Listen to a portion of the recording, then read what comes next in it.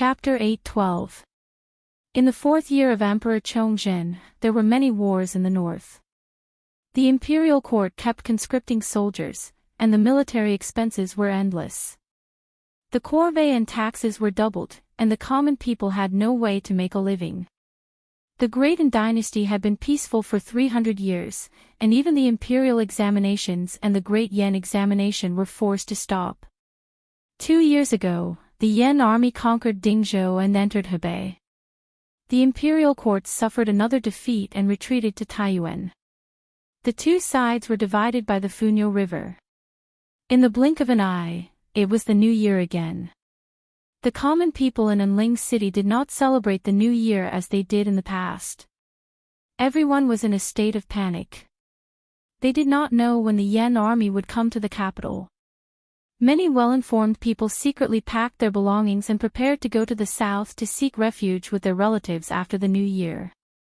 If the common people were so frightened, then the imperial court officials who knew the Yan army better. Before the new year, there were many family members of officials who left the capital to seek refuge. They did not dare to leave openly, so they used the excuse of visiting relatives and friends. Some even resigned and fled in the night. When Emperor Chongzhen heard this, he was furious. On the same day, he ordered the arrest of those good-for-nothings who resigned and fled and put them in prison. He also ordered the Yulin royal guards to investigate the situation. Any family member of an official who left the capital without a reason was severely punished. Because of this, a lot of people were implicated and imprisoned. There was no celebration during the new year. Everyone lived with their tails between their legs, afraid that the emperor's anger would burn on them. Yu Shu was one of the few ministers who were not affected by the war. Over the past few years, the emperor had put a lot of trust in her. Although the armies sent by the imperial court to suppress the rebels had suffered losses on the battlefield, with her advice and strategies, they had won a few battles and slowed down the advance of 100,000 Great Yan soldiers. Otherwise, the Great Yan army would have conquered Taiyuan by now. Emperor Chongzhen was a proud and arrogant man. He was full of ambition, but he was born at the wrong time. If it were a peaceful era, he might be able to grow into a wise emperor. But it was a time of chaos. The imperial court under his rule had long decayed. How could it resist the emperor of Great Yan, who had a group of followers who risked their lives for him? On the 15th of the first month, there was a lantern festival in the city. In the evening, the streets were bustling with noise and excitement. There was a sea of people everywhere, and it was completely different from the desolation of the past few days. It was as if the common people in the capital had waited until today to go out. Yu Shu originally wanted to stay at home and enjoy a leisurely life, but she couldn't stand Xiaoxiu's coaxing and pestering. In the end, she still went out and took a look at Ma Street. In 3 years' time, the Forgotten Opportunity Tower's reputation rose sharply. It was not an exaggeration to say that in the capital city, there was nobody who did not know of it. Yuqiu Hall and Bingying Hall's business strategy was very successful, and people gradually got used to this place that offered bounties to solve problems. It was normal for them to make a lot of money every day, and the sky-high bounties on the Heavenly Secrets list and the rankings of the people became the hottest topic of discussion after a meal. Any random person on the street would be able to talk about it clearly and logically. When the other aristocratic families' great trade shops discovered that their business had been snatched by the Forgotten Machine Building, it was already too late for them to turn around and try to rope in more customers. Even if there were people who imitated the Forgotten Machine Building and set up bounties and lists in the great trade shops, they were far from being able to compete with the Forgotten Machine Building's monopoly and good management. In the end, they all ended up with nothing and became mere decorations. The Forgotten Machine Building didn't close its doors for the new year. From early in the morning to the hour of the 5 o'clock, there was an endless stream of people coming and going in front of the main entrance. Most of the shops on Ma Street were open. There was no curfew during the Lantern Festival, so there were many night wanderers. The nearby restaurants and tea houses all benefited from the forgotten machine building, so they didn't have to worry about not having customers. There were many people on the street. The horse carriage stopped at the intersection, and Yu Shu and Yu Xiaoxiu got off and walked. Colorful lanterns hung on both sides of the street, winding without end, rendering the dark night as bright as day. The pedestrians coming and going were all glowing, either stopping in front of the stalls to pick out lanterns or walking in groups. There were even some young women with makeup on their faces, holding round fans in their hands as they walked through the crowd. Yu Shu walked leisurely, while Yu Xiu walked briskly in front of her. From time to time, he would turn his head and chat with her, attracting many sidelong glances. 3 years had passed, and now Yu Xiu had grown into an outstanding youth. He had suddenly grown a lot taller, with delicate features and a pair of bright and spirited eyes. At a glance, one could tell that he was the son of a wealthy family. There was no trace of the inferiority complex that he had when he was a child. Yu Shu, on the other hand, was dressed in a light coat of silk and was dressed in men's clothing. A silver-gray fox hat covered the scarlet scar between her eyebrows. She had an extraordinary bearing, and wherever she passed, pedestrians would give way to her. Even looking at her for a second longer would cause them to feel offended. Lu Hong and Su Qing followed behind them, neither too far nor too close. There were also some accompanying black-robed guards. They were all disguised as ordinary people, mingling in the crowd to protect Yu Shu's safety at all times and places. Entering Wang Jilu, Lin Fu, who was strolling around the main hall, came up to greet them with his sharp eyes. Yu Shu waved her hand to indicate that he did not need to follow. She led the others through the hall to the backyard. Xan Li Shan was calculating the accounts that had been collected over the past few days. On the long table, there were several small mountains of silver that were piled up, sparkling under the light. There were also 2 large chests of copper coins on the ground to the side. As soon as one entered the door, one could smell the stench of copper, but he was beaming with pride and was very happy. "Fifth uncle, you're counting silver again," Yu Xiu teased as soon as he saw him. In the past few years, he had often come to Wang Jilu to play, so he was quite familiar with the group of people here. Xan Li Shan put down the shiny ingot in his hand and deliberately put on a stern face. "You little brat, I only have this little happy thing, and you always make fun of it. To think that I stayed up for 2 nights to make a general's lantern for you." Yu Xiu giggled and moved closer to say good words. "I was wrong, please don't lower yourself to my level. Fifth uncle is the best to me. Where's my general's lantern?" This general's lantern was the same as the Kongming lantern, both could be released into the air. The difference was that the former was more elaborate and could be held in one's hand with a string, so there was no need to worry that it would fly away. The pattern on the wall of the lantern would change back and forth as it rose and fell, making it infinitely interesting. Last year, Xan Li Shan had made one for him. It was unique in Jing City, no one could copy it, and it could not be sold outside. Xan Li Shan was also very obedient. Yu Shu had asked him several times to come out of retirement, but he was not willing to become a celestial commissioner. Instead, he was willing to hide in Wang Jilu and be a miser, researching his strange little inventions. "Here, it's inside, take it and play with it." Yu Xiu found a very large general's lantern and happily went to the courtyard to release the lantern. Only Yu Shu and Xan Li Shan were left in the room, the 2 of them chatting about serious matters. "I heard that the emperor lost his temper because some officials left the capital to seek refuge. You weren't affected, right?" While Xan Li Shan did not go out, he was very well informed. "It doesn't matter to me. My whole family is staying in Jing and hasn't gone anywhere," Wang Yao said. Yu Shu shook her head and said with a smile, "But left Judge Xan secretly sent his 2 sons and daughters out of the capital. When the emperor investigated, he was so frightened that he said he was sick and did not dare to go out." Right now, Anling looked calm on the surface, but inside it was a mess. Xian Li Shan looked worriedly at her and said, "The Yan army is about to break through Taiyuan and attack the capital. Why are you not anxious at all? What is there to be anxious about?"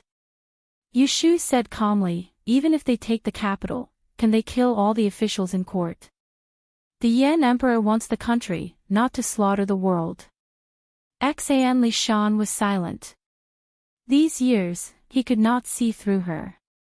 Even if he sensed her attitude, he could not guess what she was thinking.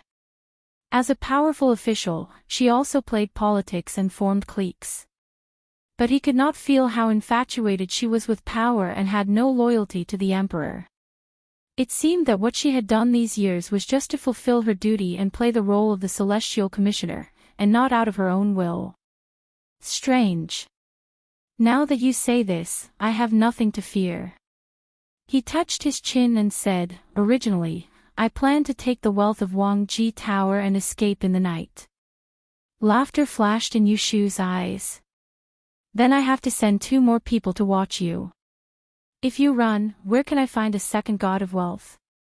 Xian Lishan laughed, and the solemn atmosphere disappeared in an instant.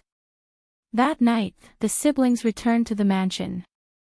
They had just entered the door of the north wing when a round little cannonball rushed towards them. It hugged Yu Shu's thigh and raised its head to reveal a big white and chubby face.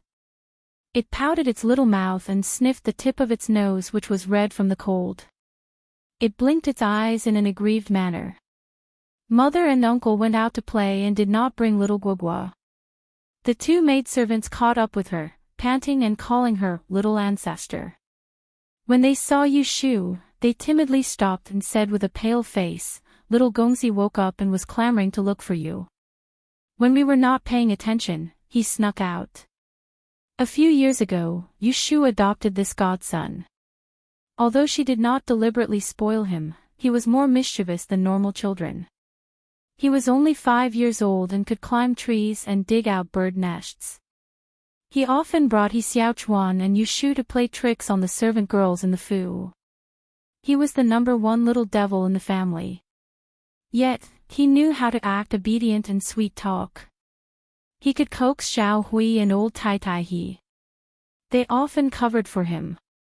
Even Yu Shu had a headache for him. Yu Xiaogua had caught a cold from playing yesterday and was sick. He was more clingy than usual. Last night, he slept in Yu Shu's room. His fever only went down this morning. "You are disobedient again. I won't take you out." Yu Shu reprimanded him, but her hands quickly took off her cloak and wrapped it around her son. She picked him up from the ground and walked inside. Yu Xiaogua obediently hugged her neck, his eyes moving around. He turned his head and saw the tiger lantern in his Jiujiu's hands. He sweetly called out, "Jiujiu." Yu Xiu reached over to pinch his cheeks. He smiled and handed the lantern to him. He said dotingly, "When you get better, Jiujiu will take you out to play. I'll buy you whatever you want." Yu Xiaogua's face was full of hope, but he did not forget to raise his head to look at his mother's expression. "We'll talk about it after you get better," Yu Shu said with a straight face. Yu Xiaogua lowered his head and didn't dare to bargain with her. Even at such a young age, he had learned to read people's expressions. He knew who was in charge of the family and who had the most influence. Yu Shu carried him back to the room and watched him drink the medicine. She listened to him mumble nonsense. After a while, the child couldn't take it anymore and fell asleep. She patted his head and covered him with the blanket. Looking at his innocent sleeping face, she did not regret it. She was the first to preside over the ancestral worship ceremony in the 2nd year of Chongjin. She did not take this child to the secret chamber of the tomb to verify if he had the heavens mandate grand bone, but left him behind. Ji Xingxuan could not endure it and died of illness in the dungeon 2 years ago. In this world, besides the Prince of Xiang, only she knew his background. Outsiders only knew that he was the child of an old friend that she had adopted. There were even some unflattering rumors that Yu Xiaogua was born out of wedlock, but no one suspected that she had raised the flesh and blood of her enemy. It was funny to say that it was because of this living child that she had lived like a princess for the past few years. She did not let her desire for power take over her heart, did not let her eyes be blinded by greed, and did not change into another person. His existence constantly reminded her not to forget her original intentions. No matter how high she sat, no matter how much power she had, what she wanted was to protect the safety of her family. She only wanted to have a clear conscience. Chapter 8:13. Once winter passed, the flames of war rose again. In the 5th month, bad news came from the front line. Taiyuan was lost. Marshal Feng Shao died on the battlefield. The Yan army was only 800 miles away from the capital. The court fell into chaos overnight. Duke Jing and Count Zhongyong led a group of ministers to kneel outside the peaceful palace and beg Emperor Chongzhen to take refuge in Luoyang Palace. Emperor Chongzhen ignored them and insisted on staying in Anling. Everyone had no choice but to go to the Celestial Commissioner to ask Yu Shu to persuade him. The Yan rebels are about to attack the capital, but His Majesty refuses to leave. Master Yu, His Majesty listens to you the most. If you don't advise him now, when will you? Inside Taishi Tavern, Yu Shuwen sat on her Qilin treasured chair, looking coldly at the old officials who were used to opposing her and using soft words to stand up for her. What do you want me to advise His Majesty about? She said unhurriedly. Advise His Majesty to leave the capital, hand over the 300 years of De, and to the rebels, and become a ruined ruler. As she said this, her face suddenly darkened. She stood up and slapped the table. The country is about to fall. Instead of defending the country, you want to escape. Thinking back to the time when Emperor Xingzu ruled the world, did he ever think that his descendants would become stray dogs? Yu Lianfeng, how dare you?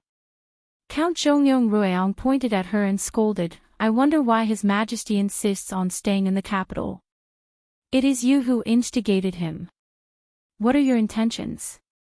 Consort Rui Shu had not been favored in the harem these years and did not give birth to a son or daughter. Even the emperor did not like Count Zhongyong's residence.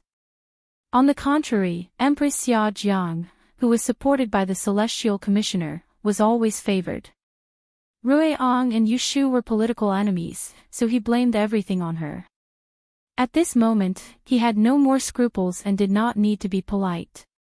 Duke Jing sighed, in the face of national crisis, the overall situation is the most important.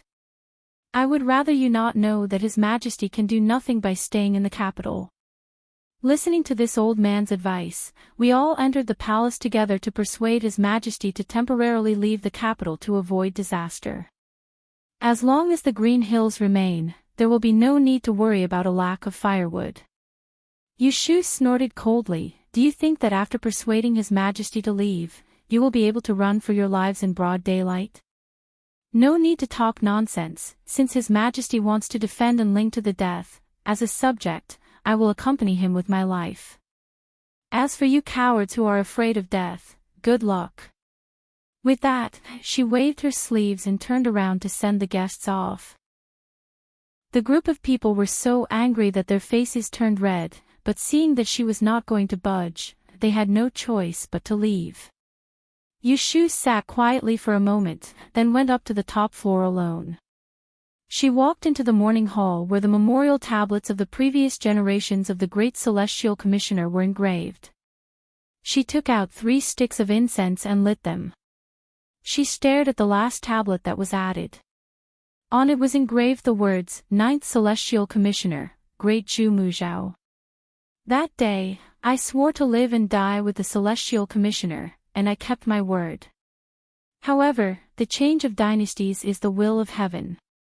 Forgive me for being powerless, but I can only follow the will of heaven. I can only promise you that I will protect the Don royal family. As for whether there is hope for the future generations to restore the country, it will have to wait for a few years. She bowed 3 times and lit the incense. Then she turned around and went downstairs. She sent someone to prepare a carriage to enter the palace to see the emperor. If Emperor Chongjin wanted to stay in the capital, she would not dissuade him. That was his responsibility as the ruler of a country. However, Xia Jiangmin and the eldest Prince Luing must leave as soon as possible. Her law of time of calamity could deduce hundreds of disasters. The Book of Life and Death could investigate the cause and effect. It was comparable to the real art of death. According to her divination, Xia Jiangmin and her son would be killed within 3 months. If they wanted to save their lives, they must leave the capital. Yushu entered the palace to persuade the emperor. On the same day, Emperor Chongjin ordered the 2 Empress Dowagers and Empress Xia Jiang to move to the palace in Luoyang to avoid the summer. When the news reached the harem, it caused panic among the concubines. They were afraid that they would be left in the capital to wait for death. They all went to beg the Empress Dowager and the Empress to take them away. There were only a few who volunteered to stay with the emperor, and Empress Xia Jiang was one of them. I am not willing to live an ignoble life. I will be with your majesty wherever you are. I will live and die with you. Empress Xia Jiang ran to Emperor Chongjin and expressed her feelings. One sentence made Lu Tan's eyes turn red. He held Xia Jiangmin's hand and asked his attendants to leave. He confided in her, Min Min, I know your heart is enough. Listen to me, I cannot leave the capital. It is not only because of my anger. As the ruler of a country, even if I lose my life, I cannot lose the country left by my ancestors. If I escape now, I will be laughed at by the world. I will truly become the ruler of a destroyed country. I am not willing, I cannot. Xia Jiangmin cried, If your majesty wants to stay, then stay. I will not leave. Lu Tan shook his head and said in a determined tone, Take my son away. If anything happens to me, you need to raise him well until he grows up. Then you can plan the great cause of restoring the country. Xia Jiangmin shook her head with tears and buried her head in his chest. She and the emperor were a young couple. They loved each other deeply. How could they bear the pain of separation? How could they know that after this separation, there would be no day for them to meet again? She was afraid that they would be separated forever. Humans and ghosts were different. Even when she was tired from crying, Lu Tan did not change his mind. He made up his mind and sent her back to Fengzhou Palace. Then he drafted an edict to confer the title of the crown prince, Luing. That night, Xia Jiangmin had a series of nightmares. She woke up before dawn. She sat up straight in a cold sweat and cried, Come. Come quickly. Outside the door, a palace maid ran into the bedroom and lit the candles. She moved closer to the bed. Your Highness, you had a nightmare. Let me pour you a cup of tea. Xia Jiangmin was still in shock and asked blankly, What time is it? It's past 5 in the morning. She looked outside the window and it was still dark. She came back to her senses and said, Quickly send someone out of the palace to ask for advice. Just say that I had a nightmare last night and need her to explain it. Yes, I will send someone to ask for her. Seeing that she looked terrible, the palace maid did not dare to ask more and hurried away. Xia Jiangmin hugged a thin quilt and recalled the situation in her dream. Her fingers clenched the corners of the quilt and trembled slightly. After waiting for 2 hours, when the sun rose, Yushu hurried to the back palace. Xia Jiangmin had already washed up and was waiting for her. Hearing the announcement from outside, she asked the people in the hall to leave and was alone with Yushu. Yushu understood and asked her as soon as she sat down, Did you dream of a dead person again? Few people knew that Xia Jiangmin was born with a talent that allowed her to foresee the cause of death of a person in her dreams. For example, her late sister Xia Jiangying, and Xian Lu, who was lucky enough to escape, had almost a 100% accuracy rate. Xia Jiangmin nodded with a pale face. She stared at her and said in a hoarse voice, Ashu, I dreamed that you died. Yushu was shocked at first and then frowned. She asked, "What did you dream of?" Xia Jiangmin recalled and said absent-mindedly, "I dreamt that the Yen bandits took over the capital and captured the emperor. You brought people to rescue the emperor, but you were captured and imprisoned by them. Then, a man dressed in red stabbed you to death with a sword." Her dream could only describe a general idea, but she remembered the key points. For example, when Yushu was killed and what characteristics the murderer had. Hearing this, Yushu looked down in deep thought and didn't speak for a long time. Xia Jiangmin pushed her shoulder anxiously and said, "You have the art of predicting death. Why don't you read for yourself?" Yushu sighed, "My art of predicting death requires the 8 characters of my birth, but my 8 characters are not compatible with my fate. It is difficult to read." Xia Jiangmin was suddenly at a loss. She grabbed her arm and said, "What should we do? Why don't you leave the capital as soon as possible? I will plead with the emperor to let you go to Luoyang to take refuge." Yushu's eyes flashed but she didn't waver. She shook her head and refused, "I won't go." Xia Jiangmin anxiously cried, "The emperor is like this, you are also like this. You know that staying is a dead end, but you don't listen to other people's advice. What should I do?" The corners of Yushu's mouth twitched helplessly. She pulled the other's cold hand and softly comforted, "It's clear that the emperor doesn't go because he has the country in his heart. I don't want to go because I am waiting for someone. People live in this world and each have their own fate. I can't avoid it and I can't escape it." Xia Jiangmin didn't understand her words and asked with teary eyes, "You are waiting for someone, who are you waiting for?" Yushu shook her head and didn't say anything more. Xia Jiangmin knew that she couldn't force her. She stopped crying and said with disappointment, "If I didn't have children to hold me back, I would definitely stay in the capital to live and die with the emperor. I don't fear death, but I can't ignore my son. It's good that you think like this." Yushu looked at her sad and sorrowful appearance and couldn't bear to see her like this. She promised, "Don't worry and go. As long as I am alive, I will think of a way to let you and His Majesty reunite." In the 6th month, the huge capital was half empty. The whole city was desolate. Most of the common people had fled. Half of the civil and military officials had resigned. The rest either didn't want to leave or couldn't. The Great Yan's cavalry trampled over Hebei and headed straight for the capital. They advanced triumphantly and finally arrived at the city in the middle of summer. Emperor Chongzhen put on his armor and led 3,000 imperial guards to the city gate to meet the enemy. But he was surrounded. When Yushu heard the news, she immediately summoned the Celestial Commissioner and 500 elite black-robed guards to rescue the emperor. Unfortunately, they were one step too late. The Yen army broke through the gates of the capital at lightning speed and captured Emperor Chongzhen, who was personally leading the army into the war. The sun set. The black-robed guards killed their way to the foot of the city gate and fell into the enemy's formation. Yushu sat stiffly in the carriage. She heard a shout coming from not far away, "Who are you? Tell me your name." She took a deep breath and answered with a loud voice, "The Celestial Commissioner of Dan Dynasty has given me some advice." Not long after, there was a commotion outside. She heard a loud voice from the top of the city gate, "Are you the Celestial Commissioner who has given me some advice? I am Lu Shining, the Prince of Chongping of Great Yen." Chapter 8:14. I am Lu Shining, the Prince of Chongping of the Yen Kingdom.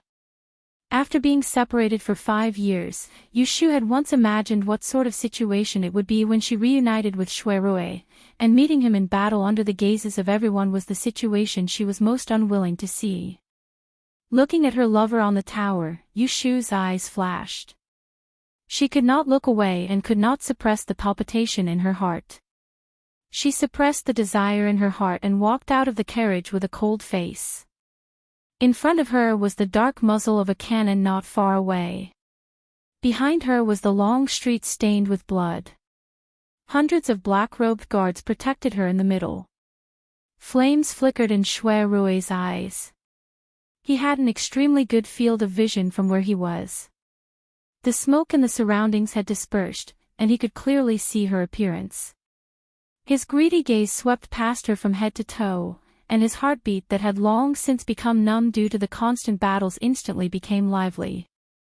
Lovesickness that corroded his bones overflowed from his limbs and bones, and he wished for nothing more than to leap down from the tower and fiercely rub her into his embrace.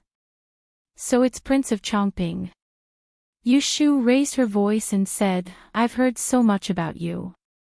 It was as if they had never met before. Shui Rui's breathing froze as if a bucket of cold water had been poured on him, causing him to sober up from the pleasant surprise of their reunion, and he realized that they were enemies. He lowered his eyes and restrained the burning desire in his eyes, yet he still stared fixedly at her, and then he cleared his throat and said in a low voice, "The Emperor of Dan has been captured by me. I advise you to surrender now." Hearing his words, the burly man who had previously blocked the black-robed guard's path spurred his horse forward and thrust his spear forward. With a ferocious expression, he said to Yu Shu, "I don't care what you're talking about. In front of our Grand Marshal, you're not even worth mentioning. If you know what's good for you, surrender obediently. Otherwise, you'll die." As soon as he finished speaking, the well-trained elites of the Yen Kingdom pointed their sharp blades at Yu Shu's carriage in unison. The archers on the city tower drew their bows and aimed the arrows at her head. For a moment, the atmosphere was tense, and a murderous aura rushed toward her. Shui Rui had a headache. He saw that Yu Shu's expression was getting colder and colder. He quickly stopped them. "Sha Liao, don't be rude. The great teacher is the chief of the Book of Changes in the world, it is only right to respect him." This sentence determined the identity of Yu Shu. It avoided the important and focused on the trivial. It did not mention that she was an important minister of the imperial court, but only talked about her academic status. Sha Liao put down his spear and pointed at Yu Shu, asking in a low, muffled voice, "What Yi Shui? Is this woman more powerful than the imperial advisor? You're just bluffing." Before Shui Rui could pull a long face, hundreds of black-robed guards had already drawn their swords and pointed them at Sha Liao. Their imposing manner was overwhelming, and they were glaring at Sha Liao with an expression that said, "How dare you humiliate us? You're courting death." Yu Shu said expressionlessly, "A scholar can be killed, but not humiliated. Sha Liao, stand down." Shui Rui's face darkened. Sha Liao did not know how to read people's expressions at a critical moment. He really needed to teach him a lesson later. Sha Liao felt very innocent after being scolded. He lowered his head and retreated to the side. He secretly looked at Yu Shu and thought, "This woman has fair skin and long legs. Her appearance is not bad. Could it be that His Highness has taken a fancy to her? Otherwise, why would he be so fierce?" Shui Rui looked at Yu Shu and said with a serious expression, "I have no intention of humiliating you, but the imperial court has already lost its power, and it's of no use no matter how you struggle. Not to mention your emperor is in my hands now." His last sentence was obviously a threat. Yu Shu smiled coldly, "What do you want? Tell your men to put down their weapons. I promise in the name of Chongping that I will not kill a single one of your men." Yu Shu stared at him for a moment. She raised her hand and pressed down. The black-robed guards around hesitated for a moment and then threw their weapons on the ground. They gave up resisting. This showed her prestige. Shui Rui secretly heaved a sigh of relief. He ordered his subordinate, "Send the commander back to my tent." Yu Shu did not say a word and turned back to the carriage. She allowed the Yen soldiers to separate her from the black-robed guards. They then sent her and the carriage to the camp outside the city. As for Shui Rui, he stayed behind to arrange the troops and entered the capital. When Jiang Huaying became the emperor of Ningdong City, he had 100,000 soldiers under his command. This number was not complete. Later, the Yen army conquered the city and expanded their army. Within 5 years, they took in another 100,000 soldiers. Many of them were surrendered soldiers of the Yin dynasty. Prince Chongping led 50,000 elite vanguards into the city. The godly machine battalion's thunder fire cannon blasted open the gate of Anling City. Then Emperor Chongzhen walked into the trap and became a hostage. The 20,000 imperial guards in the city surrendered and were forced to hand over the commander's seal. The 4 city gates of Anling were sealed by the Yen army. People were only allowed to enter but not leave. They blocked the escape routes of the officials and nobles in the capital city and arrested them one by one. The first to be arrested were Duke Jing, Count Zhongyong and the other senior officials. Apart from their family members, all the officials above the 5th rank were not spared. They were all thrown into the Supreme Court's prison temporarily occupied. Only Grand Tutor Yin, who left the capital 2 years ago, escaped. After a series of meticulous arrangements, Prince Chongping calmly led a large group of people into the palace. A month ago, the 2 empresses of the West Palace and the Empress went to the palace in Luoyang to seek refuge. They took away the crown prince, Lu Ying, who was hastily crowned by Emperor Chongzhen. At the moment, there were no important people in the harem except a few unfavored concubines. Moreover, Emperor Chongzhen left the city to fight the enemy and took away most of the imperial guards.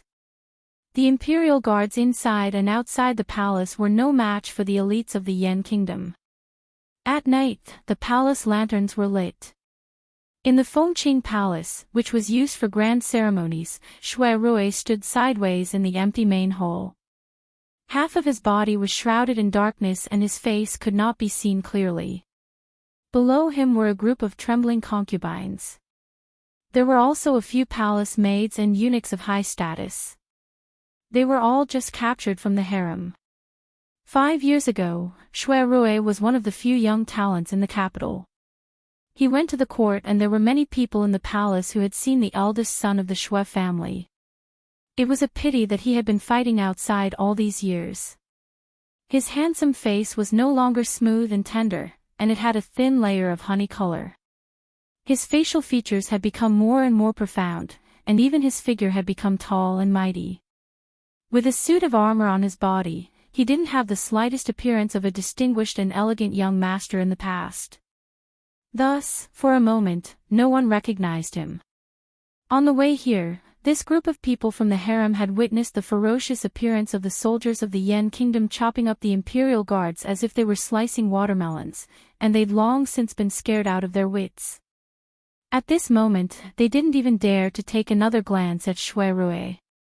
They only felt that this general of the Yen kingdom before them was a living king of hell, and he could possibly make their heads roll to the ground at any moment. There were even a few useless people who wet themselves on the spot, causing a wave of urine to emit from their bodies, and a puddle of wet marks appeared beneath their feet. Shui Rui frowned slightly and asked his subordinates, "Are there only these few people left in the harem?" "Your Highness, we've searched everywhere. They're all here." A eunuch rolled his eyes and knelt 2 steps forward. As he kowtowed, he stammered, your Highness, I know that the 2 Empress Dowagers and the Empress have gone to Luoyang Palace to seek refuge. The Crown Prince has also been taken away. Emperor Chongzhen had been on the throne for less than 5 years. He only had 2 sons and 1 daughter.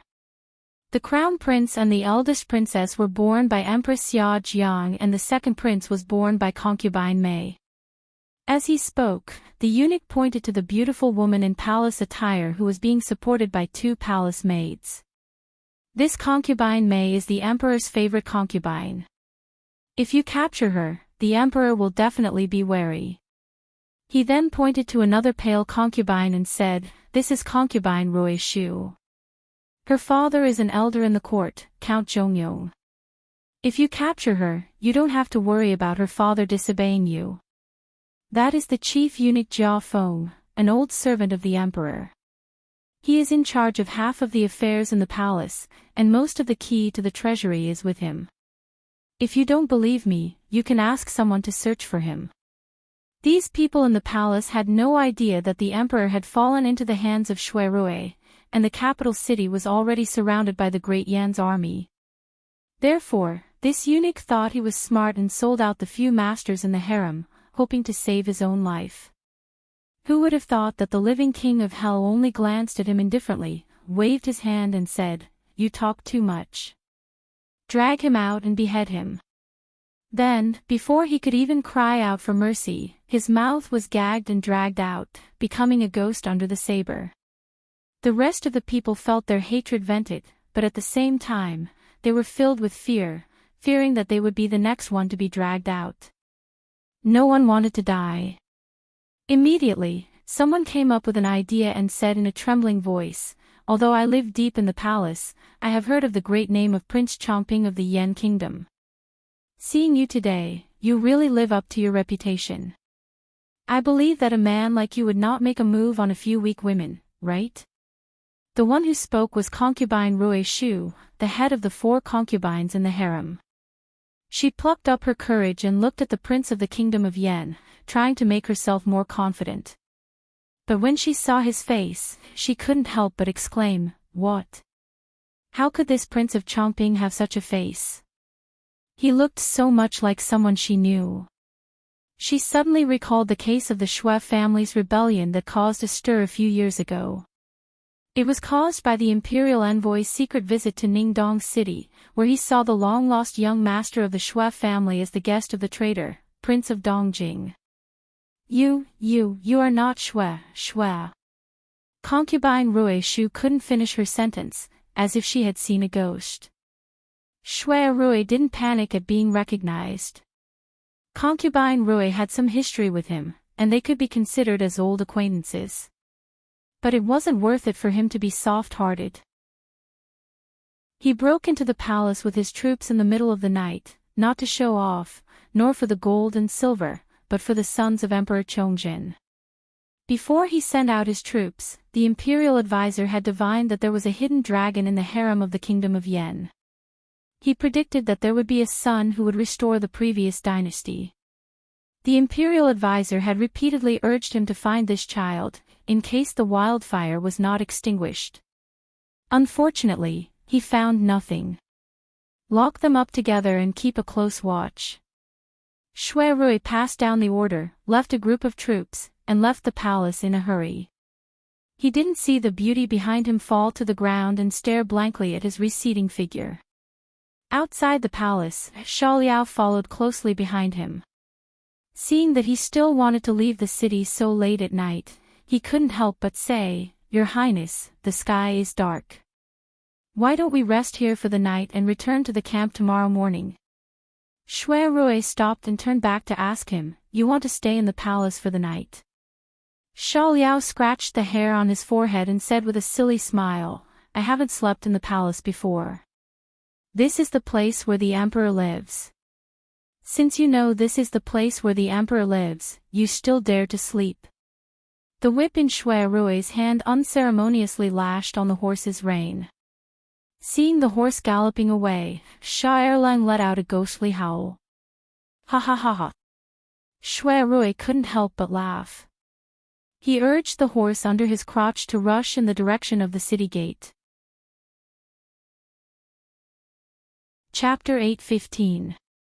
It was a cool summer night in the wilderness. The Yen army's camp was just 50 miles east of Anling. It would only take 2 hours to go back and forth on horseback. At this moment, Yu Shu was in the commander's camp. Chongping Prince's subordinates had placed her in a temporary tent and sent soldiers to guard the door to prevent her from leaving. She did not walk around casually. She just sat quietly on the simple wooden bed and closed her eyes to rest. For today, she had already thought of a perfect plan. Lu Hong and Su Qing each led a team of black-robed guards. One team hid around Baochong Street to protect her family in case of chaos in the city. The other team stayed behind to guard the Celestial Commissioner. Lone Swan secretly followed behind her, waiting for her signal. Once the situation changed, she could escape at any time. She could not be blamed for being so cautious. Xia Jiangmin's nightmare foretold her death, so she had to be on guard. In the middle of the night, she heard the rustling of footsteps. Yushu opened her eyes. A moment later, she heard someone standing outside the tent shouting, "His Highness has returned to the camp. Please come with me." Yushu stood up and slowly tidied up her appearance. She smoothed out the creases in her skirt, gathered up her lapels, and gently combed her hair. Then, she hid her slightly trembling fingers in her wide sleeves and slowly walked out. "Lead the way." The guard had been instructed in advance, so he did not dare to neglect her. He secretly glanced at her and took a torch to light the way. He reminded her kindly, "There are potholes on the ground. Please be careful of your steps." "Thank you." Yushu nodded slightly. She was a man of few words. She appropriately showed the restraint that a helpless and captured minister of a subjugated country should have. After walking for more than 100 steps, they met two groups of patrolling guards. They came to the outside of a large tent. The guard who led the way for her reported inside. When he heard the response from inside, he retreated and let her enter alone. "Please come in, Your Highness." Yushu's footsteps paused for a moment. She folded her sleeves in front of her abdomen and strode into the tent. The curtain closed behind her. Suddenly, she felt a ball of light in front of her. She raised her head and saw a man sitting under the lamp. His eyes were bright and full of expression as he stared at her. His handsome face was a little darker than she remembered, but his eyes had not changed. They were still bright and sincere, giving her the illusion that these 5 years of separation was just a dream. When she woke up from the dream, he had never left. Yushu's apprehensive heart suddenly calmed down. She lightly pursed her lips, and just as she was about to speak, she saw the person in front of her move. In the blink of an eye, a shadow covered the sky and covered the earth. When she came back to her senses, she was already tightly wrapped in a pair of iron arms against his broad chest. The tight embrace made it hard for her to breathe, let alone speak half a word. "Ah Shu, ah Shu." Shuirui called her name softly over and over again, and his throat was filled with thick feelings that could not be melted away. Even the moment he breached the gates of the capital city and captured the Dan Emperor wasn't as joyous and excited as this moment when he regained what he had lost. Yushu could not stop smiling. She raised the corner of her mouth and silently twisted her neck. Naturally, she rested her head on his shoulder and eavesdropped on his heartbeat. After a while, Shuirui realized that she was silent. Only then did he loosen her a little. Looking down at her, the first thing he saw was the red mark on her eyebrows. Then he saw her calm expression. It was hard to tell whether she was happy or angry. He suddenly felt that something was wrong, but he was not willing to let go of her. Instead, he hesitantly asked, "Are you not happy?" Yushu coldly snorted and raised her head to look at him. "What is there to be happy about? I am an important official of the imperial court and you are a general of the enemy country. You broke through my capital gates, captured the emperor and kidnapped me here. Aren't you trying to humiliate me?" Shuirui was stunned for a moment. He was at a loss and said, "Shu, how can you say that? Do you have some misunderstanding towards me? Didn't we agree that I will come back to pick you up and marry you openly? You... Don't tell me you have forgotten." As he said this, his heart turned cold. He recalled her cold and distant appearance at the city gates in the evening. His big hand grabbed her shoulder and turned her around. He touched the back of her neck. "Could it be that you were also hit by the silver needles and lost your memory?" Yushu shrunk her neck and slapped his hand away. She turned her head to hold back her laughter and said sarcastically, "Who would have thought that the famous Prince of Chongping is actually a madman with a mouth full of nonsense? When did I get to know you, And when did I ever have an engagement with you? Hearing this, Shuai felt dizzy and his ears were ringing. He felt that even if the sky fell down, it would be nothing more than this. Yushu seized the opportunity to push him away. She took 2 steps inside and started sizing up the spacious bedchamber. She was stepping on a half-old felt carpet, and a simple long table was neatly stacked with military reports and texts. Brush, ink, paper, and inkstone were all present, and there were a few candlesticks. However, she couldn't see a tea table or incense table, and there wasn't even an incense burner. The bed not far away was also made of ordinary wood. Other than the armor on the clothes rack, there was only a set of travel clothes. It could be seen that Shuai, the Grand Marshal who led the troops, lived a rather poor life. It was rumored that the Yen army was thrifty, but they did not rob or plunder the people's wealth. It turned out to be true. On the other side, Shuai recovered from his shock, and he stared at Yushu's back once more before he felt that something was off. Even if she's lost her memories, isn't she a little too calm? Ah, Shu. Yushu was lamenting the hard life of the Prince of the Great Yen when she suddenly heard him calling her from behind. She answered subconsciously and was immediately hugged by him from behind, causing her back to hurt. She heard him whispering into her ear through clenched teeth, "Don't worry, don't worry. You heartless liar. How dare you tease me like this? I missed you so much that I missed you so much. I only hate myself for coming late. I really want to dig out my heart and show it to you so that you don't torture me anymore." He had not said sweet words for a long time, but when he saw her, he couldn't help himself. If his subordinates in the army heard these words, they would think that their Prince of Chongping was possessed by a playboy. Yushu snickered endlessly in her heart.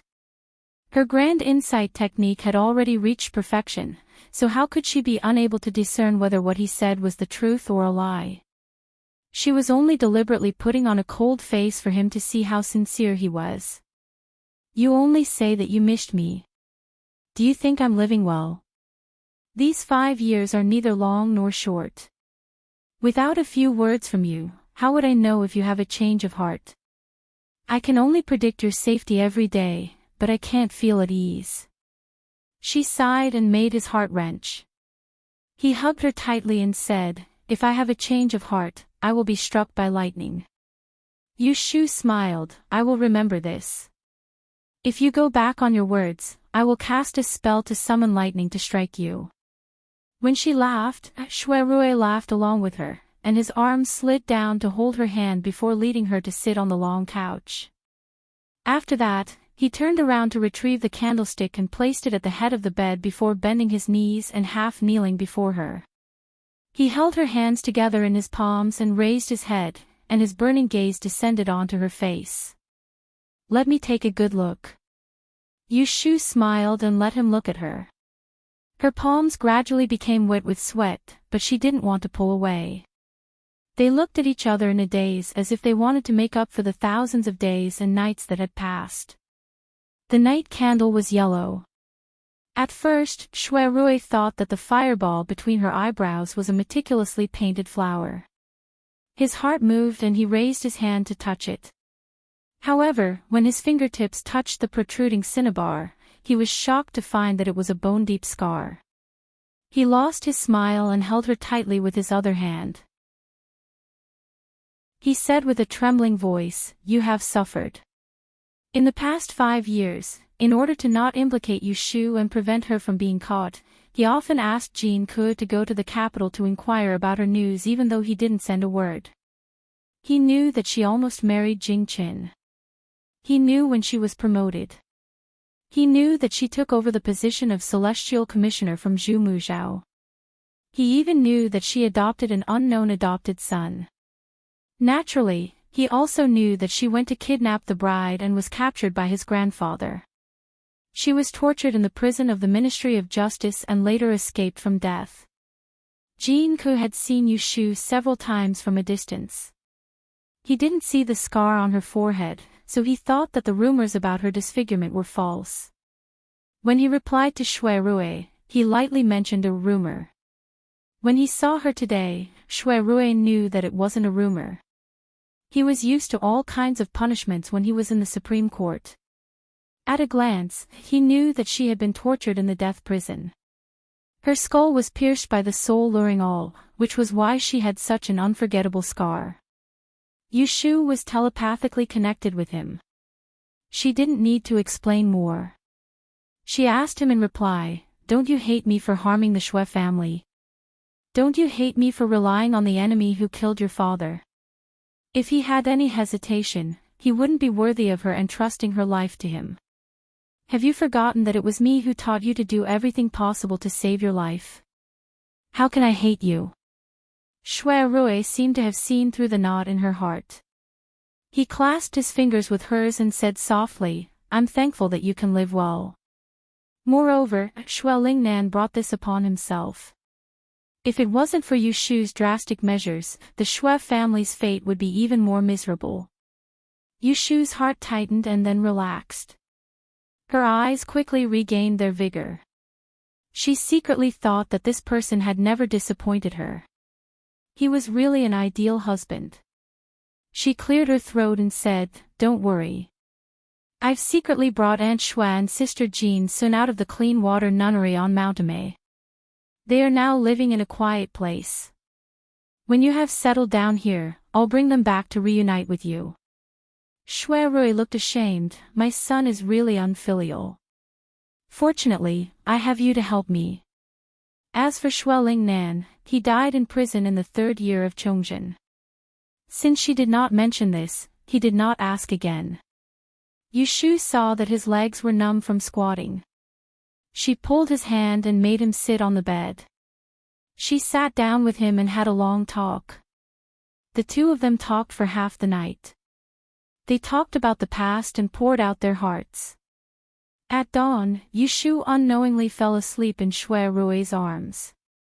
All these years, she had always been a light sleeper, so even the slightest movement of grass in the wind would wake her up. At this time, the officers and soldiers in the camp had woken up early to train. Shouts of orders came from afar, accompanied by the sound of clashing weapons and the sound of drums. In such a chaotic environment, she actually slept exceptionally well. Shui Rui saw that she did not show any signs of waking up. He carefully withdrew his arm. He was not greedy for this moment of warmth. There were indeed many things waiting for him to personally arrange. While she was sleeping, he could do it. When she woke up, he could accompany her. Shui Rui did not summon any guards. He quietly dressed himself and walked out of the tent. He put on a stern face and ordered his guards to not allow anyone to trespass. Regarding last night's incident, if there is any criticism, he will be severely punished. Chapter 8:16. For the first few days, the city of Enling was in a state of panic. The people did not leave their houses, and the gates were tightly shut, fearing that the invading Yen army would loot and burn the people. The families of the officials were in an even worse situation. The heads of the families were captured in the middle of the night, and no one knew if they were dead or alive. Then, they heard that the emperor had been captured by the Yen army. The country was about to fall, and there was nothing they could do. Many people were unwilling to die just like that. They packed their belongings overnight and wanted to sneak out of the city with a group of guards.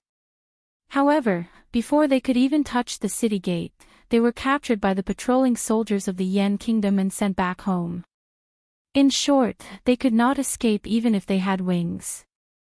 Speaking of which, when Shui Rui captured hundreds of court officials and threw them into prison, he did not yell at them. Instead, he waited for the Emperor of Great Yen to enter the city, and then he would ask for the Emperor's judgment.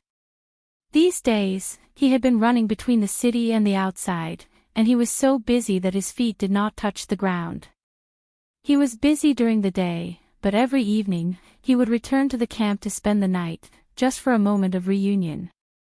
Seeing that he was tired from running back and forth, Yushu suggested, "Why don't I go back to the city first, so you don't have to do this. Shui Rui shook his head and said, no. That day, I captured you in front of everyone, so that you can earn a good reputation for risking your life to save the emperor. If you go back now, all your efforts will be in vain. He imprisoned Yu Shu here, not entirely out of selfishness, but more for her future. Although Great Yen came with great momentum and conquered half of the country in one go, it was not easy to conquer, and even harder to defend. It was child's play to rule the country with a group of military officers. When Great Yen moved the capital to Enling in the future, they would need to make use of those civil officials. Coercion and temptation were one of the reasons, but the key was to set a standard, a leader, so that those officials could serve Great Yen honestly. And Yu Shu could do just that. Shui Rui did not want her to bear the infamy of a slave with two surnames, so he had to strike first, firmly stamping the word loyalty on her. Even if she were to submit to Great Yen in the future, no one would be able to point fingers at her. I have already arranged everything. He took her hand, his rough fingers caressing her soft fingertips. He lightly said, I will ask Jun Shang to spare Emperor Chongzhen's life and imprison him in Jing City as a hostage. You, on the other hand, were forced to serve the imperial court. He had even thought of an escape route for her. Yu Shu did not have to worry at all. She smiled and asked him, have you ever thought that I might not be willing to enter the court as an official? Shui Rui looked up at her, trying to figure out if she was joking or if she was speaking from the bottom of her heart. If you don't want to, then just pretend that I didn't say anything. Behind his conniving tone was incomparable confidence. Today, he could finally protect her. Yu Shu looked into his gentle eyes and her heart was moved. She stretched out her slender fingers and intertwined them together. She gripped them tightly and said with a determined expression, the power that I have worked so hard to obtain, how can I just give it to someone else? She was tired of the deceit in the imperial court, tired of the endless scheming. But if she could advance hand in hand with him, wouldn't it be a happy thing? It was time for a new beginning for this decaying country. In the 7th month, the Great Yen Emperor entered the pass. On the 12th day, he arrived at the east of Enling. Chongping Wang ordered his subordinates to open the city gates, sent more soldiers, and personally went out of the city to receive the emperor. Banners fluttered in the wind, welcoming the imperial entourage. The Yen Emperor was clad in iron armor, riding on the back of a horse with a glowing face. He brought a group of personal attendants with him, not showing any signs of hardship from the journey. Subject Brother kowtows in salute to Jun Shang. Fortunately, I did not disappoint you and have taken the capital. Long live the emperor. Shui Rui flipped off the horse, cupped his fists and half-kneeled. Behind him, countless soldiers knelt down in unison. The noise was overwhelming. Long live the emperor. Ha ha ha. The Yen Emperor laughed loudly and immediately jumped off the horse. He walked forward and helped Shui Rui up with one hand. He patted his shoulder hard and said in a loud voice, well done. I will remember your great merit. There was a smile in Shui Rui's eyes. He was not arrogant, but he did not decline either. No matter how many people felt uncomfortable when the emperor said this. He was definitely going to take the position of the greatest contributor to the founding of the country. Then, the imperial entourage entered the capital and went straight to the palace. Along the way, the extravagant and magnificent scenery dazzled the group of generals who were born in a bitter and cold place. They had never seen glazed roofs and gold-painted walls. They had never seen white jade steps and jeweled corridors. Walking and stopping, they came to the dazzling palace. Everyone looked at the high dragon throne, and even the Yen Emperor could not hide the excitement on his face.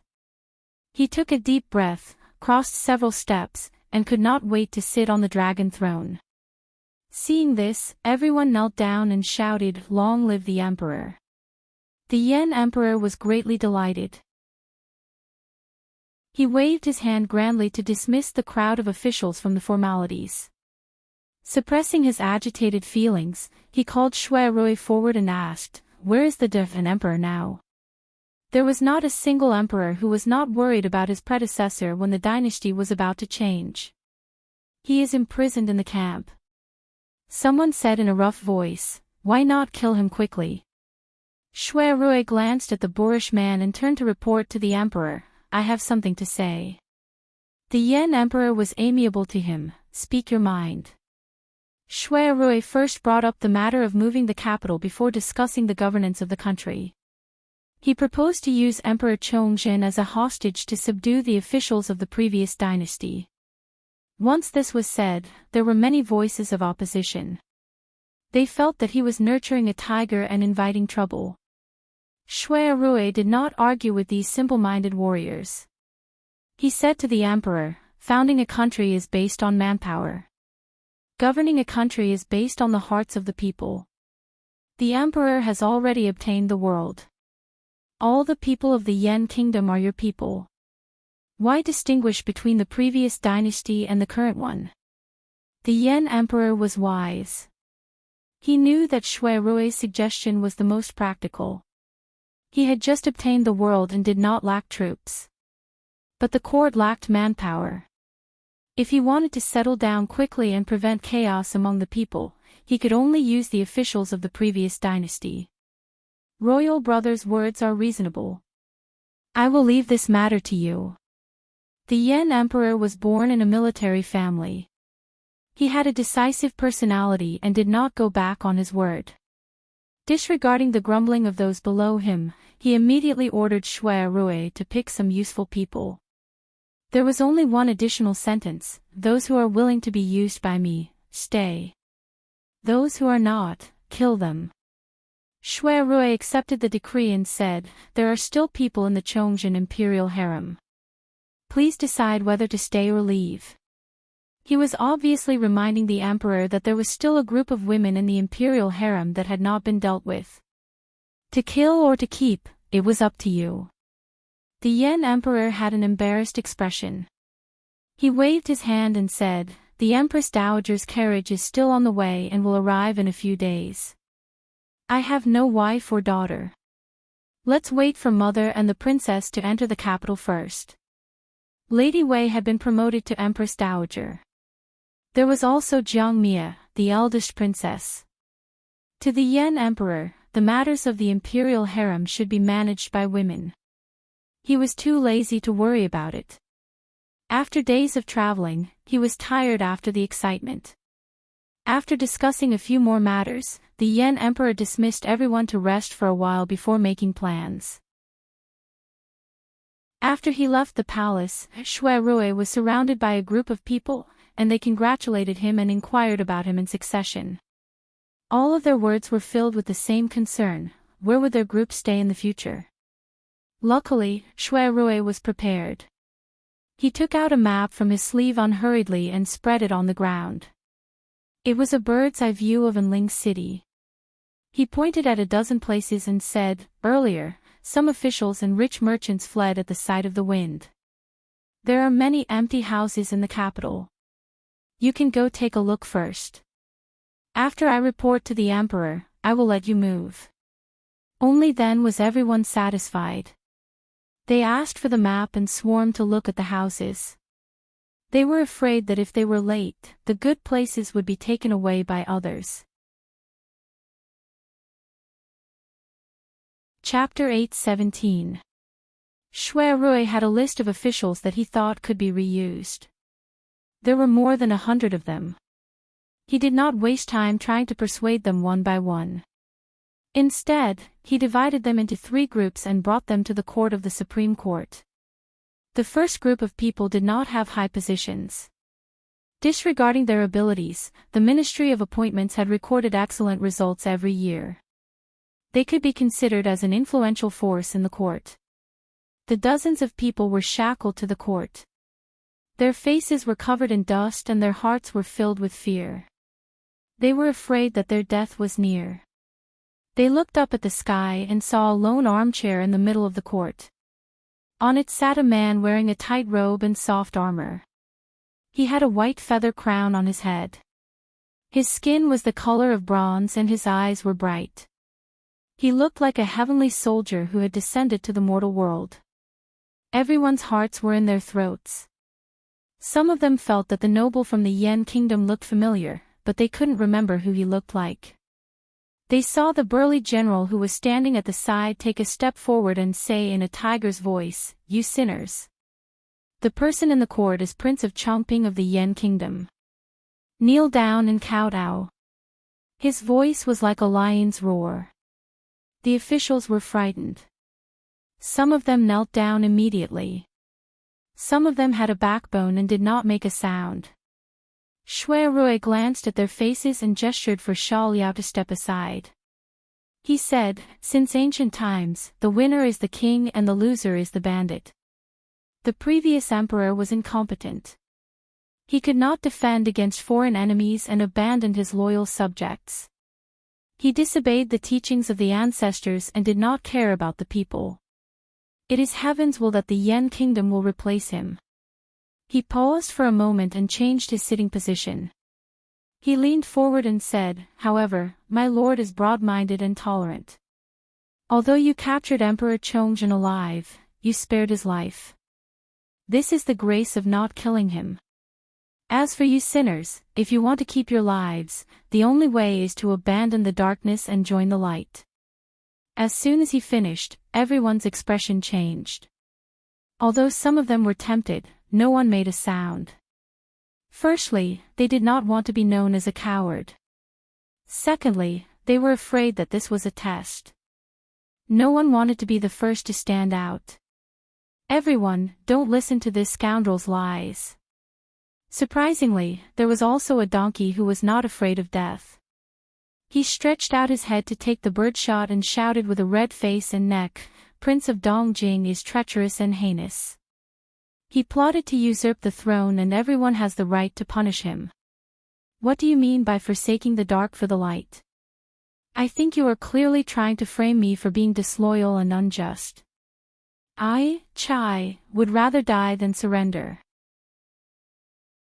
If you have the ability, then kill me." Shui Rui sized him up and asked, "Are you not afraid of death?" That person raised his head. "What is there to be afraid of? What courage?" Shui Rui praised him indifferently, and before this person could reveal a complacent expression and speak a few more ruthless words, Shui Rui lightly waved his hand and ordered, "Drag him out and behead him in public." Then, everyone saw that Chai, who was acting righteously just a moment ago, was grabbed by the neck by the soldiers. He could not struggle and was dragged out like a dead dog. Just outside the court, a knife was raised and blood spurted out like a fountain. The fresh head rolled on the ground and the remaining half of the body twitched a few times before it stopped moving. This scene happened too fast, so fast that no one could react in time. The few officials standing near the door were sprayed with blood and fell to the ground, shaking like a sieve. Looking at the headless corpse on the ground, it was as if they had seen their own deaths. Some of them even beat their chests and vomited on the spot, spitting out a puddle of filth, and a strong stench filled the air. "Who else wants to die? Come out now and I will fulfill your wish." Shui Rui did not even frown as he coldly looked at everyone in the court. There was dead silence and no one made a sound. If there were people who thought that this Prince of Yen would not kill them all and wanted to be a hero, then after seeing their colleague being beheaded, the courage in their hearts instantly disappeared and only fear was left. Who would want to die when there was a way to live? Is there no one else? Shui Rui asked once more, and when he saw they were sensible, he nodded in satisfaction and said, "That's right. Don't think too highly of yourself. It doesn't matter if you're here or not in this world. Even if you die just like this, the history books won't record you. What is loyalty and what is disloyalty? Learn from your celestial commissioner. You can risk your life to save the emperor and also endure humiliation. I admire you. Saying a few words here isn't loyalty, it's stupidity." They were scared and said what needed to be said. Shui Rui did not waste any more words and gave the final ultimatum. I will let you go home today. Go back and think about it. 3 days later, whoever thinks it through can write a letter of recommendation and present it to me. One moment it was hell and the next moment it was heaven. The dynasty officials were scared out of their wits, but when they heard that the Prince of Yen was going to let them go home, they were all stunned. Only when the soldiers came to unshackle them did they realize that he was really going to let them go home. Thank the heavens, they were saved. May I ask your highness to tell me where you will be staying? Someone asked. Shui Rui flicked his fingers and thought of the few empty mansions and villas in the capital. He said, I will be staying at Dingbo Mansion. The Dingbo Mansion was built in a unique style and had the reputation of being the #1 mansion in Anling. It was originally a mansion given to the Xiong prince by Emperor Zhao Qing. Later on, when Emperor Chongzhen succeeded to the throne, the Xiong prince was caught plotting a rebellion and ended up committing suicide in prison. Since he was already dead, the family property was naturally confiscated. Emperor Chongzhen was stingy with this mansion and could not bear to give it to anyone else. Therefore, the Dingbo mansion was left empty until now. Shui Rui vaguely remembered Yu Shu praising the beauty of the mansion. After letting the first group of people go, Shui Rui met the other 2 groups of officials. His second group of people were mostly his old acquaintances. For example, the Chancellor of the Supreme Court, Guo Huaiyan, used to be his superior, and he also had a good relationship with the Shui family. He had to give him a way out, he couldn't force him to die in one go. Since they were old friends, how could they not recognize him? Even though his appearance has changed, there were still people who called out Shui Rui's name with a look of disbelief. Yet Shui Rui had made up his mind not to acknowledge him, and his expression didn't change in the slightest. My name is Lu Shining, and I'll never change my name or my surname. I don't know who this Shui Rui you're talking about is, but I presume his face is extremely similar to mine. Guo Huaiyan was standing right below, and he was less than 3 m away from Shui Rui. He clearly recognized that it was Shui Rui, and a tempestuous storm instantly arose in his heart. When he heard Shui Rui deny it yet didn't believe him, he couldn't help but say, the Shui family is a relative of the emperor. A few years ago, the imperial court sent an imperial envoy to Ningdong City to denounce them. They found that the eldest son of the Shui family, who had been missing for a long time, had become a guest of the Prince of Dongjing. Therefore, the whole family was implicated. Have you not heard of it? Guo Huaiyan's words had a hidden meaning. He was obviously blaming Shui Rui. The main culprit of the Shui family's disaster was him. Shui Rui said calmly, I'm not acquainted with that Shui clan young master at all, and there were indeed many people that mistook me for him. I presume that imperial envoy was mistaken all those years ago and mistook Li Kuei for Li Gui. His heart was as clear as a mirror. How could he be swayed by 1 or 2 words from others? When the Celestial Commissioner chose Lu Tan to succeed the throne, he would definitely not allow the Shui family to grow. Moreover, Shui Lingnan was secretly colluding with the Prince of Xiang. Even if he did not do this, the Shui family was destined to fall.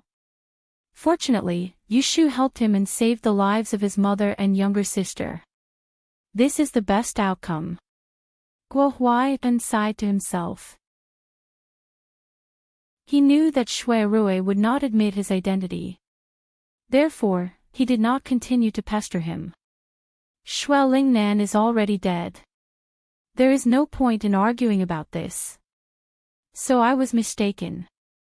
Upon closer inspection, there is some difference between His Highness and the eldest son of the Shui family.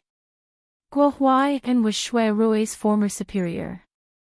Even he said that he was mistaken. Even if the others had doubts, they swallowed it back into their stomachs. Shui Rui cleared his throat and returned to the main topic, talking about the amnesty. This time, no one jumped out to be a hero and scolded the yen traders. But this group of people are obviously tougher than the previous group. Even if they are afraid of death, it is not written on their faces. Among them, Guo Huai is the most respected. He was the first to express his opinion. I am old and have the intention to retire. I am afraid I will not be able to serve your country. I hope that His Highness will be merciful and allow me to retire. This time, Shui Rui did not threaten to kill them. Instead, he tried to persuade them to stay. Guo Huai was adamant. He did not force him and said, "How about this? Everyone can go home first and think about it. This prince will wait for the good news." Finishing his words, he let them go. The last group of people are not many. They are either relatives of the emperor or nobles. Duke Jing and Count Zhongyong are among them. There are also a few new nobles who were promoted during the Chongzhen era. They did not even enjoy 2 years of wealth before they became prisoners. They were left at the end because Shui Rui has no intention to recruit them. Duke Jing and Count Zhongyong looked as if they have seen a ghost. But no one dared to ask. Shui Rui's opening words are the same: winner takes all. Fate is in the hands of the heavens. Next, he said what he has to say directly. Originally, all of you will die. But this dynasty has just been established and it is not advisable to kill too many people. I will give you a chance now. Go back to the prison and write a statement of your crimes. Also, list the mistakes of the previous dynasty.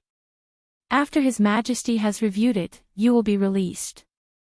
Shui Rui does not want to kill them all. But he will not leave a way out for them. A statement of their crimes will cut off all their hopes. Whether they live or die, it is up to them.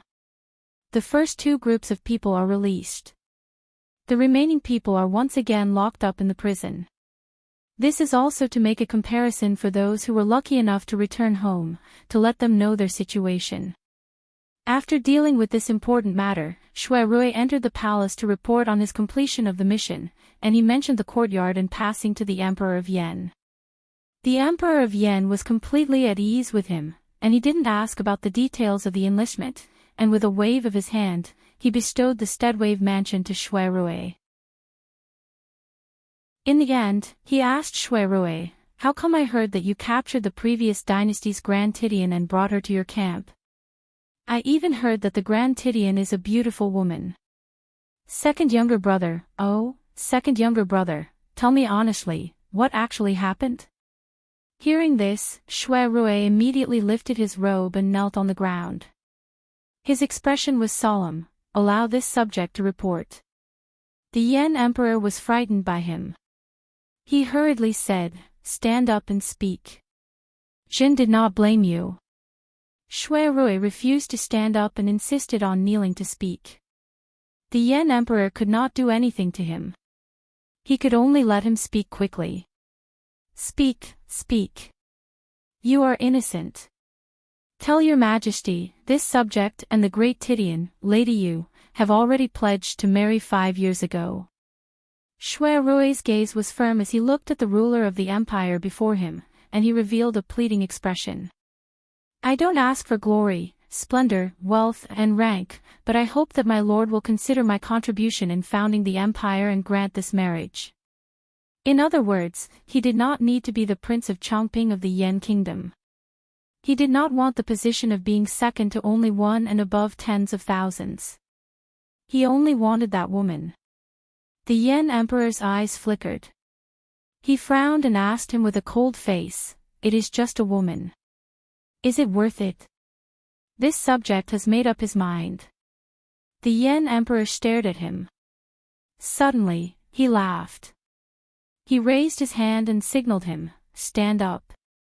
I approve. You and I are emperor and subject in name. In reality, we are brothers. Not to mention that you like an official of the previous dynasty. Even if you like a concubine of the previous dynasty, I will grant your wish. This subject thanks your Majesty for your kindness." Shui Rui kowtowed to express his gratitude. He stood up happily.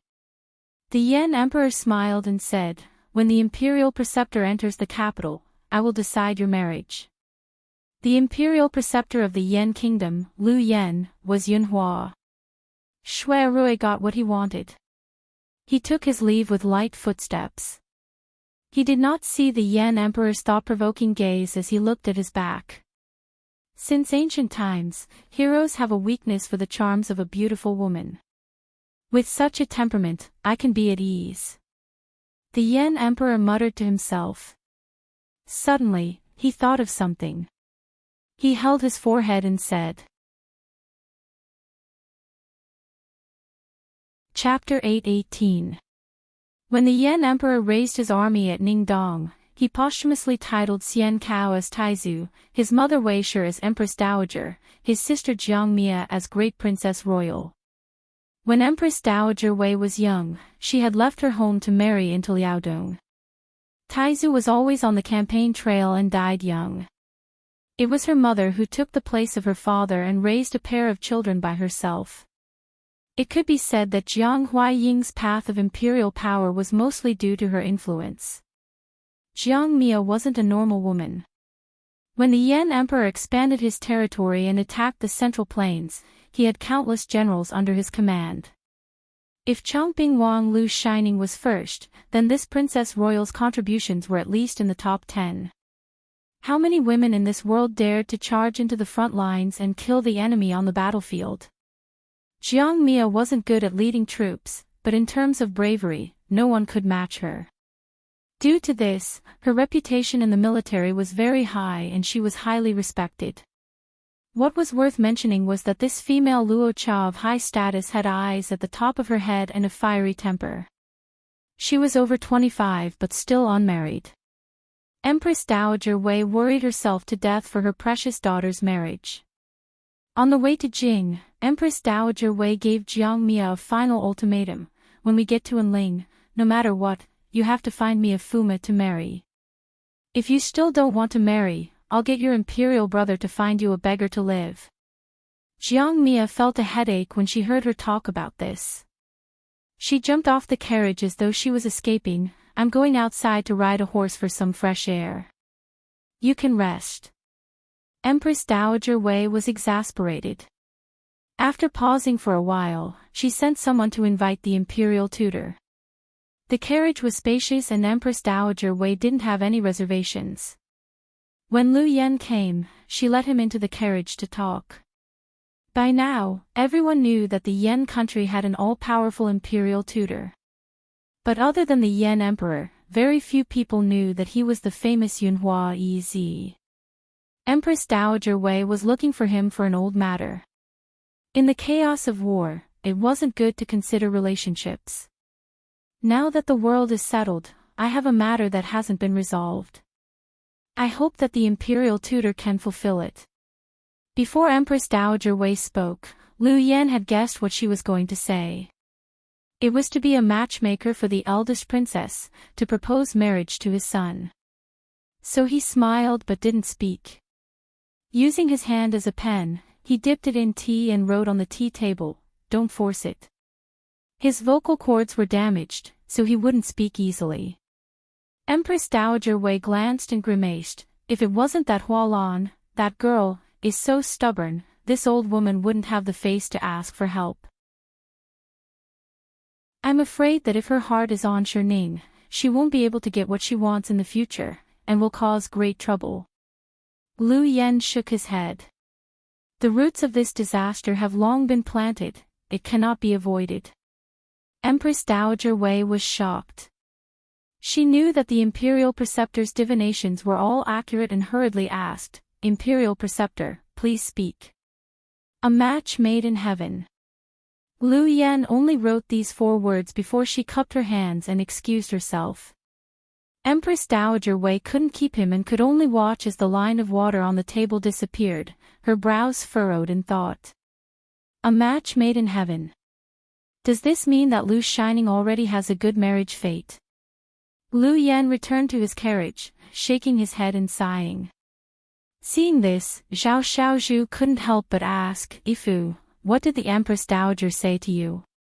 Look at how worried you are." Lu Yan thought to herself, how could he not be worried? That clever son of his had an infatuated heart. He had long been deeply in love with that ill-fated little shimmy of his. But he had provoked the Princess Royal, this peach blossom, and buried the root of his disaster.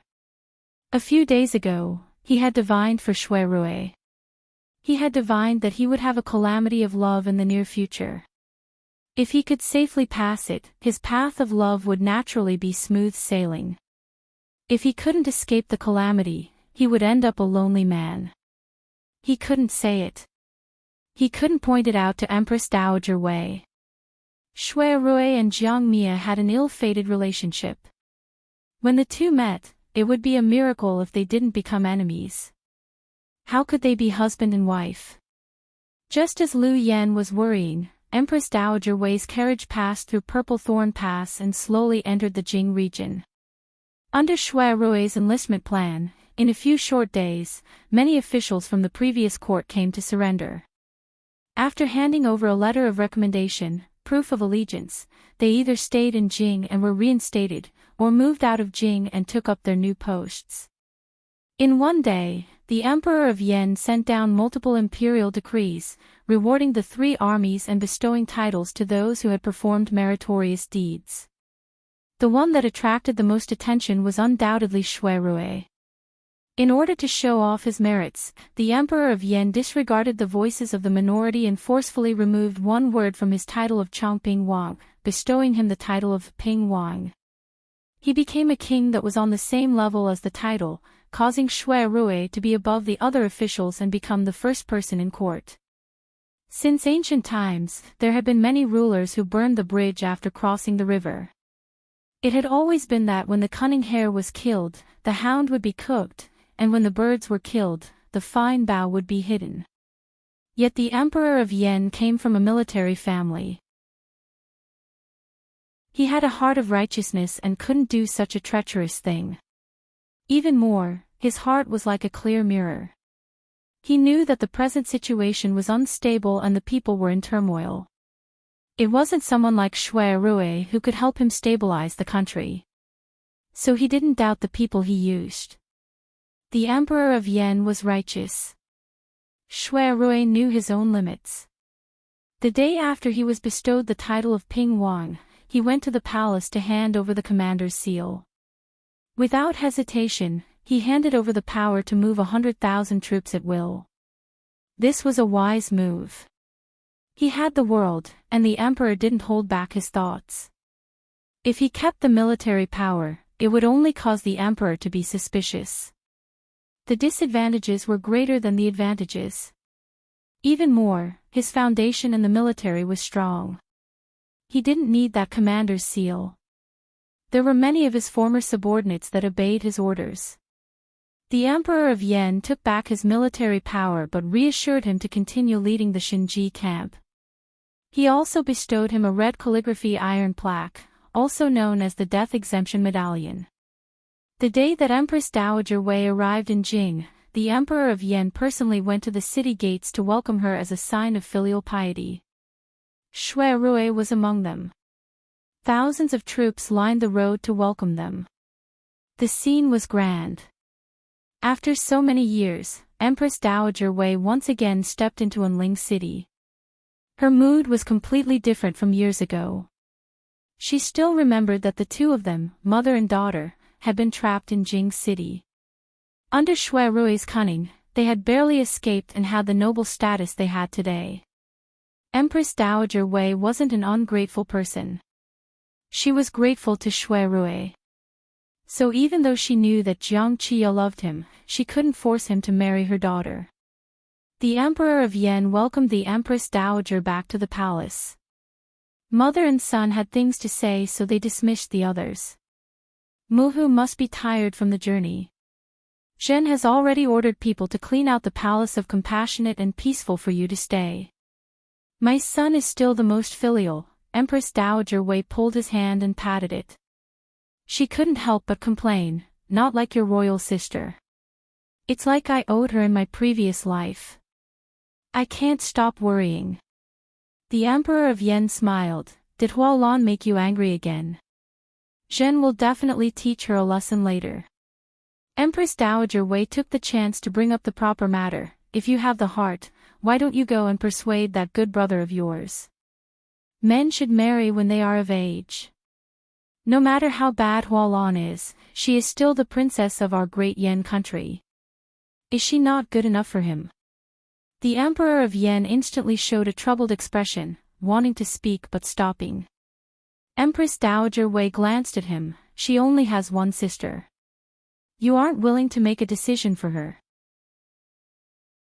The Yan Emperor had no choice but to tell the truth. It's not that I don't want to help her, but Shining already has someone he likes. He came to me just a few days ago, pleading earnestly for me to help him. Mother, you have never seen him like that. If I don't allow it, he might just resign and follow that woman to the ends of the earth. Jin's foundation is not strong and is in need of people. How can he be left out? There was no other way, so I could only grant his marriage. Empress Dowager Wei gaped. A long while later, she found her voice. Where did this kind of woman come from? From your tone, it seems that he has been bewitched by someone. The Emperor of Yan was unwilling to divulge too much about Shui Rui's private affairs, so he told her, it's not like you're unaware of Shining's background. Back when he was still in the capital, he had already made a vow of eternal love with that woman. Now that they've reunited, it's only natural that they continue their former fate. Empress Dowager Wei laughed in anger. Since he already had a marriage, why didn't he tell Hualan earlier? He made my son wait bitterly. The Emperor of Yan slightly furrowed his brows and said disapprovingly, didn't Shining reject Huang Mei at the start? He didn't say it out of consideration for his daughter's face. It was Hualan's one-sided wish. How can he be blamed for this? If Shui Rui and Jiang Qiuye had any feelings for each other in these years, he wouldn't have allowed Shui Rui to marry someone else. But he had seen with his own eyes that Shui Rui had retreated from Jiang Qiuye and there was no ambiguity. Shui Rui had gone through life and death with him. The two had treated each other with sincerity and a deep brotherly love. Today, he sat on the country. If he couldn't share half with him, was he going to interfere with his marriage? Wasn't that laughable? Empress Dowager Wei saw his expression wasn't right and knew that her son, the emperor, placed great importance on Shui Rui. She couldn't force it. After some thought, she softened her tone and discussed with him, how about this? If he has someone he likes, let him take her as a concubine. Also marry Hualan to him. It's the best of both worlds, and no one will be affected. But when the Emperor of Yan heard her idea, he instantly roared with laughter and asked her in response, does Muhu know who the woman Shining likes is? Empress Dowager Wei shook her head in puzzlement. The Emperor of Yan told her, that woman used to be the celestial commissioner of the previous dynasty, a first-grade official. She was once below one and above tens of thousands, famous in the world and known by everyone. If you want such a peerless and wondrous woman to be a concubine, Shin is afraid that it will attract the curses of the world. As the saying goes, a scholar can be killed, but not humiliated. Empress Dowager Wei was stunned. The Yan Emperor held her arm and advised in a low voice, you don't have to worry too much about this. I will pay attention to Hualan's marriage and choose a good husband for her. Even if he can't compare to Shining, he won't be too far off. Muhu must be tired. Zhen will send you to rest. There will be a banquet in the palace tomorrow to welcome you. You will be able to attend when the time comes. Having convinced Empress Dowager Wei, the Emperor of Yan released a long breath. He thought that he had done a good deed for his sworn deity. He was very proud inside, but it was a pity that he had no way to show it. When Empress Dowager Wei came to the palace of Compassionate and Peaceful, she didn't have the heart to admire the luxurious beauty of the palace.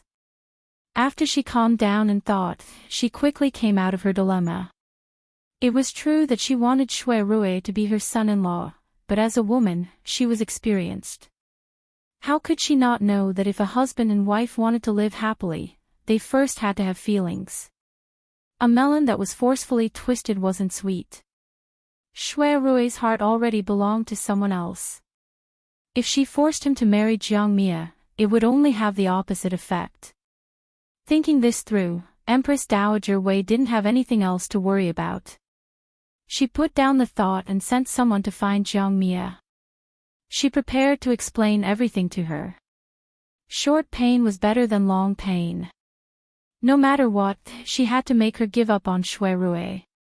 On the other side, Jiang Mia had just changed her clothes and was planning to leave the palace to find Shui Rui when she was stopped.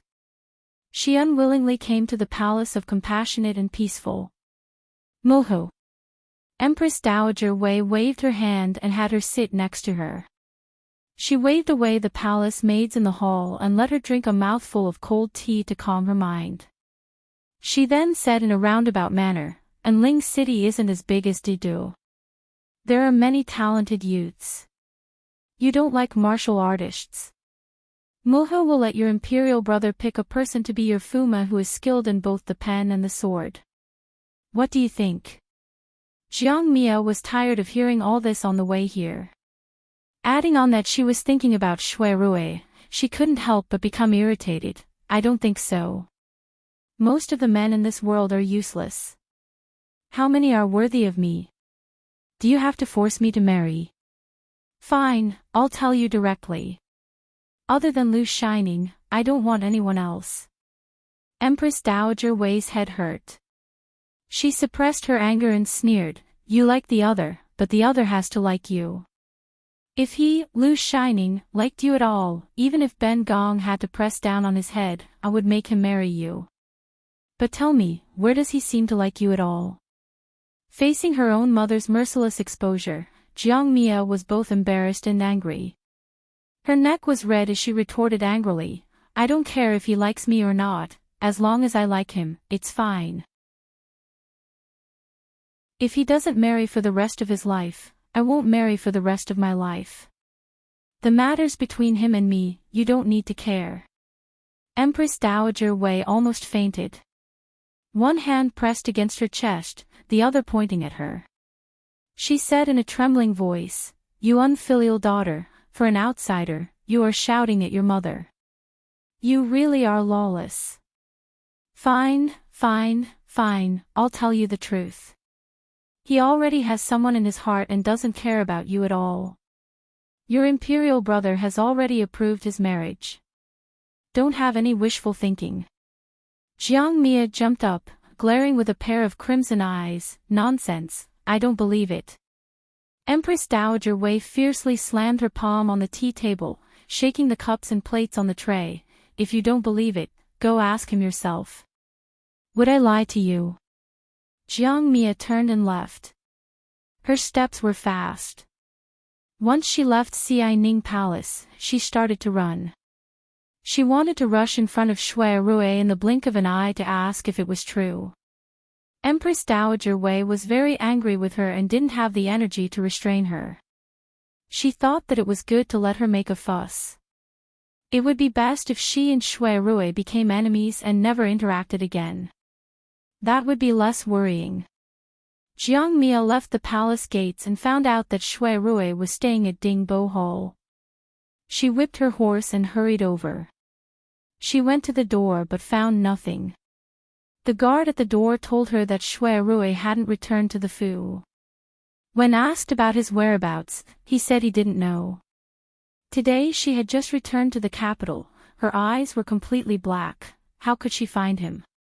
She stood outside the Dingbo building for a while. The more anxious she became, the more angry she became, the more hateful she became. She was so hateful that her teeth itched. She thought, if Shui Rui really had a sweetheart, she would definitely whip that vixen to death. She dared to snatch her man, she was really courting death. At this time, a fast horse galloped over and stopped at the gates. A familiar person jumped off the horse. It was Shui Rui's vice-general, Sha Liao. Jiang Mia recognized the boy and instantly extended her whip to block his path. "Pu Princess. Where is Lu Shining?" Sha Liao blankly replied, Wang Yi left the city to return to the camp. Jiang Mia frowned, wondering why Shui Rui would run out of the city in broad daylight. So, she dragged him to a corner and interrogated him. Sha Liao had been whipped by her before, so he was a little afraid to confront her. But soon he told the truth. His Majesty asked Wang Yi to recruit some officials from the previous dynasty. There was a female minister among them.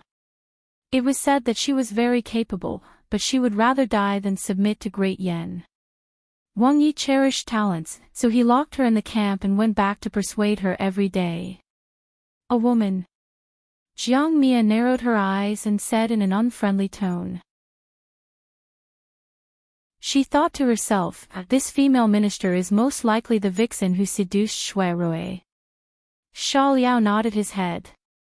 He was a fool who could rarely read people's expressions. He could tell that the first princess was in a bad mood. Taking advantage of the moment when she was lost in thought, he quietly moved to the side and was about to run away. Jiang Mia raised her eyelids and pulled him back by his ear. She said with a cold voice, "Where are you going? Tell me everything about that vixen before you leave. Where did this vixen come from?" "My dear princess, Wang Yi has ordered me to do something important. Please be merciful and spare me this time." Sha Liao covered his ear and begged for mercy. "Don't play dumb with me. Let me ask you, when did that vixen seduce Lu Shining?" Only then did Sha Liao realize who she was scolding as vixen. He was dumbfounded and said, I don't know." Jiang Mia used all her strength to pinch his ear.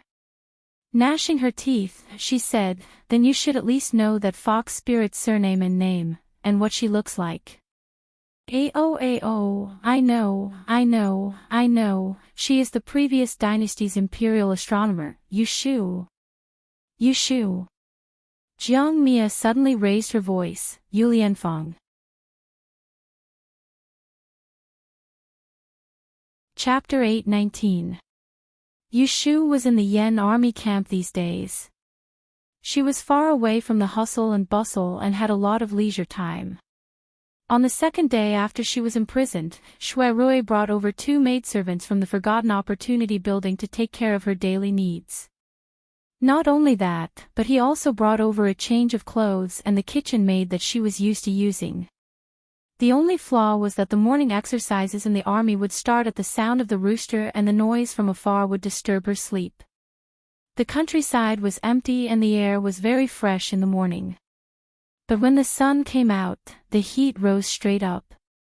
Yushu was not afraid of the cold, but she was a little afraid of the heat. Especially in the past few years, she was used to living a pampered life. Everything she ate and used was of the best quality. Her skin was not as rough as it was when she was young. She was as delicate as a princess or an imperial concubine. In the main tent of the camp, Yushu was lying on her side on a Persian carpet in only a strapless dress. Her feet were bare. The colorful carpet under her was made of fine cashmere mixed with ice. It was smooth and soft. It was comfortable and breathable to lie on. The edges of the 4 corners were inlaid with crystal-clear gems, each of which was expensive. Such a Persian carpet that was incompatible with the military camp was certainly not something that should be here. It was a foreign tribute. There were only 2 pieces sent to the palace. One was given to Empress Xia Jiang, and the other was given to her. The day before yesterday, Yushu mentioned it in front of Shui Rui.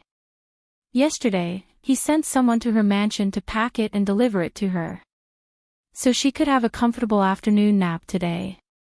Most of the iceberg in the corner of the room had melted. The maids were gently waving their fans. There was a cool mint in the incense burner. When Yushu woke up, she smelled a trace of cold sweetness. She stretched and crossed her slender legs. The thin clothes could not hide her charming curves. Her hair was loose, and a few strands fell beside her ears. It made her face so white that it was almost transparent. There was a rare bit of color on her lips, which was even more fragrant than rouge. Rui walked in from outside the tent and saw the scene of naked bodies strewn all over the place. He felt as if his throat was about to spit out smoke. He paused, cleared his throat, and said, "I know you're afraid of heat, but you can't dress like this just because it's cool. What if you catch a cold while lying on the ground?" Even though he said that, his eyes didn't move an inch away from her. Yushu didn't try to hide it and let him look at her. She said lazily, "It's so stuffy. It's more comfortable like this." The guards on duty outside were all Rui's bodyguards. Under his orders, trespassers would be killed without mercy. Otherwise, how could she be so unscrupulous? Rui waved his hand to dismiss the maidservant. He walked over to the clothes rack to remove his soft armor and washed his face with cold water. Then, he returned to Yushu's side and sat down cross-legged. He picked up the fan on the coffee table and waved it in the direction of the two. "The weather is hot, but you have to bear with it for another 2 days. I'll ask for an imperial edict to bring you back to the capital after the celebration feast tomorrow." He had been preparing for half a month, just for this day. The reason why he proposed to use the former officials was not purely for the sake of the overall situation, but also because he wanted to let Yushu return to the imperial court with a justifiable reason. At that time, both of them could work together and no longer have any worries. Then, he seemed to have thought of something. He smiled, shook his head and said to her, "I really didn't expect that after the recruitment, half of the people in the 3 divisions and 6 ministries have voluntarily surrendered to the Great Yen. Even those stubborn old men in the cabinet are wavering. Only you, the Celestial Commissioner, have been biding her time, waiting for you to come back and make the decision." Yushu was not surprised at all. Over the past 5 years, she had been advancing step by step and had firmly grasped the Celestial Commissioner in the palm of her hand. When it came to dealing with the subordinates, she was even tougher than Zhu Muzhao. In the 3 divisions and 2 ministries, she was the only one who followed the lead. Even if there were some who disobeyed, she would suppress them and replace them one by one. And now, the Celestial Commissioner was Yushu's word. Before the incident, she had already made arrangements. Without her, no one would dare to bow down to the Great Yen. Hearing the sentiments in his words, she turned over and laid on the blanket. She crossed her fingers and held her chin, looking up at him and said in a coquettish tone, "We've been apart for 5 years. It's not a long time, but it's not a short time either. You can command the 3 armies and conquer half of the country, but I can't even control the Celestial Commissioner. Am I really so useless in your eyes?" She laid on her stomach, revealing a large area of her fragrant shoulders. A pair of butterfly bones meandered down, outlining her supple waist. Looking further down, there were undulating mountains and a line of valleys. It was faintly discernible, making one's imagination run wild. What a beautiful sight! Rui was restless. He wished he could immediately press her under his body and look at her naked body. But he could only think about it. He still pretended to be serious and said, "I can look down on anyone but you. My Shu is the most capable. Otherwise, how could you make me fall head over heels for you?" It was hard to believe. Although the two of them had sex a few years ago, but after reuniting after such a long time, apart from the first night they slept on the same bed, they did not sleep on the same bed for the next half a month. He came back to the camp every day to meet her privately, but the most he did was to pinch her hands and kiss her face. He did not go any further. Yushu glanced at him and muttered in her heart. It was not that she wanted to do those shameful things with him, but he was always so indifferent that she could not help but doubt her own charm. After all, she was already over 20 years old. In ancient times, she could be considered an old lady. It was one thing for him to be devoted to her, but it was another thing for him to fall in love with her. Thinking of this, she was displeased and immediately became stubborn. She didn't believe that he could escape from her grasp. "How come I can't tell that you're head over heels for me?" She propped her hands on the blanket, and like a slippery snake, she straightened her upper body and moved closer to his chest. She didn't care that this posture revealed the beautiful view of her chest, and she blew a breath of cold air on his Adam's apple. It was both teasing and seductive. Shui Rui felt as if he had been electrocuted, and he felt numb and limp. When he lowered his eyes and met her smiling eyes, he was instantly captivated by the seductive charm that appeared in her clear eyes. He tossed the fan to the side and reached out his hand to hook the back of her neck. He hugged her and rolled half around on the carpet before pressing her under his body. He had strong arms and a broad chest. When his hot lips touched the cinnabar mark between her eyebrows, the hot breath seemed to melt her. Yushu could not help her body becoming hot. She was waiting for his next move when she heard a bitter laugh from above her head. "Ah, Shu, do you know how hard it was for me to endure?" Yushu curled her lips and wrapped her hands around his neck. She affectionately said, "Who told you to endure?" Shui Rui did not move. He only tightened his arms around her and whispered in her ear, "I couldn't control myself in the past. After the incident, I hated myself. After we parted, I had nightmares for several months. I dreamed that you were pregnant with our child and was humiliated. Ah, Shu, when I wasn't by your side, you could only rely on yourself. Now that I'm back, I won't let you suffer even the slightest bit. I will ask the king to personally preside over the marriage. We will be a celestial couple that the world envies." There was no woman in this world who did not like to hear sweet nothings. But there were some men who only used flowery words to coax an infatuated heart. Once they got it, they would no longer cherish it. However, the man in front of her was full of sweet nothings and sweet nothings. He was holding his infatuated heart in front of her, just to let her see it clearly. It wasn't that he was not moved or that he did not desire it. It was because he cherished it too much that he could endure it. Yushu wanted to laugh and cry at the same time. The evil fire from before had faded. Her hands held his head and she raised her face to quickly peck the tip of his nose. "I've wronged you." She was deliberately seducing him earlier and was not ashamed. Now that she was calm, she felt that their chests were touching and their legs were rubbing against each other. She was wearing light and thin clothing, so it was really shameful. "Get up," she said. With the delicate body in his arms, Shui Rui was a little reluctant to let her go. He was afraid that things would go wrong, so he could only get up and let go of her.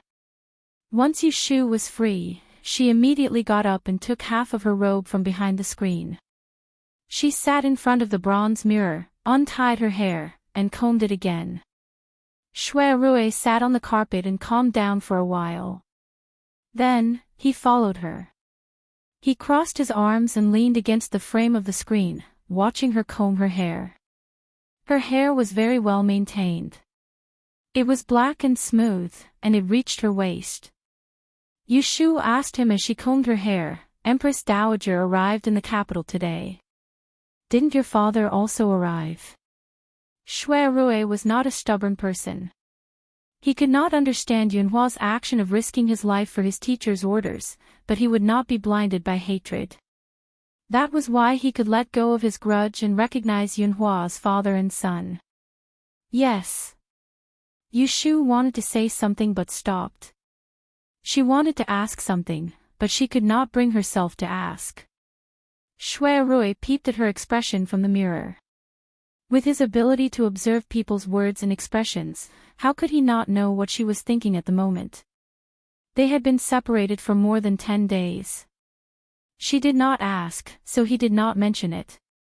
He knew that she was afraid that he would think too much, and he was the same. If he could, he really did not want to mention that person in front of her. Unfortunately, he could not. Even if he did not mention it, she would not forget. Shui Rui secretly sighed, but in the end, he still took the initiative to speak. "It has been all these years. Don't you want to ask where Jingchen has gone?" Yushu's hand exerted force and broke a few strands of her hair. She frowned slightly and put down the comb. She let the hair that she had just coiled fall down like a waterfall and fall on her shoulders. She took a light breath, but she could not pretend that she did not care. I only know that you let Jean could take him away that year. On the day of her and Jing Chen's wedding, he chose to leave without saying a word, giving her the freedom that she had longed for a long time. Shui Rui took a few steps forward and came behind her. He picked up the comb and picked up her hair gently. Yes, it was me who persuaded Jing Chen to run away from the wedding. 5 years ago, he came to Ningdong City, met me and my father, and then left. He said that he wanted to go back to the sect to apologize. I once sent people to Shangxi to inquire about his whereabouts. I heard that although he returned to Dragon Tiger Mountain, he did not stay for a long time. I don't know where he is now. I don't know where he went. She murmured. She could not tell what she was feeling in her heart. Shui Rui tied up her long hair in a rather unskillful manner. He used a hairband that was woven from silk to wrap around her hair and tied it up tightly. Then he looked up and met her eyes in the mirror. Suddenly he saw her relieved smile, and his heart suddenly relaxed. He only felt that his previous worries were all unnecessary. Unfortunately, he can't come to our wedding.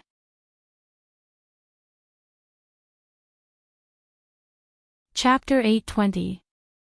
The Emperor of the Yan Kingdom, Jiang Huaying, had proclaimed himself as the emperor. He had already held a coronation ceremony in Ningdong City and announced it to the world. He was not an ordinary emperor who revolted among the people. He proclaimed himself the emperor in the northeast and then led his army south to attack the Yan dynasty. It could be said that he was expanding his territory, not rebelling. When the Yan army attacked Anling City, most of the nobles in the city fled, but some did not. The Emperor of Yan did not yell at them, but listened to Shui Rui's suggestion and confiscated half of their property, sparing their lives. At the beginning of the country, the Yan kingdom's national treasury was empty, so this was a good opportunity to fill the gap, showing the emperor's generosity. Shui Rui was conferred the title of King Ping, and at the same time, held several positions, becoming the first person under the emperor.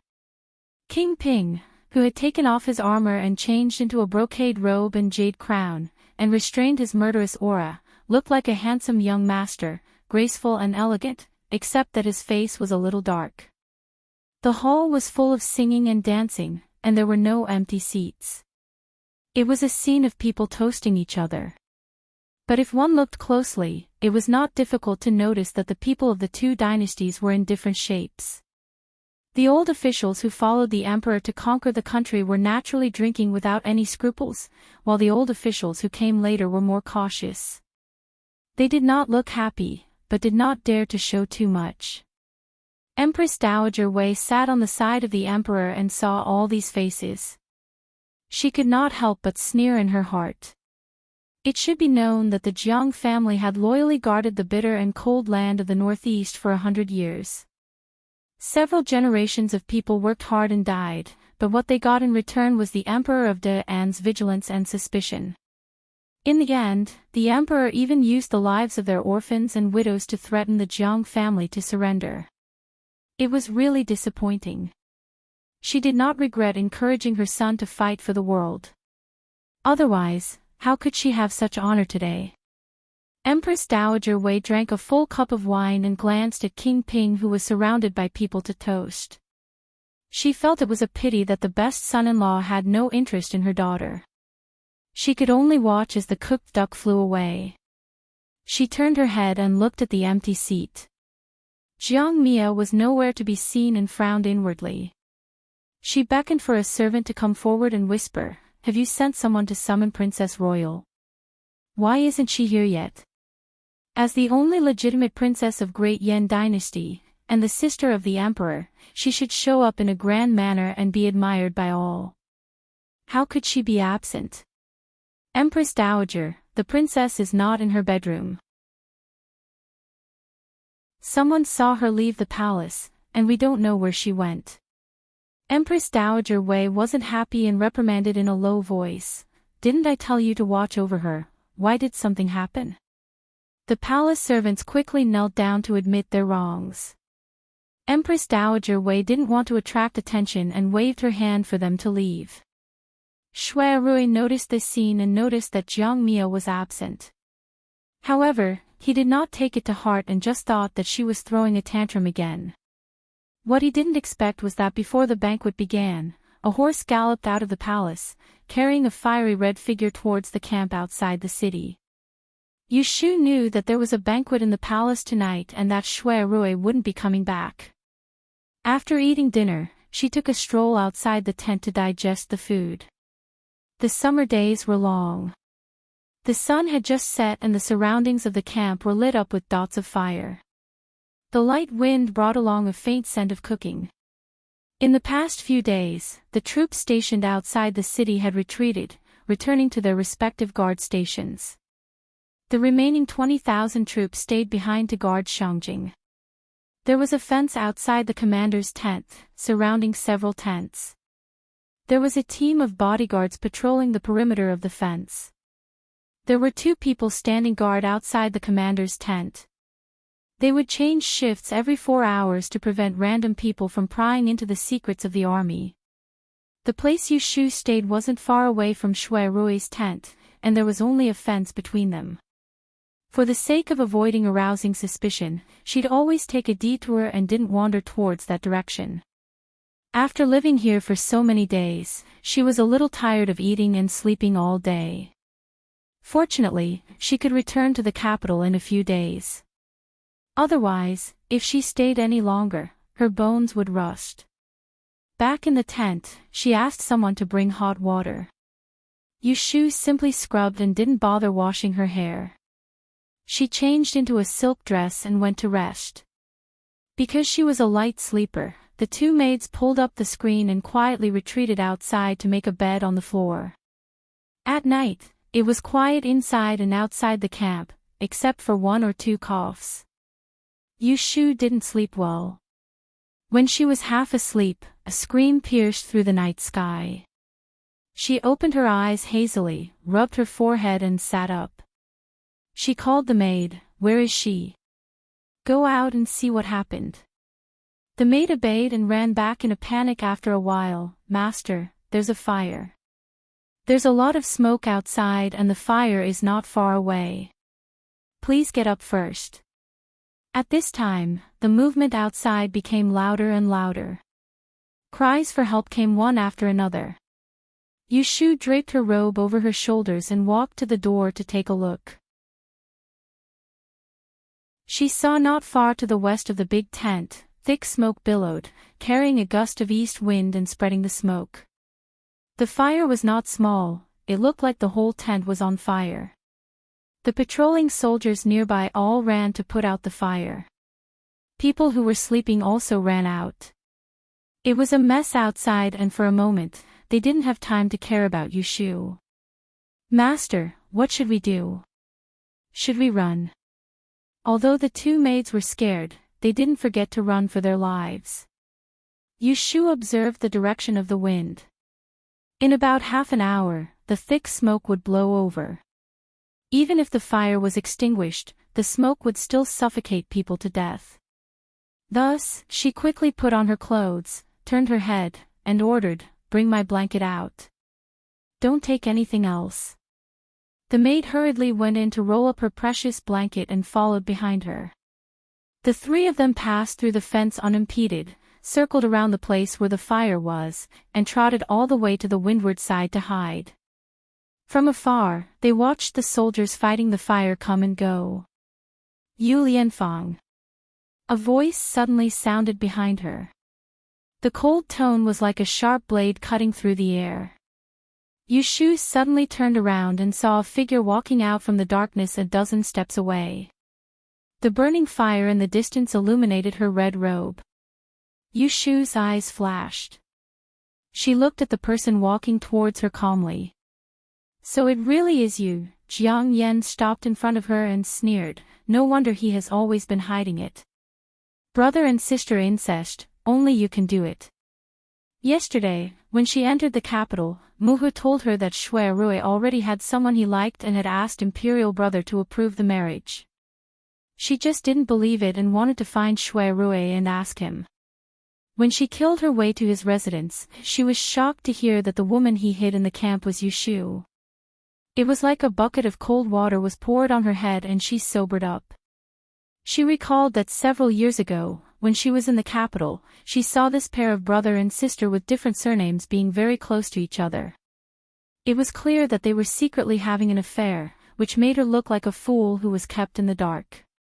It was only now that she realized it. She had waited in vain for so many years. In the eyes of others, it was just a joke. How could she not be angry? How could she not hate? Yushu saw the fierce expression on her face but was not afraid. She asked her, "Was it you who set fire to the camp in the middle of the night?" "Humph, he hid you well. If it wasn't for this fire, how could you be forced out?" Jiang Yan did not hide anything and openly admitted it. "I knew you were stubborn. After so many years, it has only increased."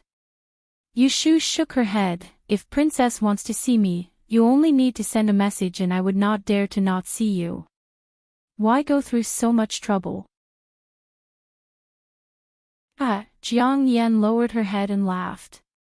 She put one hand on her waist. When her laughter fell, a silver light flashed and a soft sword appeared in her hand. She took a step forward and pointed the sword at Yushu's throat. When she raised her head again, her eyes were filled with a fierce light. "I want to see you to kill you." It happened so suddenly that the two maids were shocked. They wanted to call for help, but they were afraid that the sword would hurt their master. They were so anxious that their faces turned pale. They bit their lips and held back from shouting. The two turned their eyes and saw that their master was calm, not retreating nor dodging. "Do you think that you can get what you want by killing me? For the sake of our past friendship, I will give you a piece of advice. The word marriage cannot be forced." Even without Jiang Yan's explanation, Yushu could guess why she wanted her life. It was because her love for Jiang Yan failed and hatred grew from love. "Death is at hand, yet you are still so stubborn. For the sake of our past friendship, I will let you die a happy death." Jiang Yan's eyes were burning with flames. She did not waste any more words. With a flick of her wrist, the sword trembled and with a light flick, she was about to slit Yushu's throat. Humph! In the time it takes for a spark to fly off a flint, a light snort suddenly entered her ears, filled with disdain. All the hairs on Jiang Mia's body stood up and she felt her wrist go numb.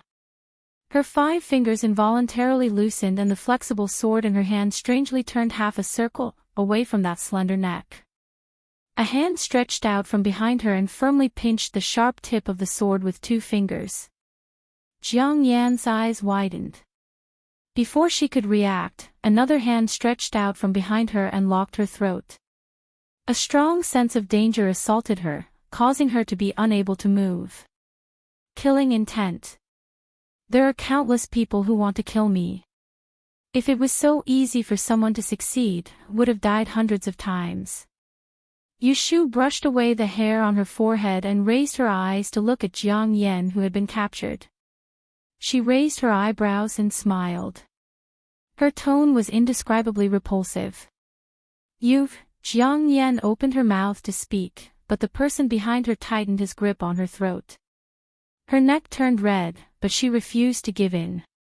She forced herself to shout, "I am the princess of the great Yan kingdom. If you dare to touch me, believe it or not, I will execute your entire family." Ayaya, so scary, Yushu caressed her chest, her face didn't have the slightest expression of being threatened. "Gu Hong, use less force.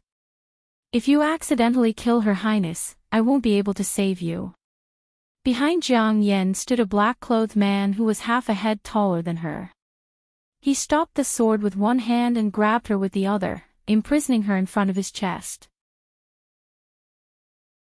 This person was the mysterious guard sent by Zhu Muzhao's only son, Zhu Qingjue, to stay by Yu Shu's side after Zhu Muzhou's death. He was a peerless expert and his name was unknown. Gu Hong did not say anything and ignored Yu Shu. He loosened his grip a little, allowing Jiang Yan to catch her breath and not suffocate to death.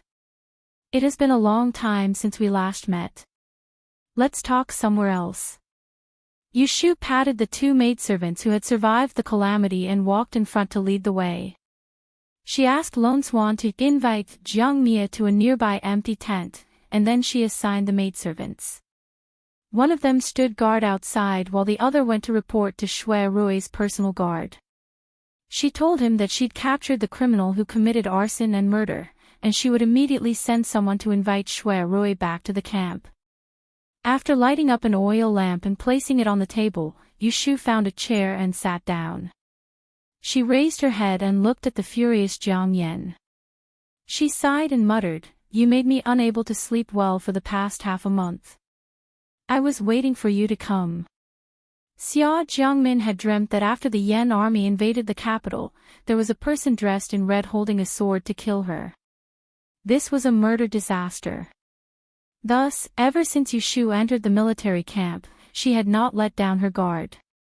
The day before yesterday, she had vaguely predicted that she would face a calamity today. Thus, she sent out a signal in advance for Gu Hong to lie in ambush nearby. As expected, Jiang Yan came. It was unexpected, but it was also reasonable. What gave her a headache now was how to deal with Jiang Yan. After all, this was the current emperor's younger sister. She could not beat or kill her. Even seeking justice would be difficult. However, she was not willing to let her off so easily.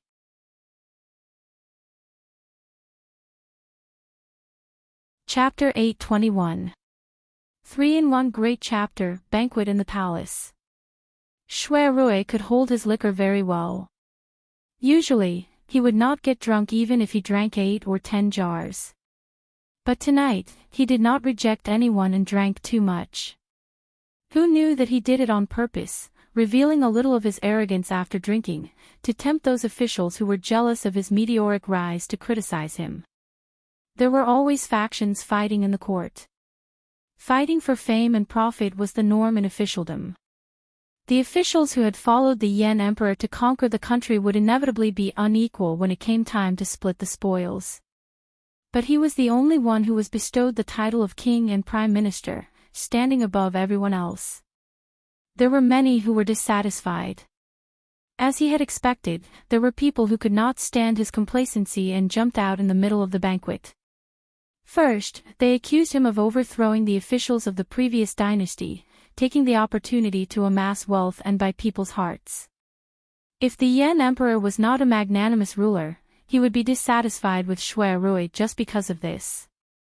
Luckily, Shui Rui had already reported to the emperor beforehand. Overthrowing the officials of the previous dynasty was approved by the emperor. As for the accusation of amassing wealth, it was even more groundless and there was no real evidence. Shui Rui spoke out to defend himself, and he poured out his grievances in front of all the civil and military officials of the imperial court. Do all of you think recruiting envoys is a good job?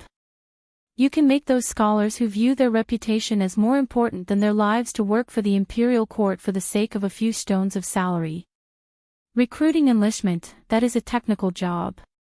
Do you really think anyone can do it? Relying on the fact that he was a little drunk, Shui Rui spoke straightforwardly. I told them that His Majesty is a wise man who treats the wise with respect and benevolence. As long as they are willing to work for the common people and contribute to the country, His Majesty will not mind their background. I tried my best to persuade them, and only then did I manage to persuade 30% of the ambitious men to pledge their loyalty to Great Yan Dynasty. Furthermore, the war has just ended. The people of the world are in trouble. The court is in turmoil and the foreign countries are watching. In such a situation, we should give up our personal interests for the greater good. So I persuaded 30% of the knowledgeable people to forsake the darkness and join the light. Also, Jun Shang's action of not killing the previous dynasty's fallen ruler has moved 30% of the people who are loyal to Jun Shang, and they are willing to serve Jun Shang. His words not only flattered the emperor, but also the group of old courtiers. No one would expose his coercion and bribery tactics. Their old faces flushed red and they all pretended to be angry from embarrassment. They glared at the courtier who had accused His Highness of selling official titles. If he dared to say another word, they would rush forward and fight him to the death. Even the Emperor of Yen nodded his head as he comforted Shui Rui. I know that it's not easy for you. I was the one who allowed you to resume your duties. From today onwards, I will not forgive anyone who speaks ill of you. He was obviously supporting Shui Rui. The new Minister of Revenue who opposed Shui Rui was unwilling to accept this. He relied on the fact that he had followed the Jiang clan for a few dozen years and refused to let Shui Rui off the hook. He asked in an arrogant manner, then how do you explain the matter of King Ping harboring an important minister of the previous dynasty? Shui Rui frowned and said, why do you say so, Minister? Minister Ning said reasonably, Your Royal Highness, you don't have to play dumb. I have already investigated. Half a month ago, you were ordered to attack the capital. At that time, not only did you capture the fallen emperor, you also captured the previous dynasty's celestial commissioner, Grand Commissioner Yu Shu. You brought her back to the military camp and detained her privately. This Grand Commissioner is a woman and there are many rumors among the people. It is said that she was taught by immortals and has the ability to cast beams into soldiers to summon wind and rain. Some even said that the previous dynasty was able to enjoy 300 years of peace and prosperity because of the Celestial Commissioner. As the head of the Celestial Commissioner, Grand Commissioner Yu Shu plays an important role. Since you captured this woman, you did not immediately present her to His Majesty. Is it not because you have ulterior motives and are plotting something? Shui Rui pursed his lips and looked troubled. He did not refute immediately. This made Minister Ning even more certain that he was up to no good. He became even more aggressive. Your Royal Highness, you are not speaking. Are you feeling guilty? Shui Rui ignored him and turned to face the Emperor. He looked embarrassed and said, Allow me to report in private. The Yen Emperor already knew that he had an engagement with the female courtier. He thought that he was doing it out of selfishness and it was not good for him to talk about it in public. He was about to nod and agree when Minister Ning did not spare him and interrupted. Your Royal Highness, why don't you dare to say it in front of others? Could it be that you have some shady business with that woman? He was deliberately provoking Shui Rui and was waiting for him to get angry. He spoke without thinking and his methods were not clever. If it was any other time, Shui Rui would just laugh it off. However, he was drunk tonight and was not as good-tempered as usual. He did not know which sore spot was stepped on. He was so angry that his eyes turned red and he sneered again and again. His 2 fingers formed a sword and pointed angrily at others. You are all filthy. How can you measure the heart of a gentleman with the heart of a villain? I am magnanimous. After being slandered by you, I only treated it as a dog barking and did not want to argue with you. However, that official you is like a beautiful orchid. I admire her and will not allow you to insult her like this. Minister Ning was dumbfounded by his blatant words of protection, and the crowd was also in an uproar. But this time, Shui Rui did not wait for the other to grab hold of his words and turn towards the Yen Emperor again. Holding back a bellyful of indignation, he said truthfully, regardless of the previous dynasty or this dynasty, since ancient times until now, as an official, talent and ability are still secondary. The most important thing is loyalty. That day, your younger brother led the troops to attack Anling and captured the ruler of the fallen country. Inside and outside the capital, only Titian came to the rescue. Although he was alone and weak, he was eventually subdued by your younger brother. However, in terms of loyalty and courage, he is worthy of praise and respect. As a woman, she is more responsible than most men in this world. Just now, Minister Ning was right about one thing. Before entering the capital this time, I received a secret report and learned that the 300 years of peace of the previous dynasty is indeed closely related to the Celestial Commissioner. He took a deep breath and brought up the matter of enlistment. I have said before that with the virtuous character of the Emperor and my silver tongue, I have indeed persuaded 90% of the wise men to abandon the dark and join the light.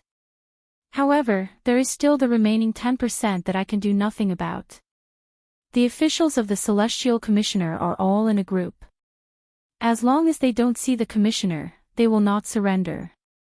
From this, it can be seen that in order to subdue the Celestial Commissioner, we need to subdue the Commissioner first. I am ashamed to say this.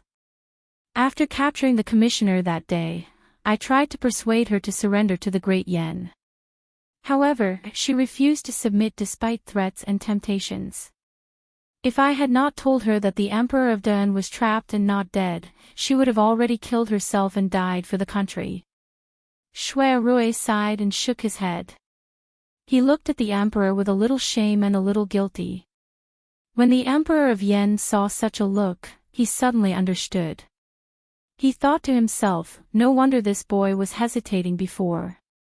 It turns out that he has not settled the girl yet and has come to me on his own initiative to ask for a decree to marry her. The Emperor of Yen felt angry and funny at the same time.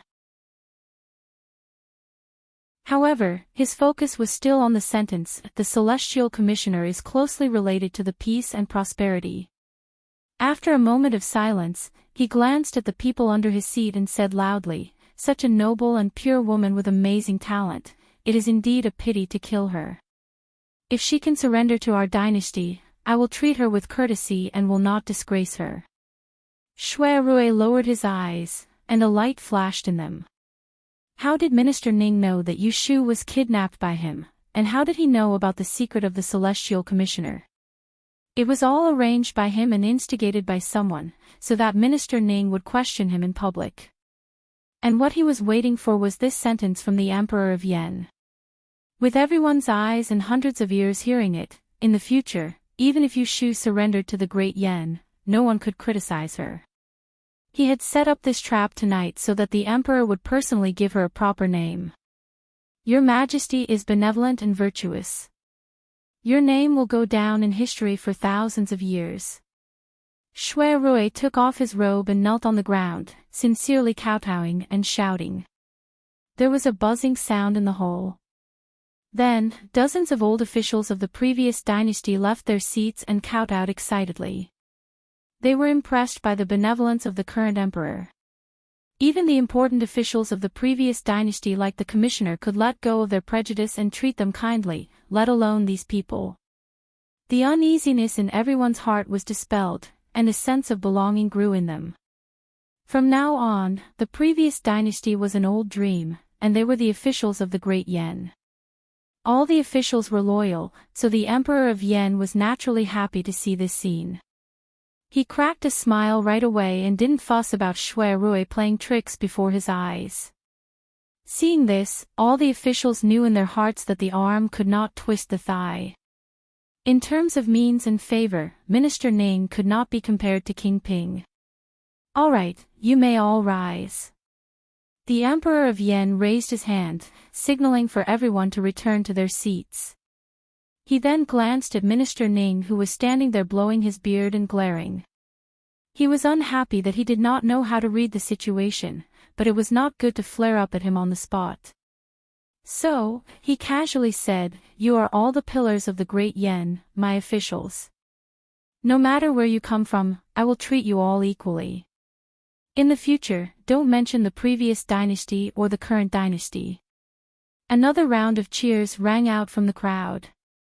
After the banquet, the Emperor of Yen summoned Shui Rui to the side hall for a heart-to-heart talk. What is going on with the Celestial Commissioner? Why haven't I heard you mention it before today? The Emperor of Yen purposely kept a straight face. Shui Rui shook his head, a little tipsy, his tone slow. I only know some rumors and have not confirmed it. How would I dare to speak nonsense in front of your Majesty? That is a crime of deceiving your Majesty. Speak freely. The Emperor of Yen put down his imperial airs and pointed to a chair for him to sit down. In private, there is no need to adhere to your etiquette of an official. Shui Rui's shoulders drooped, and he didn't seem so reserved anymore. He rubbed his forehead and said slowly, "My lord is clearly aware of this subject's background. The person who raised me is the previous dynasty's right minister, Shui Lingnan. The Shui clan has produced generations of high-ranking officials, so there's bound to be some information that no one knows about. As for the imperial astronomer, there's indeed such a rumor.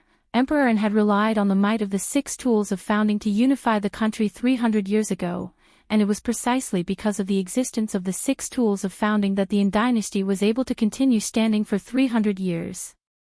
And the purpose of Empress Ningzhen establishing the Celestial Commissioner was to let the successive generations of officials inherit the 6 tools of the founding nation and protect the royal family. 5 years ago, he brought his father and brothers to Ningdong City to seek refuge with Jiang Huaying, who had not yet become independent. At that time, he did not divulge the secret of the book of mystic fairy Lu Ren, but he confessed his background. He lied that more than 20 years ago, his biological father Yunhua was assassinated because he was involved in the fight for the throne. He had no choice but to entrust him to the Shui family, and his adoptive father Shui Zhao was implicated because of this. Later, he reunited with Yunhua and his father, and learned that the murderer who killed his adoptive father Shui Zhao was Zhu Muzhao, the great minister of the Celestial Commissioner at that time. It was also the same person who sent people to kill his biological mother, and the mastermind was Emperor Zhaoqing. Because of the new hatred and old hatred, he could not live under the same sky with the imperial court of Dun. Therefore, he betrayed the Shui family and went to assist Jiang Huaying in conquering the world. I have also heard about the 6 tools of the founding nation. The rumor is just an exaggeration. Otherwise, how can I conquer the world? The Emperor of Yen said disapprovingly. Shui Rui shook his head and leaned forward slightly. His eyes flickered as he said, "Your Majesty, you may not know this, but the 6 tools of the founding nation of Dun were lost many years ago. Since then, the fate of the nation has declined. Otherwise, how could the 300 years of foundation of the Great Yen be overturned so easily in just 5 years?" The Emperor of Yan's expression changed as he looked at him doubtfully. Shui Rui added more firewood, striking while the iron was hot. "I dare not say for sure what the truth is, but I know someone who definitely knows the secret of the 6 tools of the founding nation." "You mean that Yu family? That's her?" Shui Rui had aroused the Emperor's curiosity. Without keeping him in suspense, he said, "Zhu Muzhao could have passed the position of the great minister to anyone, but he chose her. There must be something fishy about it. I've asked her about it. Although she refused to say it, it was inevitable that she would reveal something in her words. Therefore, I speculated that her rapid rise in power must be related to the 6 tools of the founding nation. It is highly possible that she knows the whereabouts of the lost 6 tools. That's why Zhu Muzhao placed the hope of the nation on her. He stood his ground and put her in charge of the Celestial Commissioner." The Emperor of Yen only took Yu Shu seriously after he heard him speak frankly, and he glanced at Shui Rui before asking with a rather deep meaning in his words. "Since you've told me the truth, aren't you afraid that I'll execute the Yu clan for the sake of eliminating the root of the problem?" Shui Rui laughed with some satisfaction, revealing his drunken state. His words became presumptuous. "I am afraid. That's why I locked her up and tried to persuade her to submit to the Great Yen. In this way, sworn brother, you will not kill her. Not only will you not kill her, you will also put her in an important position." The Emperor of Yen studied him for a moment. Suddenly, he shook his head and laughed. He pointed at him and said, "What an infatuated person." After going around in circles, he was still trying to put in a good word for Yu family in front of him, afraid that she would be wronged. However, regarding the 6 tools of the founding nation, it was better to believe it than not. I will give you a deadline of 3 days.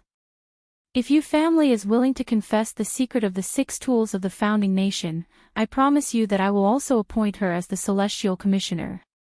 Then, I will appoint a marriage between the two of you. Shui Rui's eyes brightened. He immediately stood up and bowed, as if afraid that the emperor would go back on his words. On behalf of your family, I thank your majesty for your grace. Late at night, the banquet ended. Outside Donghua Gate, a few drunken officials could be seen with their arms around each other's shoulders, calling each other brothers. They were reluctant to leave in their carriages. Shui Rui's legs were a little weak. He was helped into the sedan by a servant. As the curtain was put down, he let out a long sigh. He supported his burning forehead with one hand and undid the jade buckle on his collar with the other. His chest and back were soaked with sweat. Tonight, he had played tricks in front of the emperor. In reality, he had taken a big risk. He had been careful step by step. He was afraid that if he was not careful, it would backfire and cause the emperor to suspect that he had ulterior motives for protecting Yushu. Thus, he had made his feelings clear to the emperor early on. He had confessed that he and Yushu had been engaged to each other. First impressions were strong, so that the emperor would think that his every action was due to love affairs and not suspect him. He had paved the way for Yushu. As long as she took one step forward, she would be able to rise to the top. Shui Rui set his mind at ease as he had a load off his mind. Sitting in the sedan, he swayed back and forth.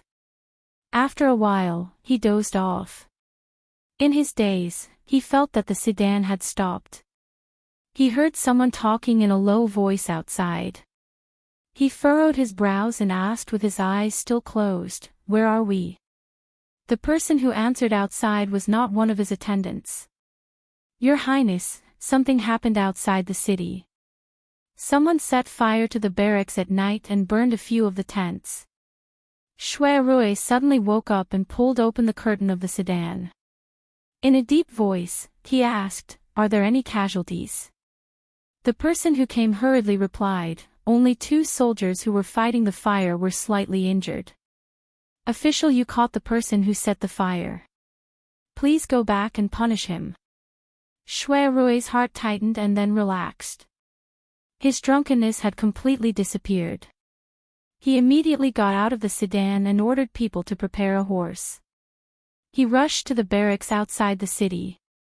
There was a curfew in the city. Fortunately, the soldiers guarding the eastern part of the city were all under his command. Once they saw his people, there was no reason for them not to leave the city. The horse galloped all the way to the barracks. By dawn, the fire had been extinguished and the air was filled with the smell of burning. Shui Rui saw that the collapsed tents were not far from the residence that he had arranged for Yushu. The expression on his face was very ugly. "Where is official Yu?" Shui Rui's personal guards all knew that their highness treated this female official of the Yin dynasty very differently. Thus, no one was stupid enough to imprison her as a criminal. Tonight, Yushu hid out and waited for the fire to be extinguished. No one forced her to return to her residence. "Reporting to your highness, official Yu is currently in the eastern tent." Shui Rui turned around and headed east. He didn't go far before he saw the maidservant outside the tent yawning. When she saw him, she hurriedly covered her mouth and lowered her body. "Your highness, you're finally back. Master has been waiting for you for a long time." Shui Rui nodded his head and pushed aside the curtain to enter. There were a few candles lit inside the tent, which dimly illuminated 3 people. Yushu was sitting in the position that he used to order soldiers. She was supporting her head with her hands and dozing off. Her clothes were thin, so it was obvious that she wasn't injured. He first let out a sigh of relief. Although he had heard that nothing happened to her, he still wanted to see with his own eyes that she was unharmed. Afterwards, he turned his attention to the other 2 people. One was the expressionless man, and the other was clearly under someone else's control. Jiang Mia. In the blink of an eye, he had guessed who the main culprit of tonight's disturbance was. Jiang Mia's phoenix eyes glared fiercely at Shui Rui, who had just entered from outside. She gritted her teeth and said, "Lu Shining, quickly tell them to release this princess. Otherwise, you'll see what happens to you." Yu Shu was awakened by her voice. When she opened her eyes and saw that Shui Rui had arrived, she stretched and rubbed her neck while pointing at Jiang Mia. She said to him, "You're finally back. Here, I caught the thief who set the fire. What do you think we should do with him?" However, she didn't take the initiative to mention that Jiang Mia had tried to assassinate her. It wasn't because she was afraid of Jiang Mia's identity, but because she didn't want to make things difficult for Shui Rui. Shui Rui ignored Jiang Mia's fiery gaze and walked to Yu Shu's side. He took off his cloak and wrapped it around her. He put one hand on her shoulder and said in a gentle manner, "It's my fault for not thinking things through and startling you." Yu Shu patted the back of his hand to show that she was fine. Lu Shining. Jiang Mia was angered by their intimate actions. She slammed the table and stood up. However, Lone Swan, who was behind her, pressed down on her shoulder and made her sit back down. She had never suffered such humiliation before. She turned her head and angrily said, "Dog slave, do you dare to fight with me outside? See if I don't chop off your dog claws." Lone Swan looked down at her and said, "You're not my opponent." Even if he let her use one hand, she wouldn't be able to beat him. "Pei, you were the one who sneak attacked me from behind. If you have the ability, then let go of me and fight again." This time, Lone Swan didn't pay any attention to her. However, the way he looked at her was clearly saying, "Defeated opponent." Jiang Mia was furious. She hated the fact that she was under someone else's control and she couldn't beat this bastard. The more she thought about it, the angrier she got. She turned to look at Shui Rui and Yu Shu. She was so angry that she laughed and questioned them. "One of you is a minister of a fallen country, and the other is a general of an enemy country. How dare you have an illicit relationship in private? Aren't you afraid that you'll be cursed by the whole world if this matter is spread out?" Shui Rui and Yu Shu looked at each other. They could see no fear and no regret in each other's eyes. Shui Rui said with a serious expression, "Princess Royal did not attend tonight's celebration banquet. She must be unaware of Her Majesty's golden words. The previous dynasty's celestial commissioner mentioned that Yu Shu has the talent to govern the country. As long as she is willing to submit to the Great Yen, she will be treated with courtesy and let bygones be bygones." Upon hearing this, Yu Shu's eyes flickered. With the same serious expression, she said, "As long as His Majesty the Emperor of the Great Yen promises not to kill Emperor Chongjin, I'm willing to submit to him." Both of them echoed each other, completely disregarding Jiang Mia's threat. Both of them wanted to stand shoulder to shoulder in front of the world. How could they not have a plan for the future? You. Jiang Mia's eyes turned red with anger. She pointed her finger at them and scolded, "Blame me for being blind and not seeing through the relationship between you two." Yu Shu didn't like to hear this. She squinted at her, sneered and said, "You have no right to tell us what the relationship between us is." Princess trespassed into the barracks and set fire in the middle of the night. I caught you red-handed. You don't know how to repent and keep pestering me. Do you think you can get away with this? Shui Rui could vaguely guess that the reason why Jiang Mia was absent from the palace banquet tonight and sneaked into the barracks was not just to set fire to the barracks. He asked with a stern voice, "Why did you come here tonight?" Jiang Mia didn't bother to cover up, "It's a dark and windy night." "Why do you think I came here to set fire to the barracks?"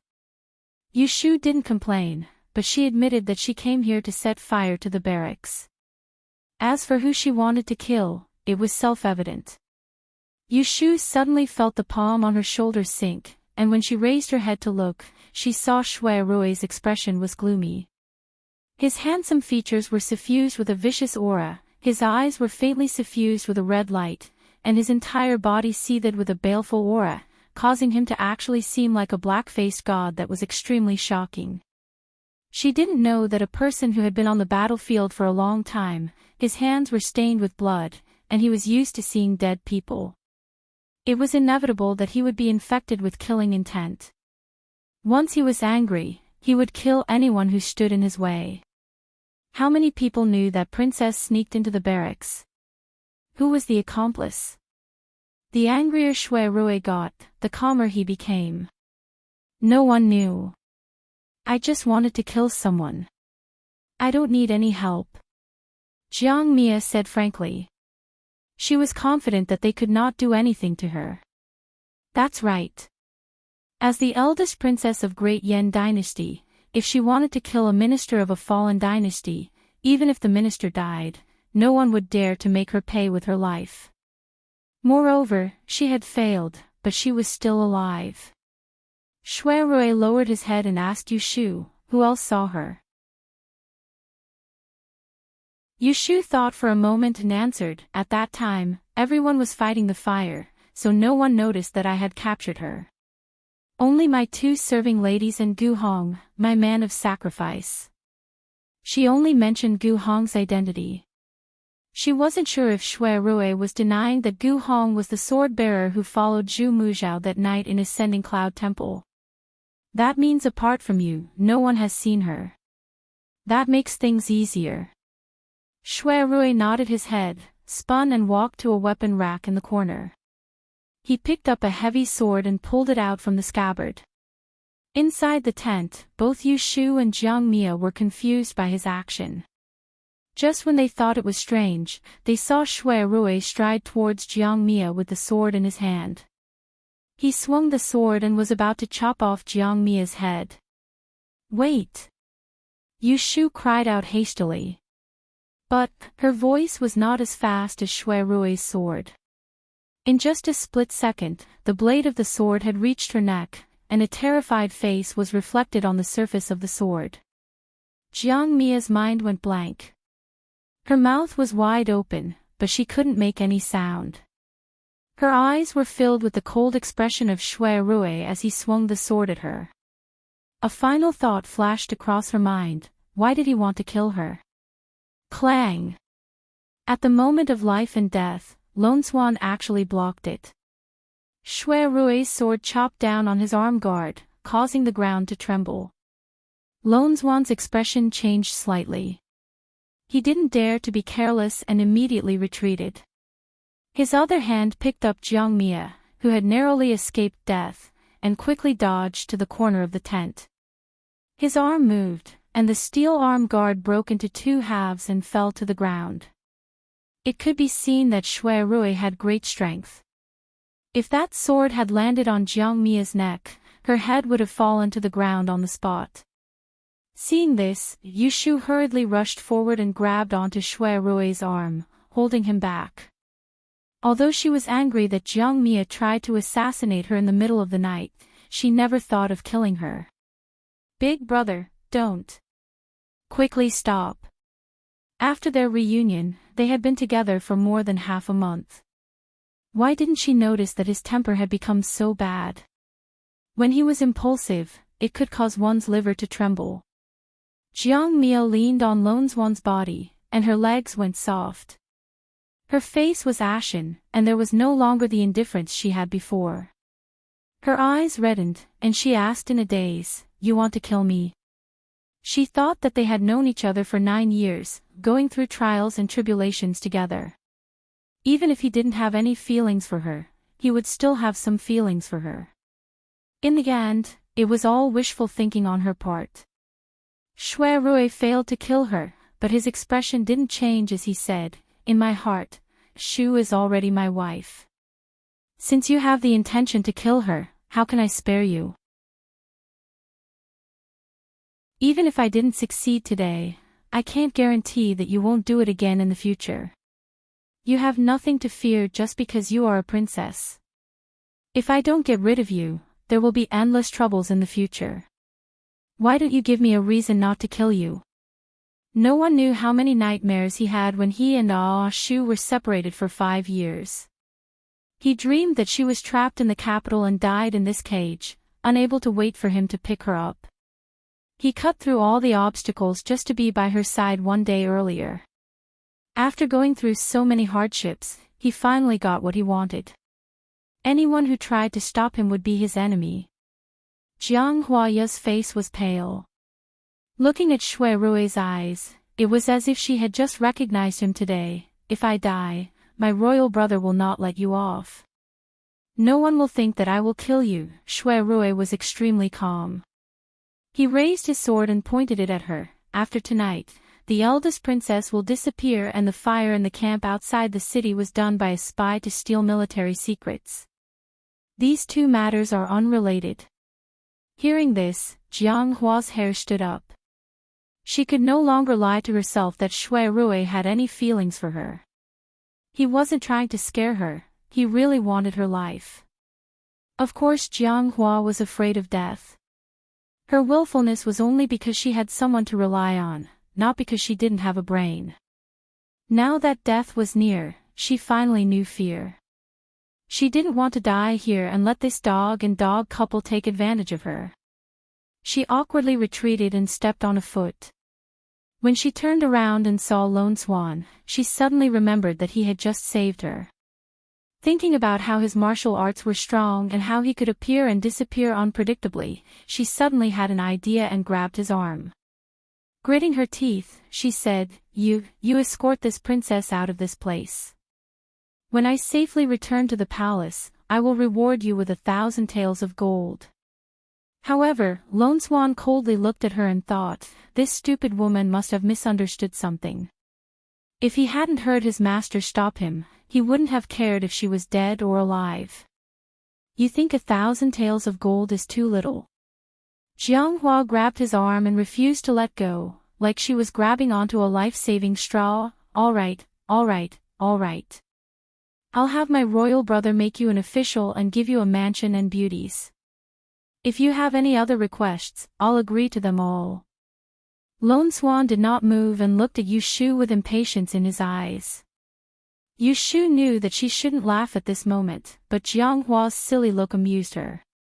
She chuckled and couldn't help but tease, Princess, instead of begging him, why don't you beg me? As long as you lower your head and admit your mistake, I will consider sparing you. Humph. Jiang Hua hated Yu Shu to the core. How could she lower her head and admit her mistake? She might as well die. Shui Rui was still holding his sword. He turned around and looked at Yu Shu with an indescribable expression. When did you learn to be soft-hearted? Even if you forgive her today, will she forgive you in the future? Seeing him stubbornly insisting on killing Jiang Qia, disregarding the consequences, Yu Shu couldn't help but feel very happy in her heart. However, she couldn't really watch him kill Jiang Hua, the emperor's younger sister, in a moment of impulse. She stretched out her hand and pressed it on Shui Rui's wrist that was holding the sword. She gently pressed it down and looked him in the eye, silently stopping him. The anger in his eyes didn't diminish, but he still followed her will and lowered his sword, wanting to see what she would do. I haven't died yet, but you're already so angry. What if I really die in her hands? What will you do then? Shui Rui replied without hesitation, I will first kill her to avenge you, then meet you in the underworld. Without her in this world, what meaning was there in living? Yu Shu unconsciously used the great insight technique and stared at him for a moment. Suddenly, she smiled brightly and turned her head to say to Jiang Hua, you saw and heard everything. You want to kill me, so he will definitely avenge me. Unless you kill both of us, you won't be able to escape death. Let me ask you, what kind of deep hatred do we have for each other to fight to the death? Jiang Hua was originally bold and confident. From her point of view, she had already determined that Shui Rui would be her future son-in-law. Who would have thought that Yu Shu would appear out of nowhere and ruin her plans? Of course, it was Yu Shu's fault. She was angry and wanted to kill Yu Shu to vent her hatred.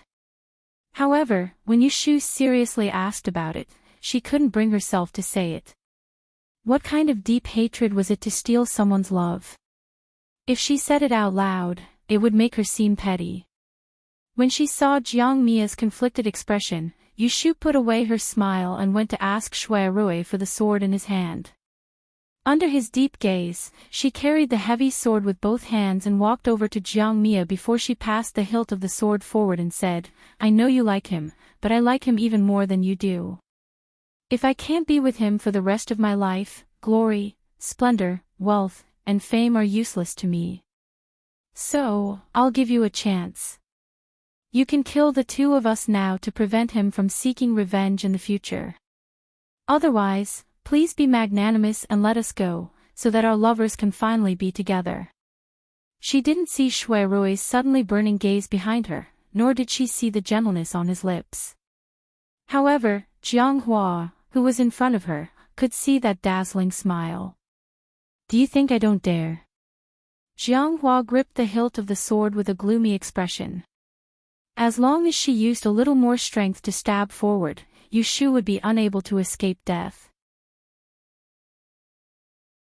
However, Shui Rui, who was standing not far away, didn't move at all. He didn't stop her, as if he was prepared to die together with her. Yushu let go of her hand, allowing Jiang Hua to point the sword at her heart.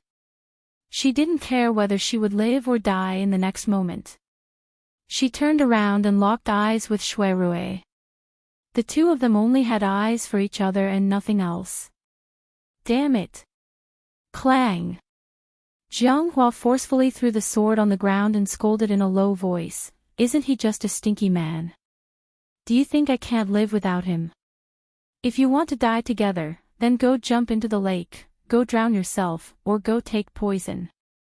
Gu Hong was startled by her sudden craziness, so he took a few more glances at her. He inadvertently discovered a trace of moisture at the corner of her red eyes, making him feel a little awkward. Yushu didn't get angry after being scolded by her. She asked with a smile, "Does Princess still want to kill me?" "I won't kill her, I won't kill her." Jiang Qia glared at her angrily before glaring at Shui Rui. She said sarcastically, "This princess's words carry enormous weight. If someone were to kill her one day, you better not wrongly accuse me." Although her words were unpleasant to hear, they were the truth. Yushu finally relaxed. She walked to Shui Rui's side and persuaded him in a low voice. He hesitated for a moment, but in the end, he listened to her and said to Jiang Hua, "I will let you off this time.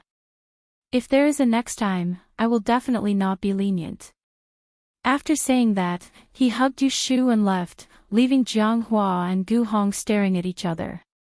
"Since there's nothing else, I will be leaving." Jiang Hua was putting on a brave front, but in reality, she was secretly relieved. There was a wave of lingering fear in her heart, and her head was spinning. She just wanted to leave this godforsaken place as soon as possible. Lone Swan silently grabbed her collar and pulled her back. "Oh! Why are you grabbing onto me? Let go of me.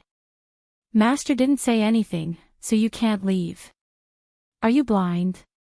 Can't you see that the two of them have left? Hurry up and let go of this princess.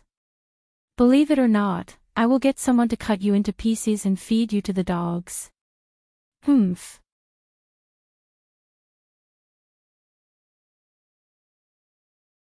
Chapter 822. Shui Rui had thought of a way to cover up the fire at night in the camp outside the city. It did not cause much of a stir, and no one knew that the eldest princess had visited the camp at night. Jiang Shaoxing felt that he had lost face this time. He had almost lost his life instead of killing someone, so he kept his mouth shut. She was rude and unreasonable, but her words still counted. When Yushu had handed the sword to her, she had not attacked. After this, she would not yell at Yushu to kill her. Even if she still had resentment in her heart, she would only vent it elsewhere. The next morning, Shui Rui arranged for a grand carriage to personally escort Yushu back to the capital. He first rested for a while in the Dingbo Hall, then accompanied her to the palace to meet the emperor. The Yen Emperor summoned them alone in the Hall of Calm Peace. "Your Majesty, I have not failed in my mission and have persuaded Lady Yu to submit to the court. I have come to pay my respects." The Yen Emperor nodded, and he silently sized up the tall woman that followed behind Shui Rui. He noticed that she wore a plain green robe, her jet black hair was tied up neatly behind her head, and she didn't wear any makeup or hairpins. Her complexion was too white, and she seemed sickly and weak, causing it to be difficult to discern her age. The most special thing wasn't the line of cinnabar between her brows, but the gaze she looked at him with. It was so calm and composed that it exceeded his expectations. "Lady Yu, do you know that by submitting to the Yen, you will have to be loyal to me? As my subject, you will have to abandon the previous court. Are you willing?" He had heard of this girl's name when he was far away in Liaodong. Seeing her today, just based on her bearing, she lived up to her reputation. Yu Shu had not knelt since she entered. Hearing this, she raised her head, straightened her back, and looked at the Yen Emperor without fear. She said in a tone that was neither servile nor overbearing, "I have a condition. I hope your Majesty will personally agree to it." "Shu, don't be presumptuous," Shui Rui shouted. "No problem." The Yen Emperor waved his hand at him and looked with interest at Yu Shu. "What conditions do you want me to agree to? Speak." She called herself a sinful official and addressed him as His Majesty. It was clear that she was speaking to him with the status of an official of the previous imperial court. She was really bold. "Your Majesty, please promise not to harm my Dan Emperor's life at any time. I will ensure that he dies of old age and lives in peace for the rest of his life." Yu Shu's actions were not superfluous. The Yen Emperor had ordered Emperor Chongzhen to be imprisoned and had not killed him. But the reason he had not killed him now was mostly to appease the people and show his benevolence. It did not mean that he would not kill him in secret in the future.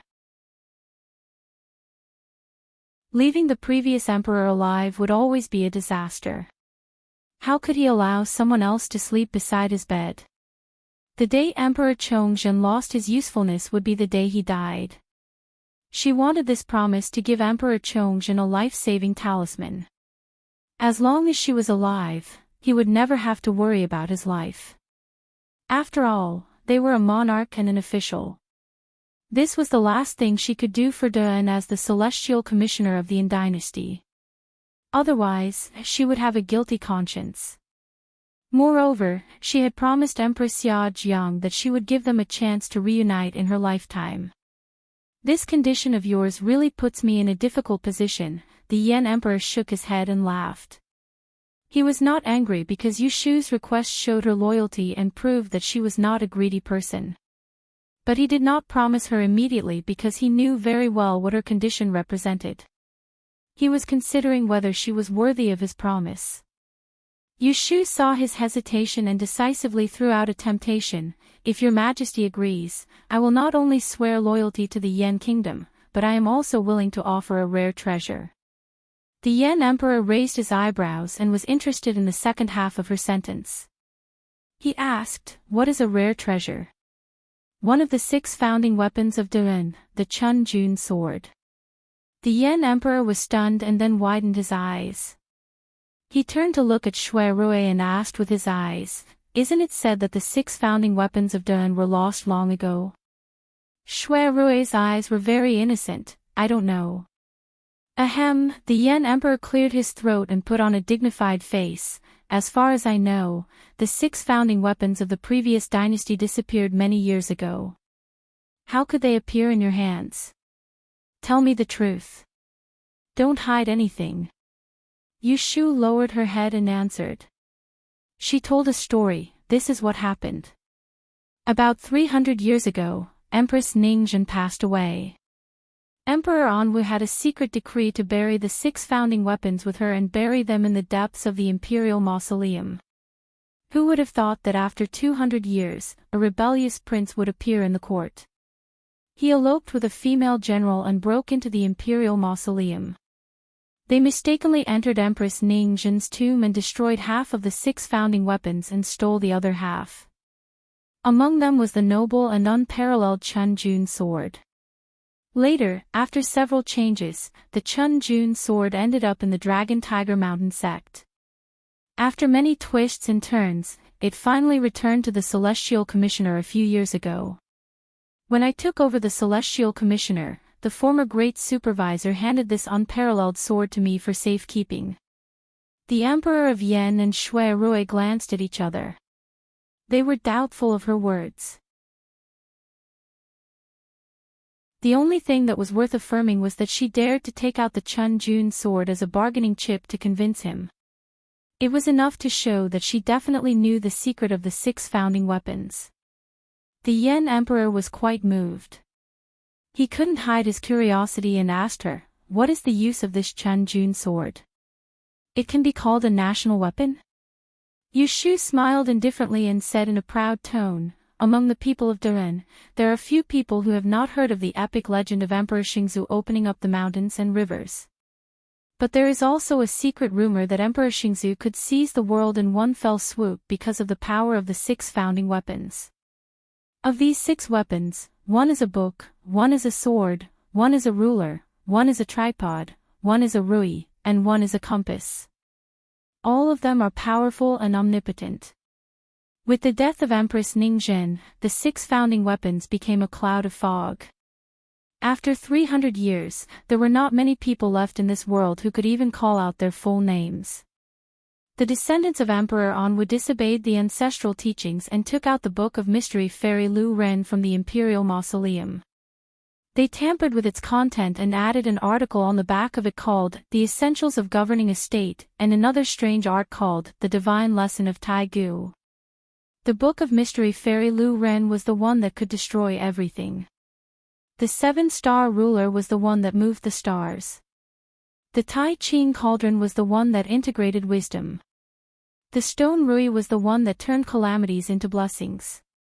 The Fushi compass was the one that guarded the mountains and rivers. This was the content of the Book of Mystery Fairy Lu Ren that Yu Shu had seen with her own eyes. There were only a few sentences, but they covered the power of the 6 founding weapons. It was shocking. The reason why the Chun Jun sword is known as the founding weapon of a nation is that, apart from being a godly weapon itself, it also has an unknown use. Yu Shu paused and looked up at the Emperor again. The Yen Emperor pricked up his ears and listened attentively. She was at the crucial point, but she refused to continue. He urged, "Go on." Yu Shu shook her head lightly. There was a smile in her eyes. She reminded him calmly, "Your Majesty, this concerns the secret of the Yin dynasty's 300 years of peace and prosperity. If I divulge it to you, wouldn't I be a traitor for glory?" Hearing her soft words, the Yen Emperor was so angry that he laughed. He stretched out a finger and pointed at her head. He turned around and said to Shui Rui, who was pretending to be deaf and dumb, "Listen, listen. She is forcing me to agree to her condition first. You tell me, should I do as she wishes?" Shui Rui turned his head to look at Yu Shu and shook his head helplessly at the Yen Emperor. He said, "Her temper has always been unruly. She does whatever she wants. Don't blame her. If you want me to say it, why don't you agree to her first and listen to what she has to say? If she has substance in her words, then it's fine. If she is deceiving you, you don't have to keep your promise. At that time, I will share the crime with her." How could the Yen Emperor not hear the protectiveness in his words? He snorted and said, "There is no reason to go back on what I have promised." As he said this, he raised his chin at Yu Shu and said in a strong voice, "I promise you that I will spare Lu Tan's life." There was a strange light in Yu Shu's eyes. She immediately put away her arrogant attitude. She took a deep breath and knelt down. Her hands were above her head as she bowed deeply to the ground. She exclaimed, "My emperor is wise. I, Yu Shu, swear my loyalty to you." If I go against this, I will be struck by lightning and die without a complete corpse. The Yen Emperor smiled in satisfaction. To be able to subdue such a rare talent for his own use, he had to say that he felt a sense of accomplishment. This was because Yu Shu had not been subservient to him at the start. Her previous aloofness and conceit made her submission at this moment seem much more valuable. Very good, stand up and speak. Thank you, Your Majesty. Yu Shu stood up slowly. She smoothed her clothes with one hand and tidied up her demeanor briefly. Then, she lowered her head and said respectfully, just now, when we talked about the other use of the Chun Jun sword, we had to mention another weapon that founded the nation, the Book of Mystic Nyu Lu Ren. The greatest secret of the 6 weapons for founding a nation was hidden in the Book of Fairy 6 Rens. But she would not really tell it to the Yen Emperor. Her identity as the person who broke her life should become a thing of the past with the fall of the Yin dynasty and disappear in the long river of history. The Book of Fairy 6 is the head of the 6 weapons. It is not an exaggeration to say that it is a heavenly book. Back then, Empress Ningjin grasped the Book of Fairy 6 and knew everything in the world. Nothing could hide from her eyes. Using the Book of Fairy 6, she could predict the future and look back at the past. That was a true celestial ability, a miracle that should not exist in the human world. She was the best at weaving lies. It was not the first time that she had deceived the emperor. However, when things reach an extreme, they will go in the opposite direction. Empress Ningjin repeatedly peeped into the secrets of heaven and finally incurred the wrath of heaven. Although she was the mother of the world and was deeply loved by Emperor Anwu, her children died prematurely one after another. She had no descendants and died prematurely in her youth. It was indeed recorded in the history books that Empress Ningjin had given birth to 2 sons and a daughter. But none of the children lived past the age of 5. In the end, the one who succeeded to the throne of Emperor Anwu was a prince born by an unknown concubine.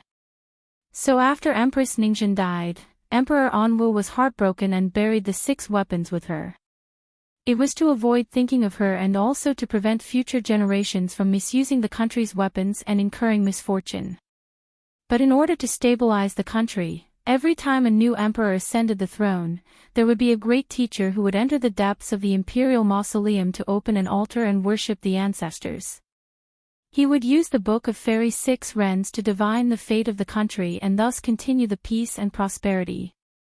Truth and falsehood, truth and falsehood. Even she did not know why Emperor Anwu had agreed to bury the 6 weapons with Empress Ningjin. Was it guilt or fear? He probably did not expect that future generations would go against his will and take the Book of Fairy 6 Rens without permission. The Book of Mystic Fairies 6 Rens, the Emperor of Yen muttered silently. These few words seemed to have a magic power that tempted the desire in his heart, causing him to blurt out without thinking, "Where is this thing now? Was it stolen by that prince back then, or was it destroyed?" Of course, he hoped that such a treasure had not been destroyed. If he could borrow its power, he would not have to worry about his country not being able to be passed down from generation to generation. Unfortunately, it was lost.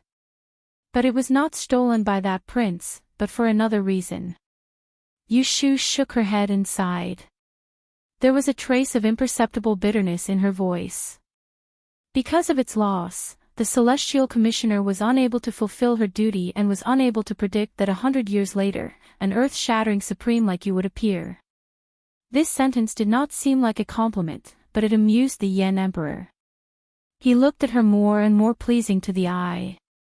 Shui Rui's gaze moved around Yu Shu's body as well, and he felt both happy and sad in his heart. His Shu had already transformed from a girl who was loyal to her emotions into a woman who was wise and persevering. He could imagine what she had gone through all these years, and he hated himself for not being able to protect her as she grew up. The Chunjun sword was lost 100 years ago, and the Book of Fairy Women was stolen about 30 years ago, during the Baotai period. Yu Shu stated, according to Juda, the thief who stole the Book of Fairy Women must have something to do with the prince who defected 100 years ago. But the other party appeared and disappeared mysteriously. After he succeeded, he seemed to have disappeared from the world, so there was no way to catch him. Over the years, the Celestial Commissioner has been secretly searching for the whereabouts of the Book of Fairy Women. But it was not until 5 years ago that there was a new clue. The Yen Emperor pondered for a moment, and suddenly continued her words. The clue you mentioned, is it the Chunjun sword? Yushu looked up at the Emperor with a complicated expression and smiled bitterly. Your Majesty guessed it. Yes, if you want to know the whereabouts of the Book of Fairy Women, you have to find clues from the Chunjun sword. Only then did the Yen Emperor realize what it meant that Yushu was willing to offer the Chunjun sword. Thinking of this, he could not help but breathe a little faster, and his heart beat faster and faster. So, he closed his eyes slightly, leaned back in the chair behind him, relaxed his hands and feet, slowed down his breathing, and calmly considered for a while, so as not to be controlled by his emotions. When he opened his eyes again, he had made up his mind. He looked at Yushu and said, I want to reappoint you as the Celestial Commissioner and promise you a high position and a generous salary. Are you willing to track down and find the Book of Fairy Women for me? For the stability of his kingdom, he was determined to get this thing. Without changing her expression, Yushu said, I am not 100% sure that I can find the Book of Fairy Women. The Yen Emperor heard the intention in her words and laughed loudly. As long as you try your best, if you can't find it in 3 to 5 years, then you can find it in 8 to 10 years. With this sentence, the deadline was relaxed. It was equivalent to saying that even if she could not find it, she would not be punished. In other words, as long as she did not find the Book of Fairy Women, the Yen Emperor would not abandon her for another day. Yushu had finally achieved her goal, so without further ado, she immediately agreed, Your Majesty, Your Majesty. The Yen Emperor was in a good mood. After seeing Yushu today, not only did he know the secret of the 6 implements of the Yin dynasty, but he also gained something else. So before they left, he called the eunuch in and drafted a decree on the spot, reinstating the Celestial Commissioner and appointing Yushu as the Great Commissioner. She was given back her power according to the old system of the previous dynasty and was temporarily made a first-rank official. While he was drafting the edict, the Emperor of Yen asked Yushu curiously, I heard from official Yu that you are a disciple of an immortal and can summon the wind and rain. Is that true? Yushu laughed involuntarily. Most of the rumors among the people are exaggerated. However, I have indeed been apprenticed to an old immortal as my master. Thanks to his enlightenment, I am slightly more intelligent than ordinary people. Oh. Then what skills do you have? Yushu smiled and the cinnabar between her brows suddenly appeared. She only said 6 words, no fortune and misfortune, judge life and death. The Yen Emperor was not an expert in the study of Yi, so he did not know the prowess of these 6 words. His expression was still perplexed. Shui Rui took a step forward and explained, ever since the founding of the Yin dynasty, the study of Yi has been prevalent. In the past 300 years, it is unknown how many outstanding people have appeared. However, there are not more than 3 people in the imperial court who are able to truly achieve the 6 words no fortune and misfortune, judge life and death. It can be said to be a rare occurrence in 100 years. For example, Empress Ningzhen, or Qingyang Yi, who appeared for a brief moment 60 years ago. When he finished, he turned to look at Yushu with surprise in his eyes. He asked in disbelief, when did you reach this stage? He actually did not know. Yushu also turned her head to look at him, and said to him with a smile that was not a smile, what was your identity before, and what was my identity? Why should I tell you? What she meant was that before today, they were not on the same path. Shui Rui was rendered speechless by her words. Ha ha ha, the Yen Emperor heard them and thought that they were both interesting. He paid more attention to Yushu, the new minister. He immediately thought of another person and changed the topic. I don't know much about the study of Yi, but the Yen Kingdom has a national advisor who can predict things like a god. Do you know who he is? Yushu nodded and said, he should be King Ping's father.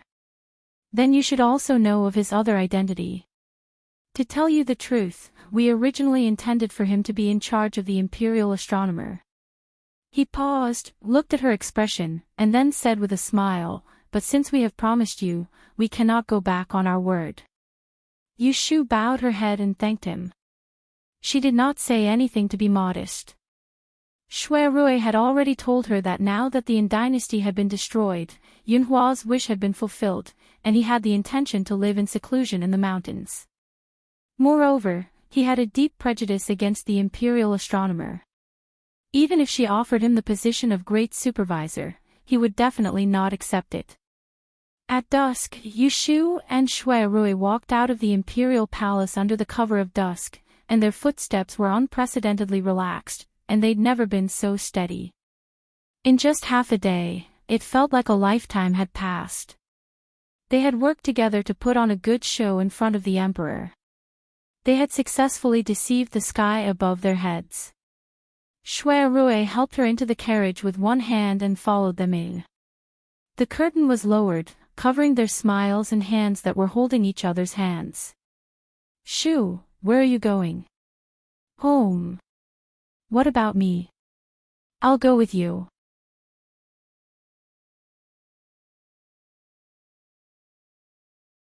Chapter 823. Yushu had been the Celestial Commissioner for 5 years. She had amassed a lot of money from the business of Wangji building alone. In addition to the gifts she received during the holidays, she had quietly accumulated an amazing family property. However, after all these years, she still lived in the old house on Baochang Street with her younger brother, Yu Xiu, and Zhao Hui's family. Your Highness, we have arrived. Shui Rui and Yushu got off the carriage one after another. The door of the Yu mansion was closed. The plaque of the aristocratic family hanging high above the door had not been cleaned for many days and was covered with a thin layer of dust. As a result, it lost its imposing manner. The front door was even more desolate, without the slightest trace of the bustling scene of the past. Shui Rui asked the accompanying bodyguards to open the door. He looked at the plaque above his head and recalled the past. He couldn't help but sigh, using your own strength to become an aristocratic family. Ah Shu, you are really amazing. Yushu walked to his side and stood with her hands behind her back. My aristocratic family is indeed the first in the world. Since the founding of the country by Emperor Anwu, many aristocratic families had fought for power, and all of them had laid the foundation for decades or even hundreds of years. She alone supported the name of an aristocratic family. There was no one in the past and no one in the future. Fortune was sought amidst danger. Everything she possessed today was obtained after experiencing numerous life and death situations. While they were talking, the door of the Yu mansion was opened. The gatekeeper, old Lu, poked his head out to take a look. When he saw Yushu standing in front of the door, he was stunned for a moment. Then he shouted in surprise and ran inside to report the news. At his age, he ran faster than a rabbit. He's back. Our master is back. Yushu shook her head and laughed. She said to Shui Rui, let's go in first and talk. Old Lu ran so fast that everyone in the garden could hear him. Yushu and Shui Rui walked to the entrance of the cave in the backyard. Behind them, there was already a group of servants who heard the news and came out. All of them had tears in their eyes.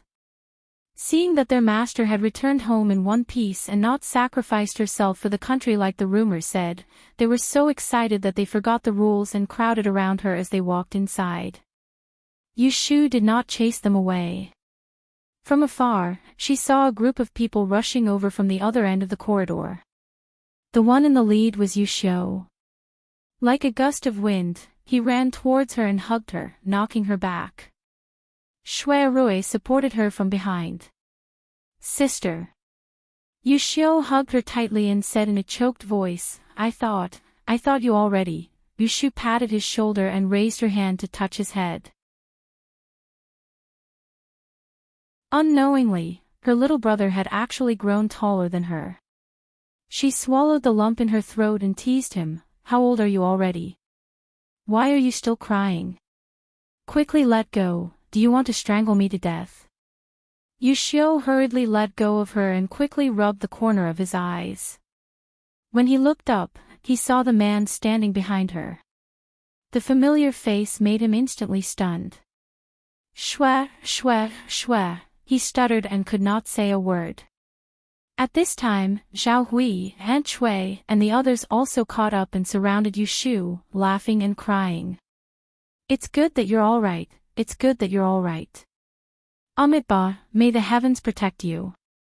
My daughter, you've really suffered this time. Quickly call your mother to take a look." The maidservants of the North Palace were also looking at her with tears in their eyes. Yushu could not move her feet. She could not bear to see people cry.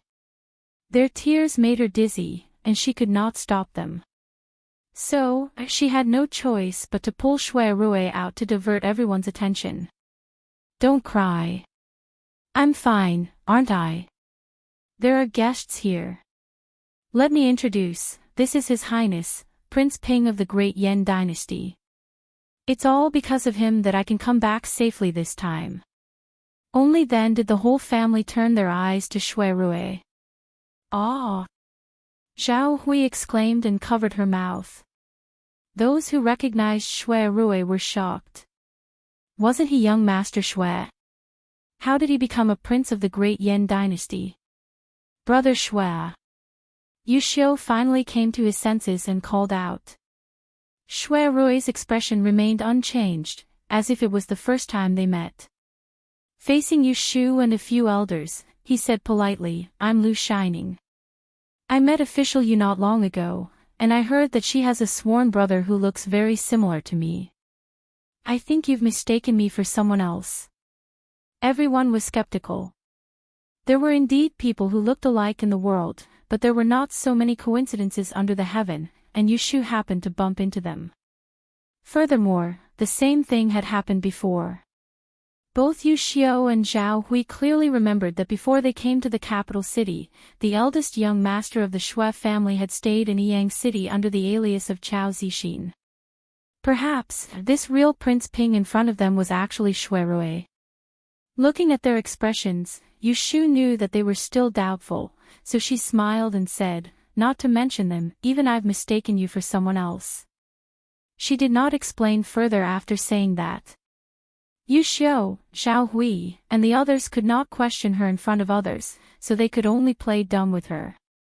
They first invited His Highness King Ping to move to a small seat in the living room, so that they could reunite and discuss further. As it was not good to let the guests sit around, He Fengji accompanied Shui Rui to the living room in the front yard to drink tea. In the past few years, as Yushu's status rose, the whole family had met many high-ranking officials and nobles. At this time, when a prince of the Yan dynasty suddenly came, He Fengji was surprised, but he was not afraid. When Yushu returned to the backyard, the group of servants behind her were sent away by her chief maid, Yundo, with a straight face, leaving only 2 personal servants to serve her. Due to the summer heat, when she came out from the palace, she felt sticky as if she was sweating. After washing up and changing into a clean dress, she sat on the couch and talked to her family. Without waiting for them to ask, she briefly told them what happened in the past half a month. "That day, I led the army out of the city to rescue the emperor, but unfortunately, it was too late. The emperor had already been captured, so I had to surrender. King Ping imprisoned me in the military camp outside the city, but he did not treat me harshly. Instead, he tried to persuade me to surrender to the Yan dynasty. I refused at first, but he did not force me.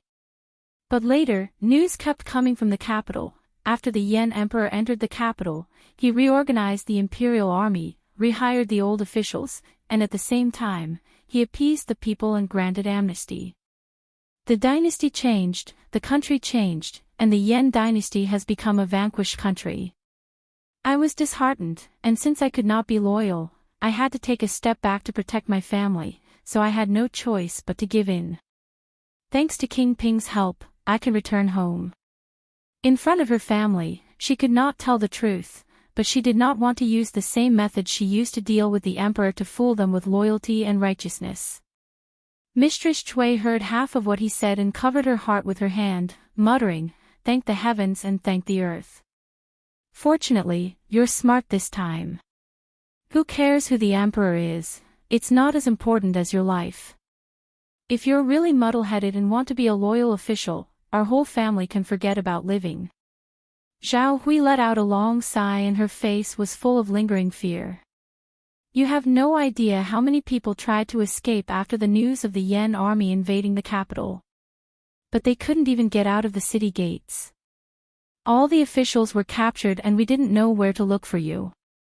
The assistant minister's residence next door was in chaos, and that night, Assistant Minister Zhou was captured and locked in the prison. He was gone for 7 or 8 days, and there was no news. Madame Zhou begged, but there was no way out. Her tears washed her face every day, and it could be heard through the wall. Who would have thought that after another 2 days, Assistant Minister Zhou would suddenly return? Godfather and Godmother ran next door to inquire about your whereabouts. Yu Xiu finally found a chance to speak. He gritted out, "I don't know where that Assistant Minister Zhou heard the rumor from. He said that the emperor had been captured by the Yen, and that you were captured instead of rescuing the emperor. He also said that you were tortured in the hands of the Yen, and vaguely said that you died for the country." This caused their family to think that she had encountered a mishap. They passed these last few days in a daze, afraid that one day the government would come to their door and tell them to go and bury the corpse. Yu Shu thought, no wonder she felt that the Fu was so lifeless when she entered, and everyone would cry when they saw her. So someone had faked the grievous news. This Assistant Minister Zhou was an official that Emperor Chongzhen had promoted after he ascended the throne, and had moved to this street afterwards.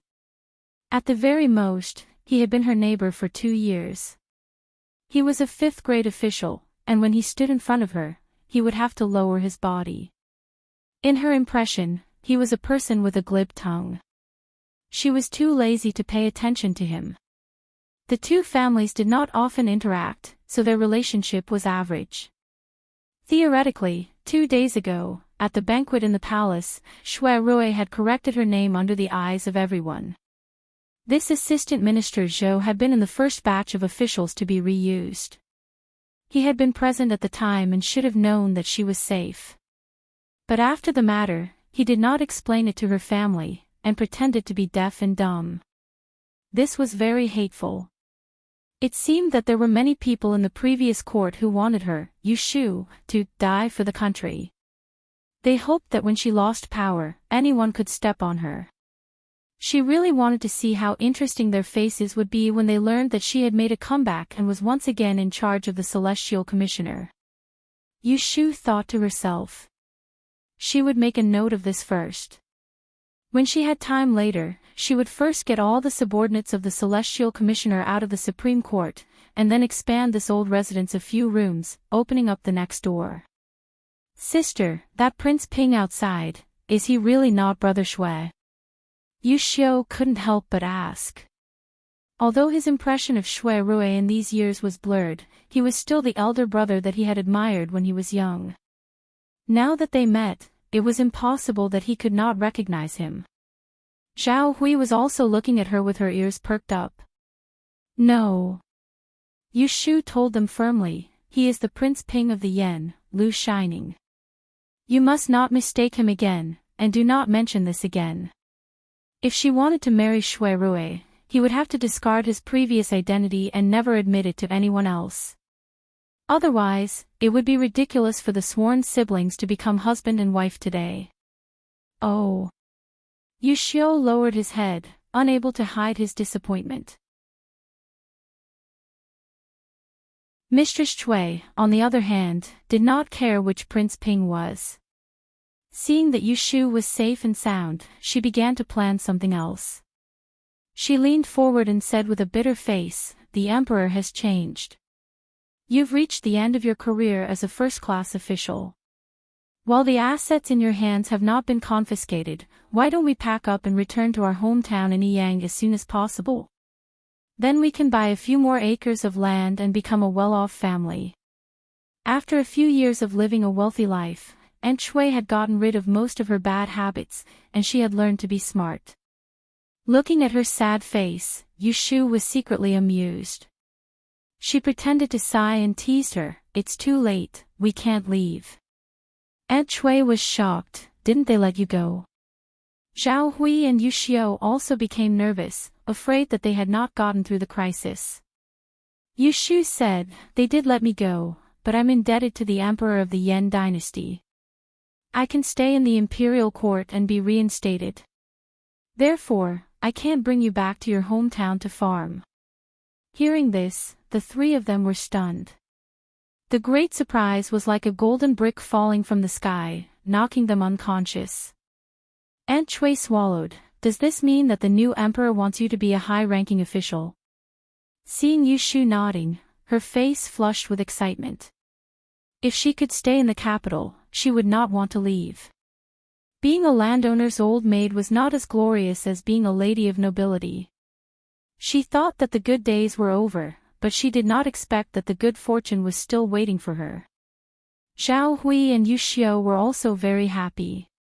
It was not that they coveted the wealth, but they were reluctant to leave this place that could shelter them from the wind and rain. Both Zhao Hui and Yushio had lived a stable life since they moved into this house. Compared to the unbearable memories of Yang City, this place was more like their home. Although they were excited, they felt a little unreal. Zhao Hui and Aunt Shui were fine, but Yushio was, after all, an educated young man. Although he did not have the ambition to serve his country, he was sensible. He looked at his elder sister and said hesitantly, "Sister, you used to be a high-ranking official in the imperial court. Now that your country has fallen, you've turned your allegiance to the Yen dynasty. If the world knows about this, won't. He bit his lips and could not finish his words. "Won't they scold me for being greedy for power?" Yushu said it on his behalf. She chuckled, reached her hand across the tea table, and patted on his hard shoulder. "Just you wait and see, in the future, will there be more people scolding me, or will there be more people who respect me?" In the evening, Shui Rui naturally stayed in the Yu mansion for dinner. But because of his status, in order to prevent the whole family from feeling uncomfortable, Yushu and him set up a table of dishes and wine in the Eternal Spring Garden, and asked the others to leave so that they could have a good conversation. The Eternal Spring Garden was like spring all year round. It was warm in the winter and cool in the summer. During this season, there were many flowers and plants, and the scenery was very beautiful. Right now, they were in an octagonal pavilion next to the pond. Under their feet were tiles paved with white jade, and above their heads was a dome decorated with gold crystals. Glazed lamps hung high under the eaves, reflecting the glow of the people in the pavilion, making them look like immortals who had descended to the mortal world for a stroll. "This garden of yours, when I left, looked a little simple and crude. It's a pity, but today, it's like I'm in a fairyland." Shui Rui couldn't help but praise. A cool breeze blew from the riverbank, with a faint fragrance of flowers, intoxicating people before they even drank. Later, it was repaired a few times, and a stream of running water was brought in from underground. Yushu smiled as she drank. "After the banquet, I'll take you for a night tour. It just so happens that a few of the beauties under the moon that I'm growing are about to bloom, and I'll enjoy them with you." "Very good." Shui Rui's interest was aroused by her. He felt that he hadn't been so carefree for a long time. Ever since he went to Ningdong City, he hadn't had a moment of leisure. Going between the military camp and the battlefield, he didn't talk about elegant things. After they ate and drank to their heart's content, Yushu asked someone to bring a bamboo lantern over, and she passed it to Shui Rui to carry before the two of them walked arm in arm towards the veranda. All along the way, they walked and stopped to admire the flowers and the moon, and they were extremely uncomfortable. When the night was deep, in the waterside greenhouse, on a reclining chair, he half-hugged her from behind, tilting his head to look at the two blooming clusters of white moonlight under the window-sill, quietly savoring the peace of this moment. The Emperor has already agreed to marry the two of us. You should pick an auspicious day as soon as possible. I don't want to sneak around with you anymore. Yushu gave an end sound and then chuckled. She turned her head and poked his chest. Then you have to go to Wang Jilu to take the notice first. On the auspicious day when Wang Jilu's great exchange hall had opened, Yushu had ordered people to post a sky-high reward on the Tianji list. Up until now, the first place was still her son-in-law search, golden invitation. Shui Rui had long known that she had rebuilt Wang Jilu into a great exchange hall. Her reputation had spread all these years, and with Jin Ku, the god of information, it wasn't hard to know that there was a Tianji list in Wang Jilu. He had also heard that there was a reward worth 10,000 taels of gold there, but no one had been able to take it. He lowered his head and saw her mischievous expression. His heart palpitated and he hugged her tightly, saying, "I am so lucky to have met you in this life." If it wasn't for her appearance, he would have been burdened by the Shui family's upbringing and the blood feud between his adoptive father and birth mother. He probably wouldn't be able to escape for the rest of his life. It was laughable. He was a dignified man, but he actually relied on a woman like her. Even if the two places were separated and they didn't see each other for days, as long as he thought of her, he would become fearless. He wouldn't be afraid of the dangers ahead, wouldn't be afraid of blades and spears being blind. Because he firmly believed that even if he had nothing, even if his name didn't exist, she would still wait for him to return to her side.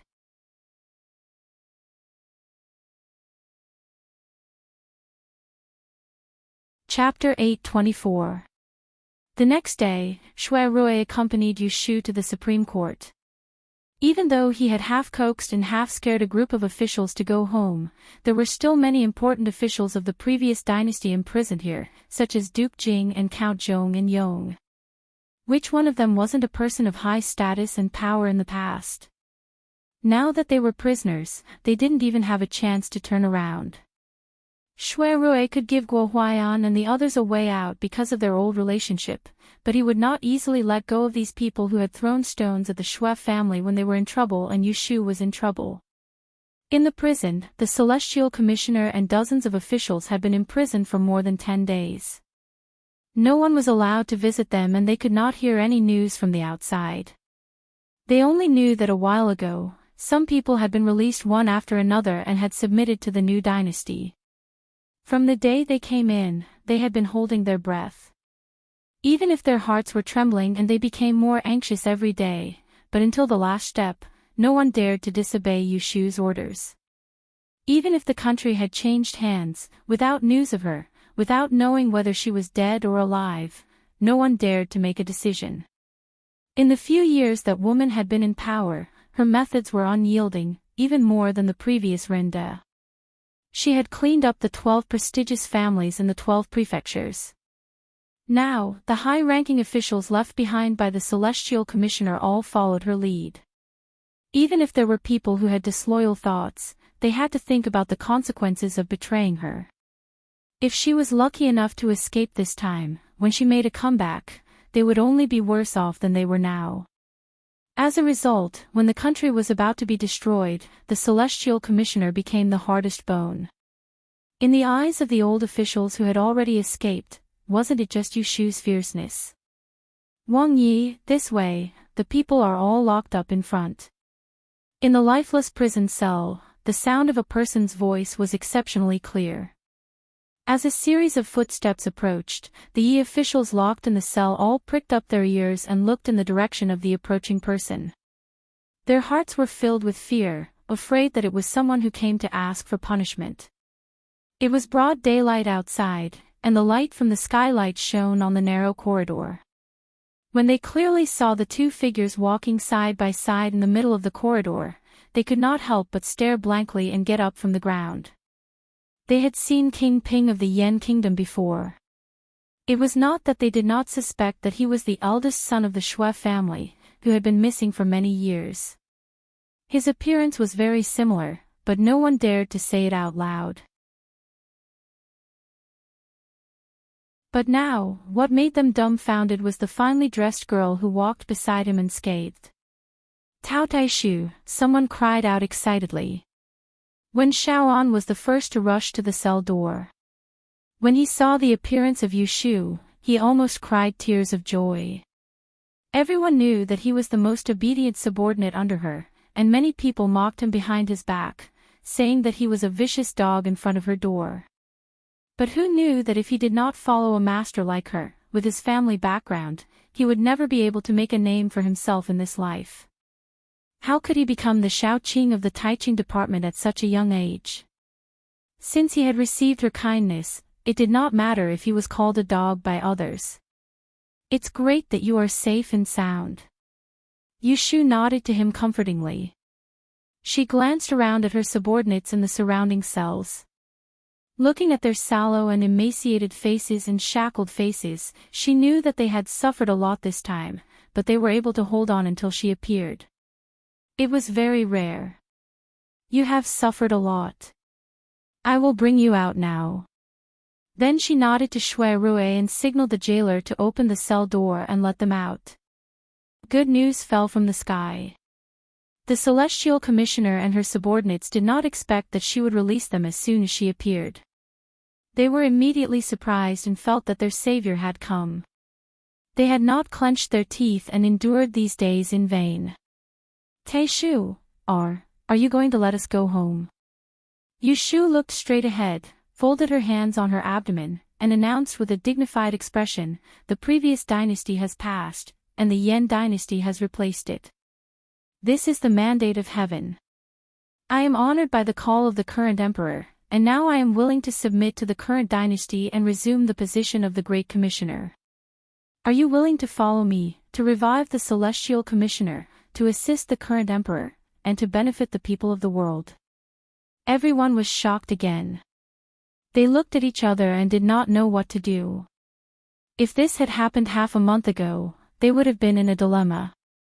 However, it was said that those who went out earlier had all been reinstated.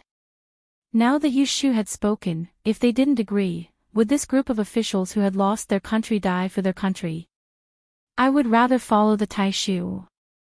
"Me too." The first to respond were Wen Shao and Axayanya. Wen Shao and was not a big deal, but Axayanya was the most cunning one among the Celestial Commissioner's subordinates. After Yu Shu came to power, even the highly respected Chao Zuling was uprooted by her. Only he was still sitting in the position of the left judge, unmoved. In the corner, Ren Qiming sighed softly. He looked at Yu Shu's calm expression and knew that an dynasty was doomed. She could not protect the sacred ancestors' empire, but she could protect the Celestial Commissioner. He did not know if it was a blessing or a misfortune. "We will follow the Taishu's orders." Ren Qiming could not help but think, if Shu Gong's spirit is in heaven, will he regret handing the Celestial Commissioner to her? Seeing that the chiefs and adjutants of the 3 departments and 2 bureaus had nodded, the rest of the people did not hesitate anymore. They all bowed and responded to her call. Just like this, Yu Shu easily recruited a group of officials to work for her again. It was obvious that if these people wanted to establish a foothold in the new dynasty, they would have to rely on her. The corners of her mouth curled up slightly as she raised her hand. "Dispense with the formalities." Shui Rue stood behind her with his hands behind his back and waited for her to show her grace. Then he walked forward and said with a straight face, "You should be glad that official Yu pleaded for you. Otherwise, there would not be such a good thing. Not only was you pardoned, you were also restored to your positions. You should really go out and ask how many princes, dukes, and marquises are still in this prison waiting to be dealt with. Humph, everyone felt guilty and afraid after hearing his words. They were in awe of Yushu, but also felt an indescribable sense of gratitude. After that, Shuirui released all the people in these cells, and he registered them before handing them over to Yushu. There were a few other female officials that were locked up at other places, and she personally made a trip there as well to bring them out. The women who could become the Celestial Commissioner were naturally not ordinary weak women. Madame Elvie and Situ Qinglan were the best among them. They were more patient than the men. Finally, when Yushu appeared, they did not cry or make a fuss. They chose to follow her without a word. The next day, the 2 seals on the door of the Celestial Commissioner building were removed and people were restored. The news that Yushu was back in charge of the Celestial Commissioner building spread like wildfire and shocked everyone in the court. However, no one dared to criticize her or point a single word at her. Firstly, on the day when the Yen army invaded the capital city, everyone knew that Yushu had bravely saved the emperor. Secondly, during the celebration banquet in the palace, King Ping had cleared her name in front of everyone. Even the Emperor of Yen had personally praised her character. Whoever wanted to scold her for being treacherous had to look at themselves in the mirror first.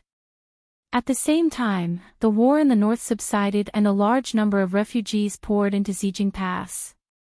However, there was not much food in the national treasury and it was unable to provide disaster relief. King Ping's faction advocated allocating food for disaster relief first and at the same time, dispatching troops to the south to collect food. This could also wipe out the remnants of the previous dynasty in one go. The other faction opposed the waste of food and suggested that the refugees should be driven to the south to reduce the pressure on the national treasury. Both sides insisted on their views and were in a stalemate. To put it bluntly, the national treasury was empty and there was no money. A group of people wanted to rob while a group of people wanted to save. Just when the Emperor of Yen was in a mess because of their quarrel, there was a turning point. The Celestial Commissioner building, led by Yushu, donated 1,000,000 taels of silver to fill the national treasury. The aristocratic families of the 12 prefectures in the capital responded. Those who had money and those who had food donated food. In just a few days, more than 5,000,000 taels of silver and 300,000 don of food were raised. It was considered to have solved the urgent problem of the imperial court. The Emperor of Yen was overjoyed and immediately issued a decree to allocate food for disaster relief.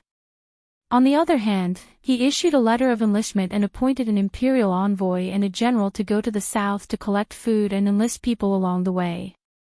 This time, Yushu took the lead in donating money and food and earned a good impression in front of the emperor. After that, she was praised in the court for her deep sense of righteousness and even asked the historian to note it down for her. The aristocratic families of the 12 prefectures, who were forced to bleed but did not get any benefits, could only pinch their noses and accept it. They treated it as spending money to avoid the disaster. No matter how many people were scolding her behind her back, Yushu still did what she wanted. From her point of view, these entangled aristocratic families of Yi were one of the root causes of the decadence of the previous dynasty. Because of the existence of the Celestial Commissioner, they abused their privileges and amassed wealth without limit. They were rich but heartless, standing between the imperial court and the people. However, they did not benefit either the country or the people. As time passed, they became the country's parasites. When the Great Yen was founded, it was not like the previous dynasty that advocated e-learning.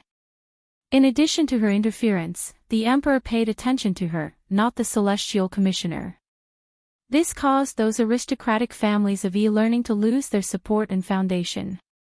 They could no longer plunder the people's wealth unscrupulously.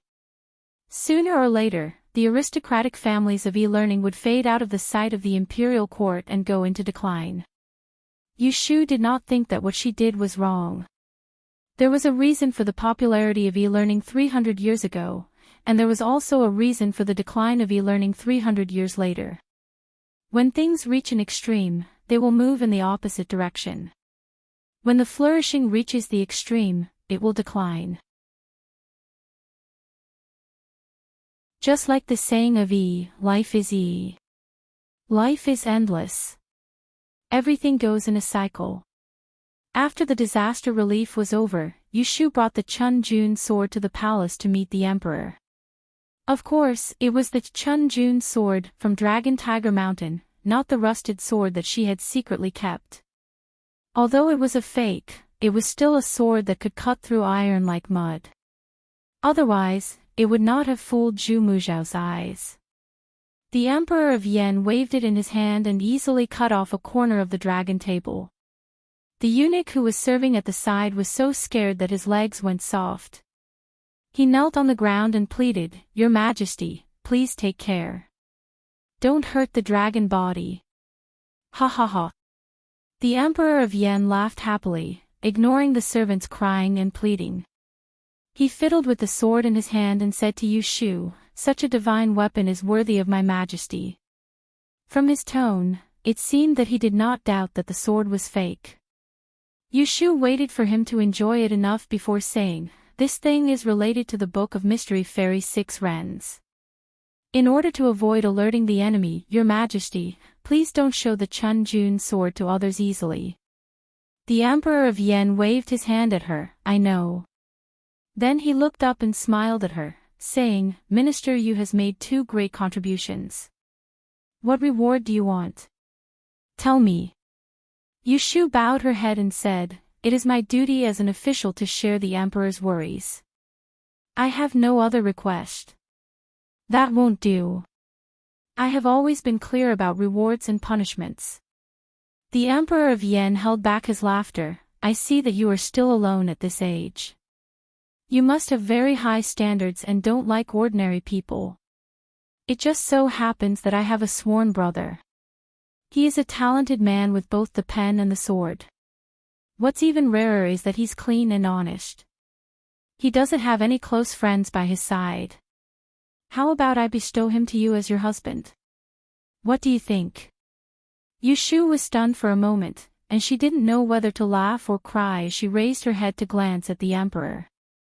She was clearly aware that he was playing tricks on her and Shui Rui, yet she couldn't help but reveal a smile, and she lifted the hem of her skirt as she bowed from the bottom of her heart.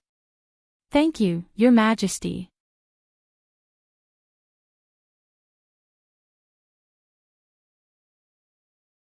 Chapter 825. Yushu had only been in the imperial study for an hour when the Empress Dowager somehow got the message and sent her chief palace maid to Taiyan Hall to ask for Yushu. Reporting to the Emperor, the Empress Dowager was just about to summon Yuda into the palace. Coincidentally, she heard that Yushu was here and sent Nubi to deliver the message. Yushu sat on the chair bestowed by the Emperor, her hand holding a cup of herbal tea, pretending to be deaf and mute. It was a great taboo for the inner palace to pry into the affairs of the previous court. But the Emperor of Yen was filial and didn't mind Empress Dowager Wei's transgression. "Oh.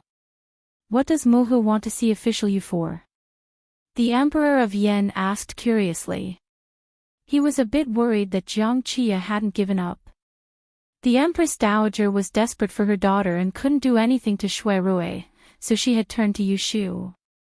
Reporting to the Emperor, the Empress Dowager must be summoning Yuda for advice on the matter of choosing a consort in the inner palace. The Emperor of Yen made a sound and turned his head to say to Yushu, "If that's the case, go to the inner palace and listen to the Empress Dowager's orders." Yushu finally stood and said, "This subject will leave first." She wasn't afraid of Empress Dowager Wei finding fault and leisurely followed behind the palace maids. It hadn't even been 2 months since the Yen moved the capital to Jing. The inner palace was empty. There was only Empress Dowager Wei and Jiang Qia, mother and daughter. There wasn't even a high-ranking consort. When the Emperor of Yen was in Ningdong City, he had a few concubines, but none of them were favored. After entering Jing, he was bestowed a beauty without a word and lived in a side hole. Empress Dowager Wei was the woman with the highest status in the inner palace. Of course, she lived in the palace of compassionate and peaceful. Yushu was a frequent visitor to the back palace. She had seen many women in the palace, no matter if it was noble consort Shui who had been favored the most in the 6 palaces, or Empress Rui who was scheming, or Empress Xia Jiang who had captured the emperor's heart, or Rui Shu Fei who thought she was clever. Putting aside personal grievances, she had a trace of sympathy for these women who had bloomed and then withered. Empress Dowager Wei was an exception. She hadn't experienced the struggle for favor or the fight for the throne. She had used her son's hard work to obtain this honor.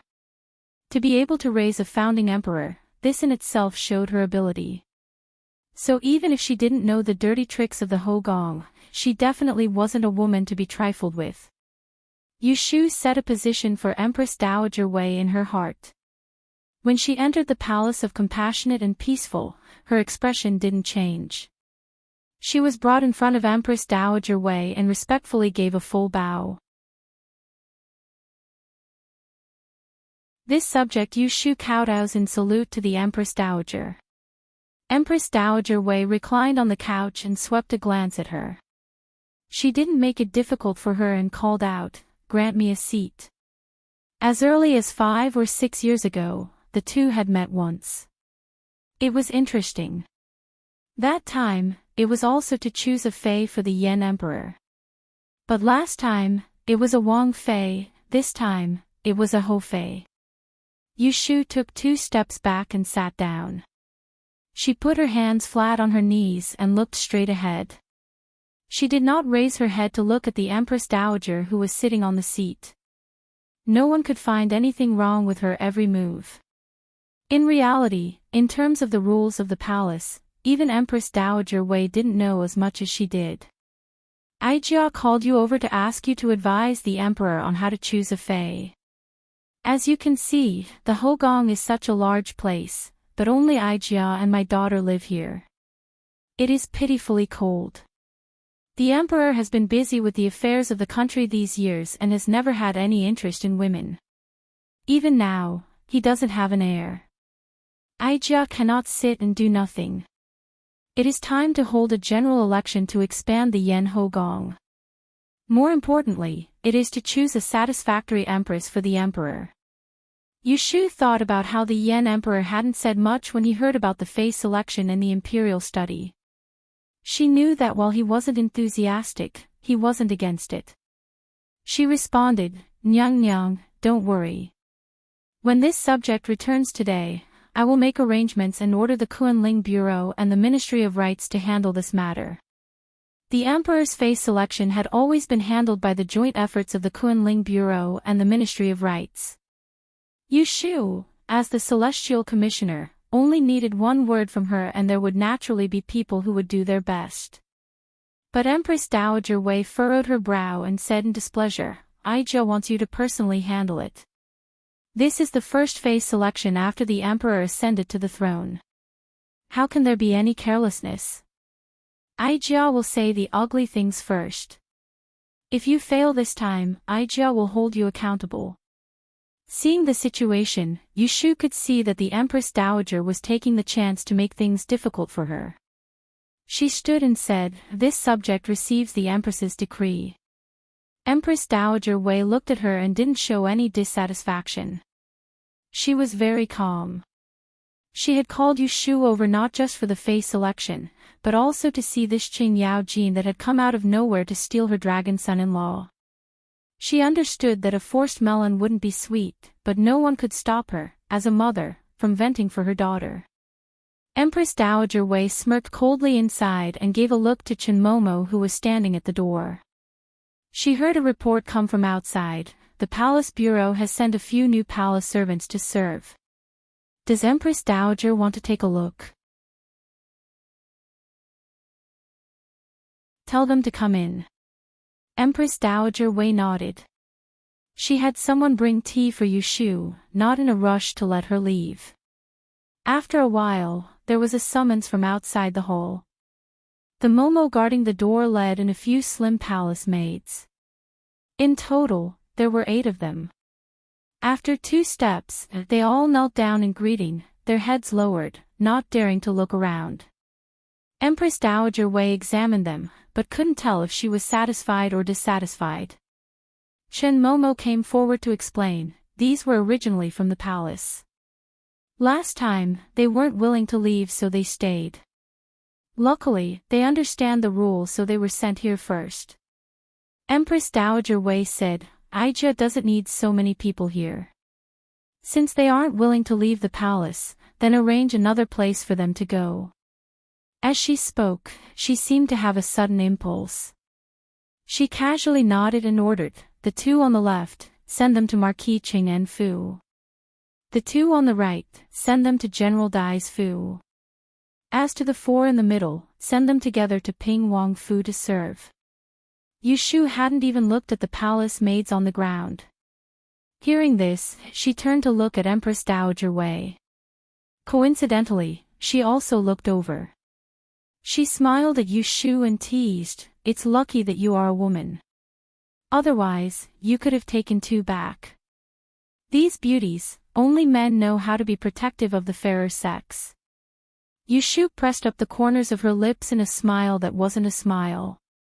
It was impossible to see any emotion on her face. Empress Dowager Wei knew that she had an engagement with Shui Rui but still provoked her like this.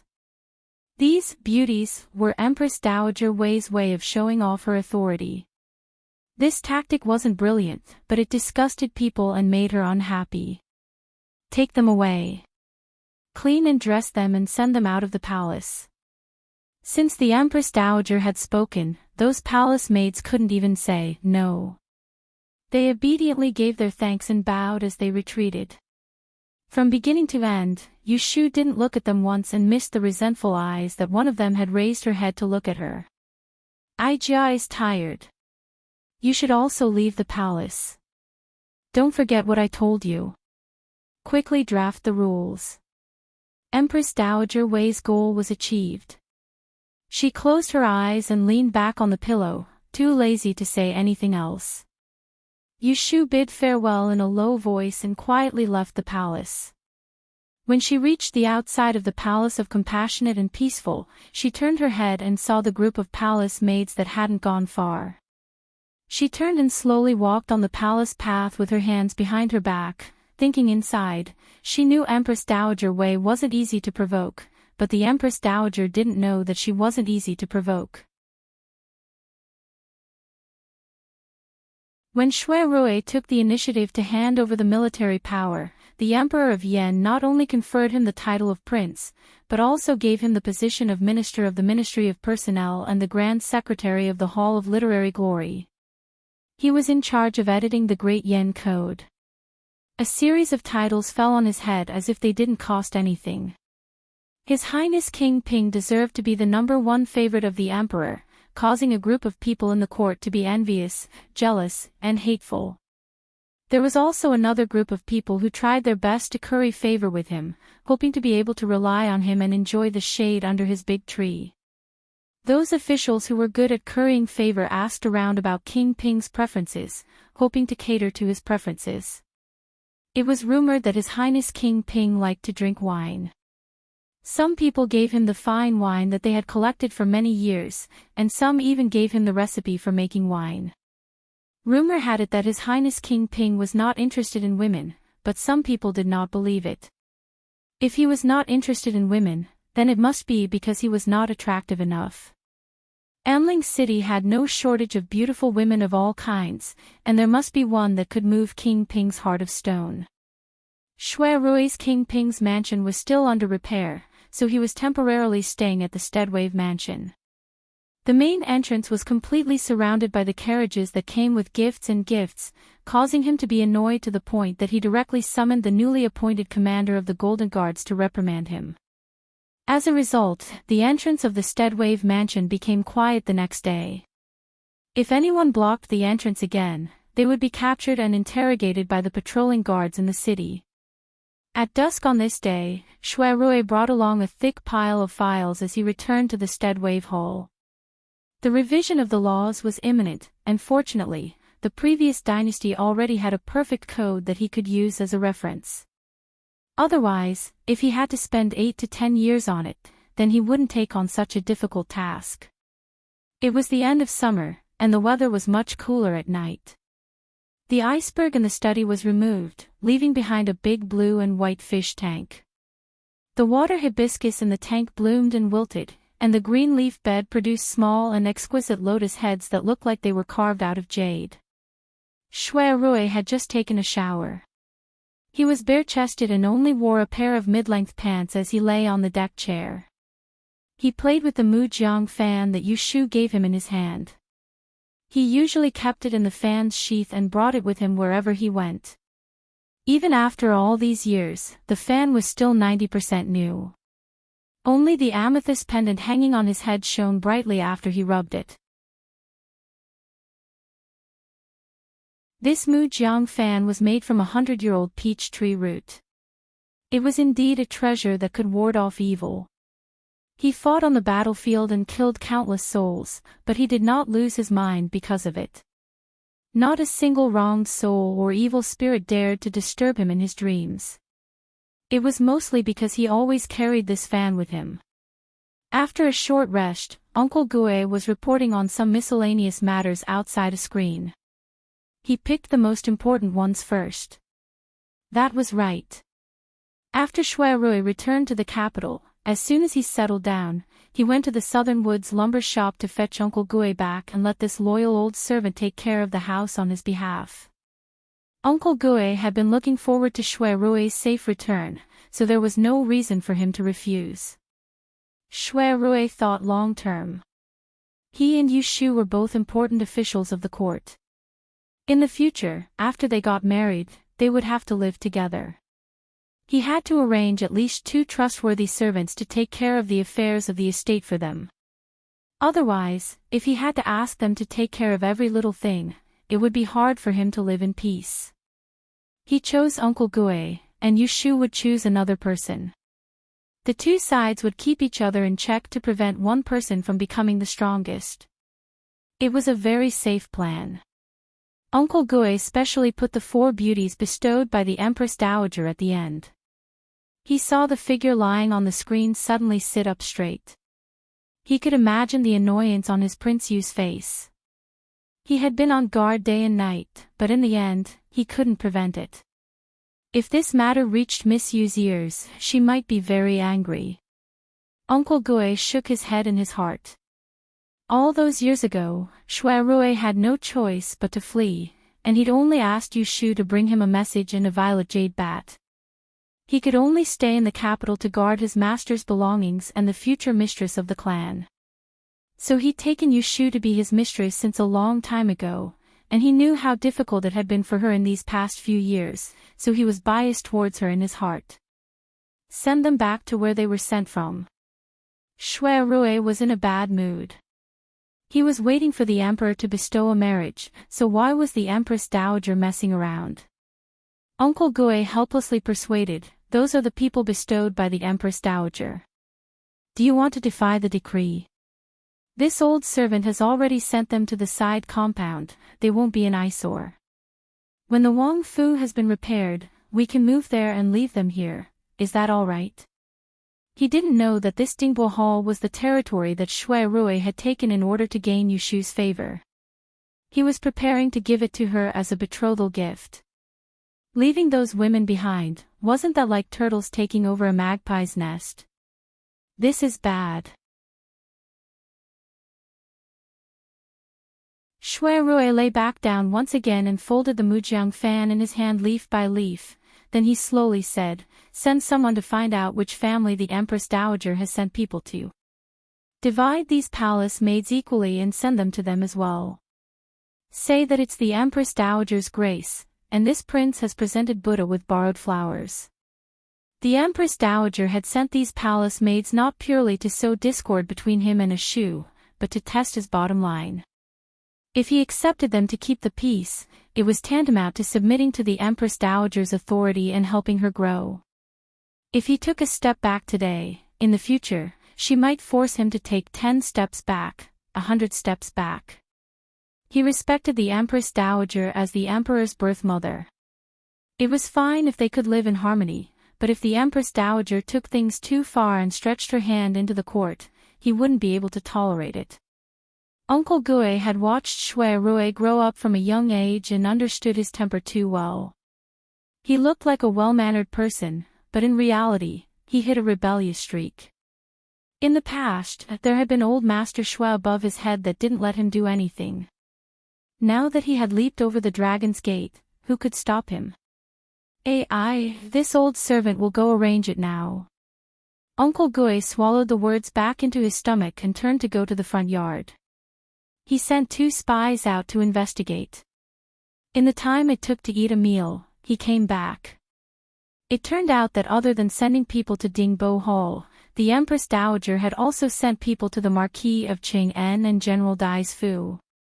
This Marquis of Qing'en, Wei Shihan, was Empress Dowager's cousin. After the Yan Emperor proclaimed himself emperor in Ningdong City, he had been one of the first officials of the previous court to actively respond. He had just been a Qianhu in Suzhou. Due to the Empress Dowager's nepotism, he had received some military service in the troubled times. This person wasn't good at fighting, but his luck was very good. If it wasn't that the Empress Dowager's paternal family didn't have anyone to support, he wouldn't have had the chance to bask in her glory. As to old General Dai, he was the brother of the old Dong Jing Wang in the past. In front of the emperor, he could call himself an elder. It was often said that a tiger father wouldn't have a dog son. Old General Dai's son was also a fierce general. This person's personality was forthright. His age was a few years older than Shui Rui and they had some friendship. That night, Uncle Gue arranged for the 4 palace maids to stay in the guest room. The next morning, he had them freshen up and prepare to send them away. These pitiful beauties, who had dreamed of flying to the top of the tree and turning into phoenixes last night, only realized that something was wrong when they were sent to the back door of Dingbo Hall and sat in the horse carriage. They immediately cried and threw a tantrum, refusing to leave. How many of these women who came from the palace were really stupid? If they stayed here, they would still be palace maids bestowed by the Empress Dowager and could put on airs. Once they left this door, they would become women that King Ping didn't want and would really become playthings. We are all under the Empress Dowager's orders to leave the palace to serve His Highness. You've eaten the guts of a leopard. Hurry and let us off the carriage. Aren't you afraid that if word gets out, His Highness King Ping will be implicated? One of the women had a veil over her face and was shouting outside the carriage while the other 3 were crying. When Uncle Gue heard it, he walked to the side of the carriage with a sullen face and said, "You people who came from the palace don't even know the difference between superiors and inferiors. Is His Highness someone that servants like you can casually talk about? Whoever says another word of nonsense will have their tongues cut off to prevent others from gossiping and ruining the Empress Dowager's virtue." The crying in the carriage stopped abruptly. Only the palace maid who stood up for them refused to stop. She said in a fierce manner, "I want to see His Highness. Otherwise, I'd rather bite my tongue and commit suicide right now. Let's see how you're going to explain this to the Empress Dowager." Uncle Gue did not expect there to be a thorn in the side. If it was any other occasion, he would have praised her for having a backbone. However, if she really had a backbone, she would have committed suicide by biting her tongue long ago when they were sent out of the palace. She had waited until now to put on a show. It was all because she coveted the glory and splendor of their highness that she was reluctant to leave. "Then you can end it here," Uncle Gue choked her and turned to order the servants, "Come, prepare a mat, we'll collect the corpse later." Just as he finished speaking, there was a dong sound from inside the carriage as if someone had crashed into it. Immediately after, there was a scream, "Nyang nyang. Nyang nyang, don't." Uncle Gue suddenly turned his head. He was not deaf, he had just heard someone shout, "Nyang nyang." He quickly ordered the guards to open the carriage door. He saw the situation inside. A palace maid was hugging another fainted and crying loudly. He moved closer to listen. wasn't it, Nyang Nyang? This matter was not a joke. Uncle Gue did not dare to be negligent and immediately sent the women in the carriage back through the back door. After a round of interrogation, the truth was revealed. It turned out that this Nyang Nyang, who had fainted, was a concubine in the harem of the previous dynasty's Emperor Chongjin. This matter was not a small matter. Uncle Gue hurriedly sent someone to Donghua Gate to report to Shui Rui, asking him to return to the Fu to make a decision. At the same time, an imperial edict arrived at the gates of Dingbo. Accompanying it was the celestial commissioner who had been ordered to announce the edict. Today, Yushu had gone out riding a large horse and had specially changed into a purplish-red brocade robe. She wore a crane feather crown on her neck and a pair of green silk boots on her feet. The flame between her brows had been carefully painted with cinnabar. Her two sword-like eyebrows slanted to her temples. She was not as delicate and charming as a woman, but was 100 times more beautiful than a man. Behind her were 2 teams of guards with swords. They swaggered through the streets and stood in formation in front of the gates of Dingbo. Those who did not know would think that she had come to pick a fight. You're tuning into the LoveLore Library YouTube channel. We're so grateful for your support, and don't forget to subscribe to join us on this incredible journey through captivating stories. Your generosity through donations truly makes a world of difference, as it's the primary source of revenue that allows me to expand and enhance this channel for you. Thank you from the bottom of my heart for being a part of this adventure.